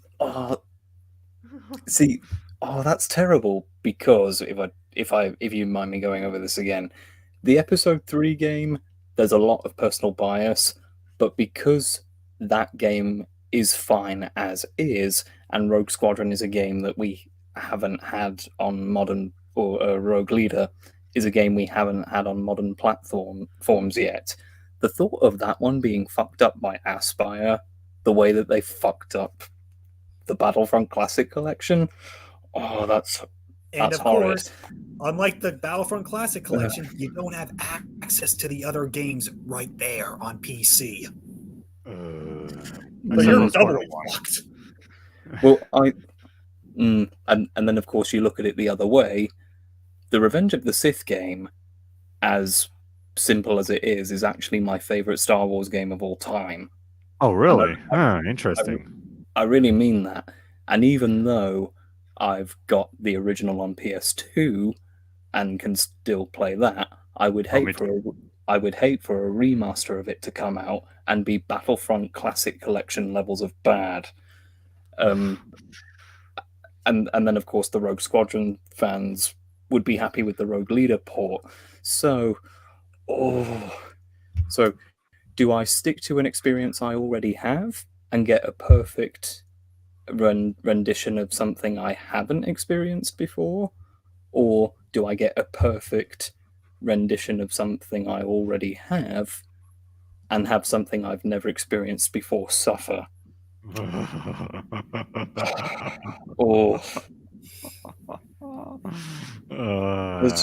Henson, you really made Luke getting humongous critical thinking. He's probably gonna have nightmares of choosing the wrong answer. You know what? Because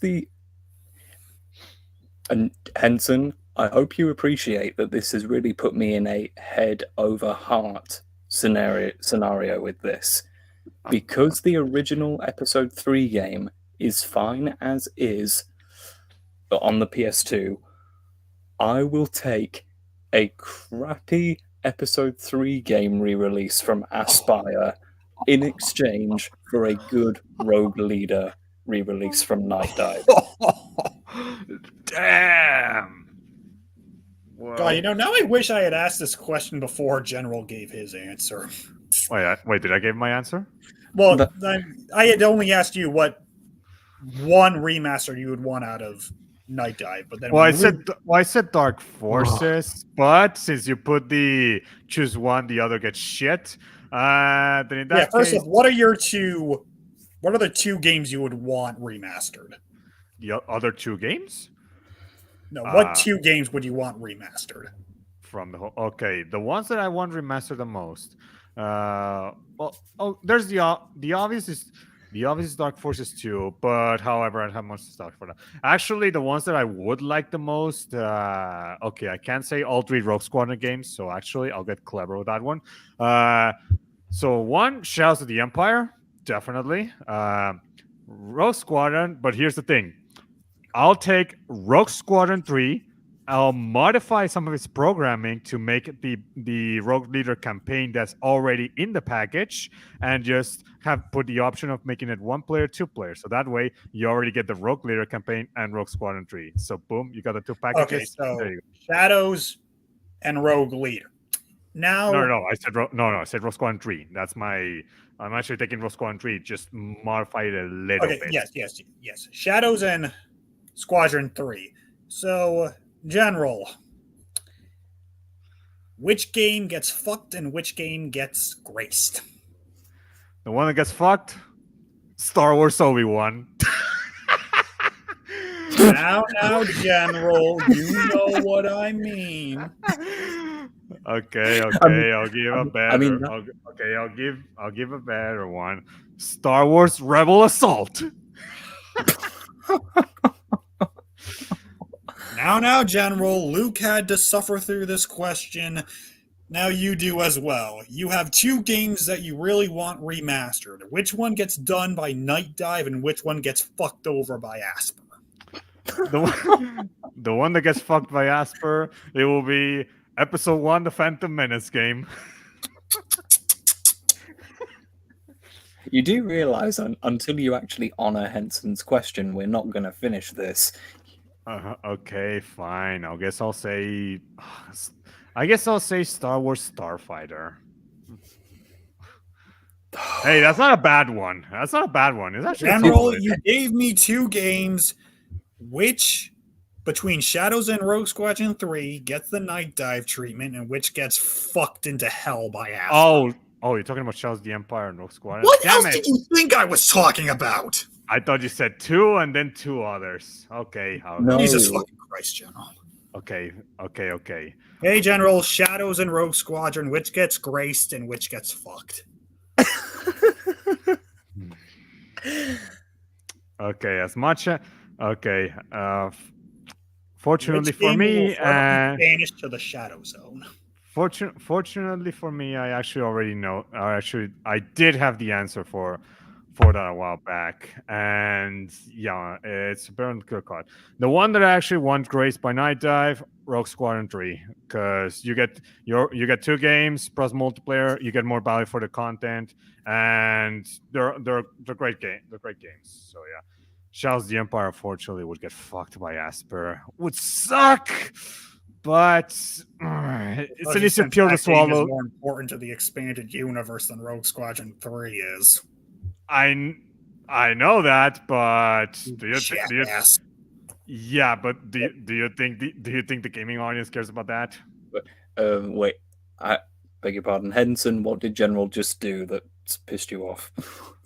Oh, he chose the game that's actually important to the larger expanded universe to be fucked over by Asper than the game that has no story. It does have a story, actually. Barely. Wait, hang on. So which game is which one? He wants Rogue Squadron 3 to be saved by NightDive and then Shadows to be fucked over by Asper. Yeah, you see, even Doan says that Shadows needs the modern treatment. No, I know that though. I know that. I know that. Though when the SSD4, yeah, it needs the modern improvements and everything. But if Rogue Squadron gets fucked by Asper, oh Christ Almighty I am pedestal. See, I am surprised. May I just say, I am surprised that General would let a classic, because Shadows of the Empire, even with all its flaws, is an objective classic. How you could throw that to the wolves in exchange for Rogue Squadron 3, which has those dodgy on foot parts, is astounding to me. Hey, you threw episode 3. No. Listen. I had to go through actual pain with that. I had to sacrifice a hypothetical port of my all-time favorite Star Wars game for one that I have never played, and one that people say is really good. So, I mean, let's not forget what Yoda said in Revenge of the Sith, which Luke threw out. You must learn to let go of everything you fear to lose. Oh boy. So are you saying that in the context of this, I've managed to do that, whereas General hasn't? Well, to quote Indiana Jones and Last Crusade, you have chosen poorly. General has made the wrong choice. That is a fact. And he will forever be shamed for it. Oh, great. See, again, I have the saving grace of letting go of an amazing Revenge of the Sith remaster, just on the grounds that the original game is fine, so I can keep that and gain a rogue leader with my choice. So, in a sense, for me, it's a win-win.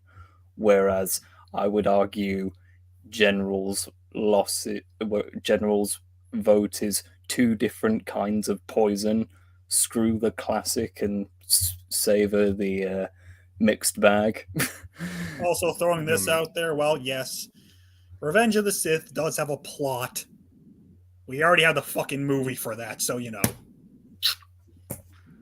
Yes, Shadows of the Empire, we do have the book and comic, but the game gives us Dash Rendar's perspective, so I would argue it is far more important than fucking Rogue Squadron 3.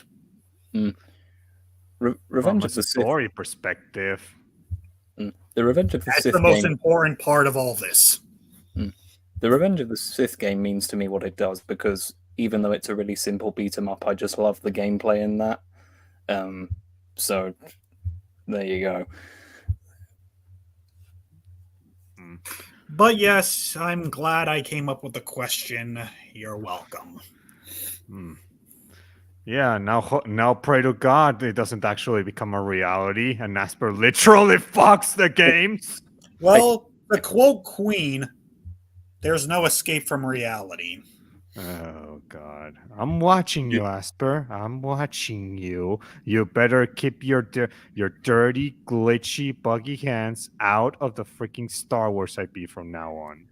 And hey, what Henson said was a very tough, though I have to give you credit, Henson. It was also a very thought-provoking hypothetical.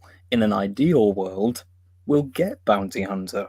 We'll get all 3 Rogue Squadron games. We'll get Shadows of the Empire. We'll get Episode 3, and they'll be good.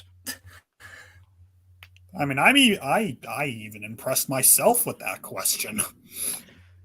You know what could actually stink? Your what choice. could stink? No, not that. In fact, worse than that, actually. What could stink is that actually none of our choices would matter, and instead the only ones that we would get remastered would be Dark Forces 2, Shadows of the Empire, Rogue Squadron 1, Episode 1. Why do I say that? Because if you actually check the track record of both Aspire and NightDive studios, NightDive has actually mostly done only 90s games, with one exception, Turok 3 on the 2000s for the N64. So they've yet to do more games in the scene of the 2000s, And whereas even with, Asper has actually done plenty of 2000s games and some 90s. So I mean, this even actually with helps out. Turok 3, they did the other games, right? 1 and 2, yes, but they're in Oh, the they were. 90s. So that's just like continuing a series. So I would hardly count that. And Yeah, so that's why I'm saying that even if I say yeah, Shadows of the Empire gets shit Raid Man and Rogue Squadron, it really would depend on how Night of Nasper would go. Now, fortunately, I do have good news for that. Some of the Kex engineers in the Discord server of NightDive actually did. When I asked them like if it was possible for them to do 6th generation console games, console era games, they said yeah, we could be able to do it. So the ones they have more questions is 7th gen era console games, Force Unleashed 1 and 2. So we could actually see them do Bounty Hunter, Rogue Squadron, like all the 6th gen. We'll have to see if they can. So we'll have to see on that. yeah, and also as well, I know this might be a bit of a weak thing to use as evidence that we could get the Star Wars game remasters from NightDive that we want. But general, they did like your tweet. They did like your image, and I don't think they would have done that if there were only 1 or 2 games there that they saw any merit in doing. Well, see, the CEO liked not only that image, but he also liked another image that I posted where it was just Dark Forces 2. So that's why I'm saying he's hinting more at Dark Forces 2 over the others. But chances are they would do the other games. I think the Rogue Squadron games have also been suggested for them to remaster, at least in their server, because their server is actually voting polls in terms of which games to get remastered the most. The Alien Trilogy and Resurrection are up there on the list, Henson, in their server, so keep that in mind. I will say this: I can totally see Night. Okay, I was gonna say mostly stick to N64 and past, but Asper already did Racer. But I can see NightDive primarily sticking to the N64 and PC. Well, late 90s, maybe early 2000s PC. But yeah, so I can totally see us getting Dark Forces 2. I know Asper already did the last 2 Jedi Knight games, but what is the likelihood of, although those were early 2000s, so I guess that's besides the point. Yeah. What? But Yeah. still, I mean, even though Asper did do well, okay, like Racer, I think Racer would be a better one since that is from the that is 90s. Like, even though Asper put out Racer, could NightDive do their own remaster of that? See the thing with that is Although I guess since it was the Asper release was only like a few years ago, there'd be yeah. no point in doing that. Yeah, that's what I meant. Yeah, and actually, that release is actually solid. It's actually good enough. It's even better than the SD4 version. So actually, there is not much for them to remaster Episode 1 Racer Revenge. That would be interesting to see them do.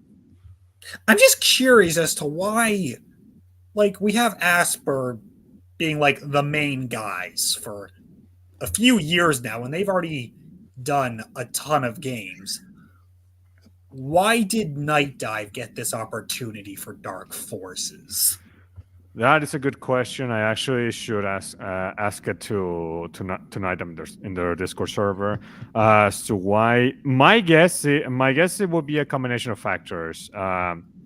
One of them being they did plenty of good remasters, basically word of mouth spreading that they did a lot of great stuff that caught the eye of Disney, and maybe they negotiated something. Number two, I know that the CEO and NightDive, they get a lot of suggestions from fans, from fans and gamers, and they go and negotiate deals and other stuff behind the scenes to see if they basically get the green light on certain remasters to be done or stuff. I know that they definitely have. I know that well, the Alien games certainly are there. Though we have to see if Disney and Fox should capitulate on that one. I do know that they also did have to, because there was at one point that it wasn't a video. I think it was in the FPS documentary Twitter, where basically the CEO of NightDive, Stephen, said that if we're given the opportunity to remaster Quake 2, we will do it. Then 1 or 2 years later, they do it. So it seems that they definitely must have approached Microsoft, or Microsoft approached them. As I said, yeah, do Quake 2, and they probably will do Quake 3. So it's probably a mix. It's probably a mixture of their great reputation and basically the studio wanting to do it, and they have to talk to the licensee holder. So that's probably what it is. Asper, I don't really know if they actually. Well, they probably did care before to re-release games and preserve them. Nowadays, it's just to please investors of Embracer. So, yeah. But yes, it would be nice to get a solid answer on that. Yeah, I definitely need to ask that. Let me see. Because it's just weird that we have Asper as the main guys, but then suddenly we have this other studio for this one game. Yeah, I know also that it's because NightDive has an exclusive engine called the Kex engine that was made by one person that they eventually ended up hiring to do most of the remasters.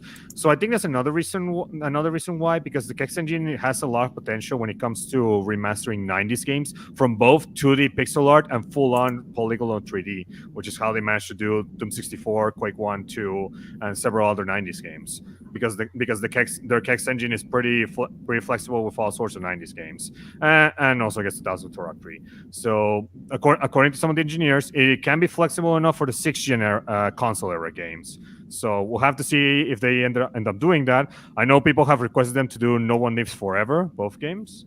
So we'll see on those. Some have even suggested the Aliens vs. Predator games, by the way, the ones from PC.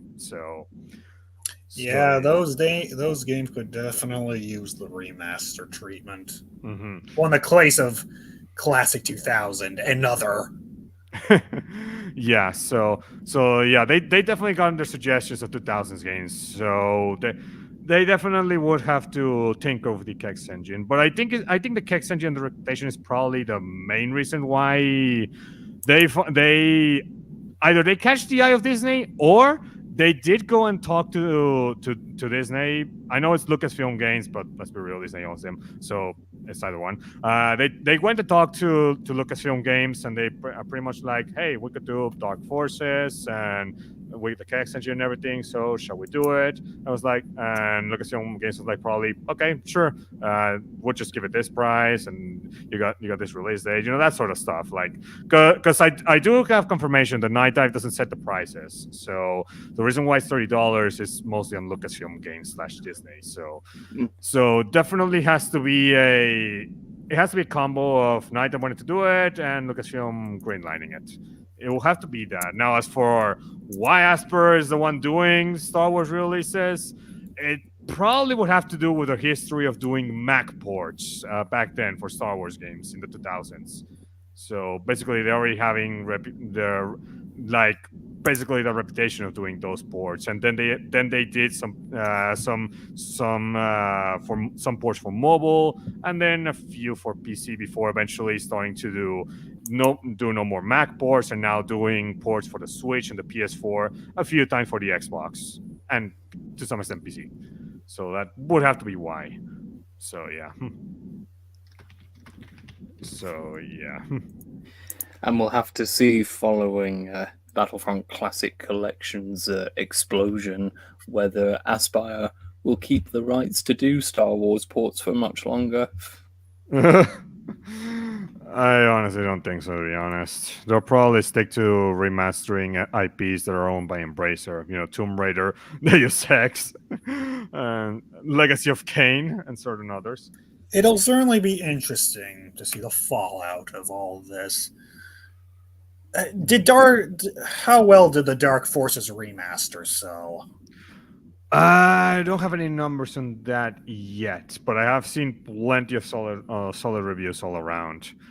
So I've not seen any like bad takes or anything. Well, there was this crazy guy on YouTube that was literally saying the Dark Force remaster was like the worst remaster ever. Like he released those reviews at the same time Battlefront Classic Collection released. But there are always going to be those contrarians that don't give products a fair chance. You know that. Yeah, I know that. So he's definitely one of them. Dark Forces. I need to see that because it's just been released. What, a month at most? A few, like 2-3 weeks. So I have to see on the sales on that. I do know the Classic Collection has not only less or the same amount of players as fucking Battlefront 2 on Steam, which not good, but also that plenty of people refunded the Classic Collection. So yeah, not good. Not good on that front. So yeah, I've not heard anybody refund Dark Forces except for that weird contrarian guy on YouTube. So yeah, make that what you will for now, Henson. Yes, we shall see. Mm-hmm. So yeah, indeed, and well, do you guys got anything else to say on Classic Collection or anything else? Just to reiterate this point, give us a remaster of the PSP Battlefront games. Have Rebellion do it because, you know, they still exist. So it should be really fucking easy. Mm-hmm. And boom! And also throw in the PSP Battlefront 2 for good measure. Mm-hmm. As in get those remasters for present day consoles. Yeah. I'm trying to find out who developed Lethal Alliance. Lethal Alliance, I believe it was Ubisoft. Yeah, I should have known. Ubisoft is on its own kind of shitworms right now with Skull and Bones. So it's like, fuck, if Rebellion had done that game, then this would have been easy, but God, now I don't know. I mean, I'm sure it wouldn't be a problem to remaster that. Mm-hmm. Still, though, I mean, regardless, give us a portable Battlefront collection. And also throw in the DS. Also throw in the DS version of Elite Squadron. Did Rebellion do that version, or was that another studio? Which version? The DS version. The DS version of which one? Elite Squadron. And Space. The guys that have made Call of Duty on the DS.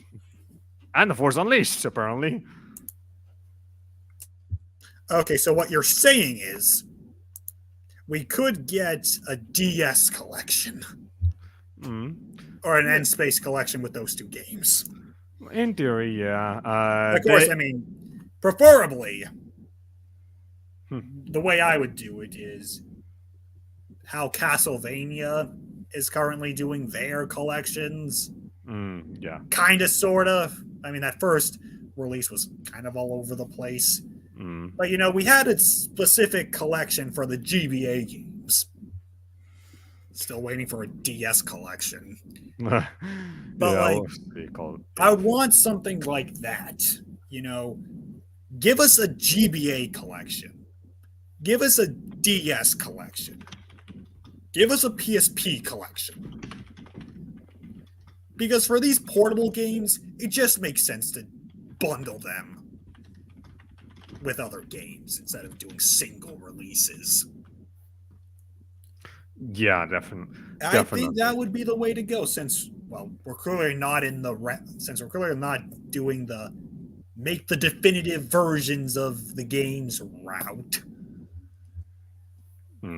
So fine, you know, give us a PSP collection so we can have the PSP versions of Battlefront 2 and Force Unleashed. Yeah, indeed. End Space is actually defunct as of right now. By the way, in 2016 they closed down. So I don't know how Not, that. I don't know how that's going to affect the DS Star Wars games. I mean, I'm sure not at all. Because let's face it, those games are not going to be re-released or remastered. Well, Actually, it's not even about remastering those games. I mean, just look at the Castlevania collections. I mean, those games, Konami didn't remaster those games; they're just emulated. yeah. But just yeah, sure, it would be nice for quality of life improvements, but I mean, no one's gonna make quality of life improvements to the Force Unleashed for the DS. Yeah. So at the very least, re-release them in a collection, and that's all you need to do.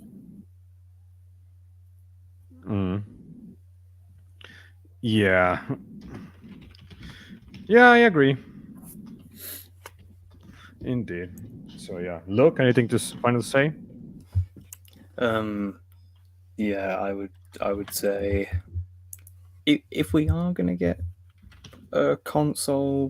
present day console re-releases of portable games, as Henson said, at least if you are going to go that route, at least do the PSP Battlefronts, because then that way we could kind of get Battlefront 3 on consoles in the case of Elite Squadron, and of course Renegade would be in there as well. And those games, because they are portable games, had a much smaller audience by default, so not as many people know about those. So bringing up more obscure games to a wider audience doesn't hurt. Yeah. But in the grand scheme of things, for Star Wars remasters, either entrust them to NightDive or don't bother doing any more. Yeah, indeed. As for me, regards to all this, well, Aspire, you lost my confidence completely. It was already down after quarter two, switch board, but this hit harder. This hits so much deeper. Not forgiving you for this one. Sorry. So NightDive, come in and teach Asper a lesson, please. I want you guys to remaster every single freaking Star Wars game that Asper was unable to do properly, and by that I mean they were never able to do it. So yeah, improve the shit out of Dark Forces 2, get Shadows of the Empire, get the Rogue Squadron games, certainly get Bounty Hunter in there. Get episode 1 Battle for Naboo, episode 3, and get all of those. And well, okay, it would be interesting if they somehow got approval of getting the PSP Battlefronts to be released. That would be interesting if somehow that happened, but I doubt it because with how much the Battlefront IP is seen as cursed by not only customers but companies too, like EA. That's a pipe dream at this point. So, but if we're not getting those. Okay, get all the other Star Wars games that you can, and yeah. And I'd like Trilogy Arcade. That'd be cool. But if not, then get all the other ones. So, yeah, that's as much as I that I can think of. So, by the way, quick mention that Doan mentioned that apparently No One Lives Forever and AVP2 are in some kind of legal trouble, which prevents it from being released again. So there's that. Yeah, we'll see how I handle those. I know those two games have been requested to NightDive to re-release, so maybe they'll never because of those legal issues. Who knows on that? So yeah, but anyway, so yeah, that's pretty much it. So yeah, and that's it for this live stream. One hell of a long one. So yeah, and we'll see when we get the next state of Star Wars video, since real life situations have been hard at times. So yeah, and yeah, that's pretty much it for this live stream. So see you guys on the next state of Star Wars video. Bye bye. See ya. May the force be with you.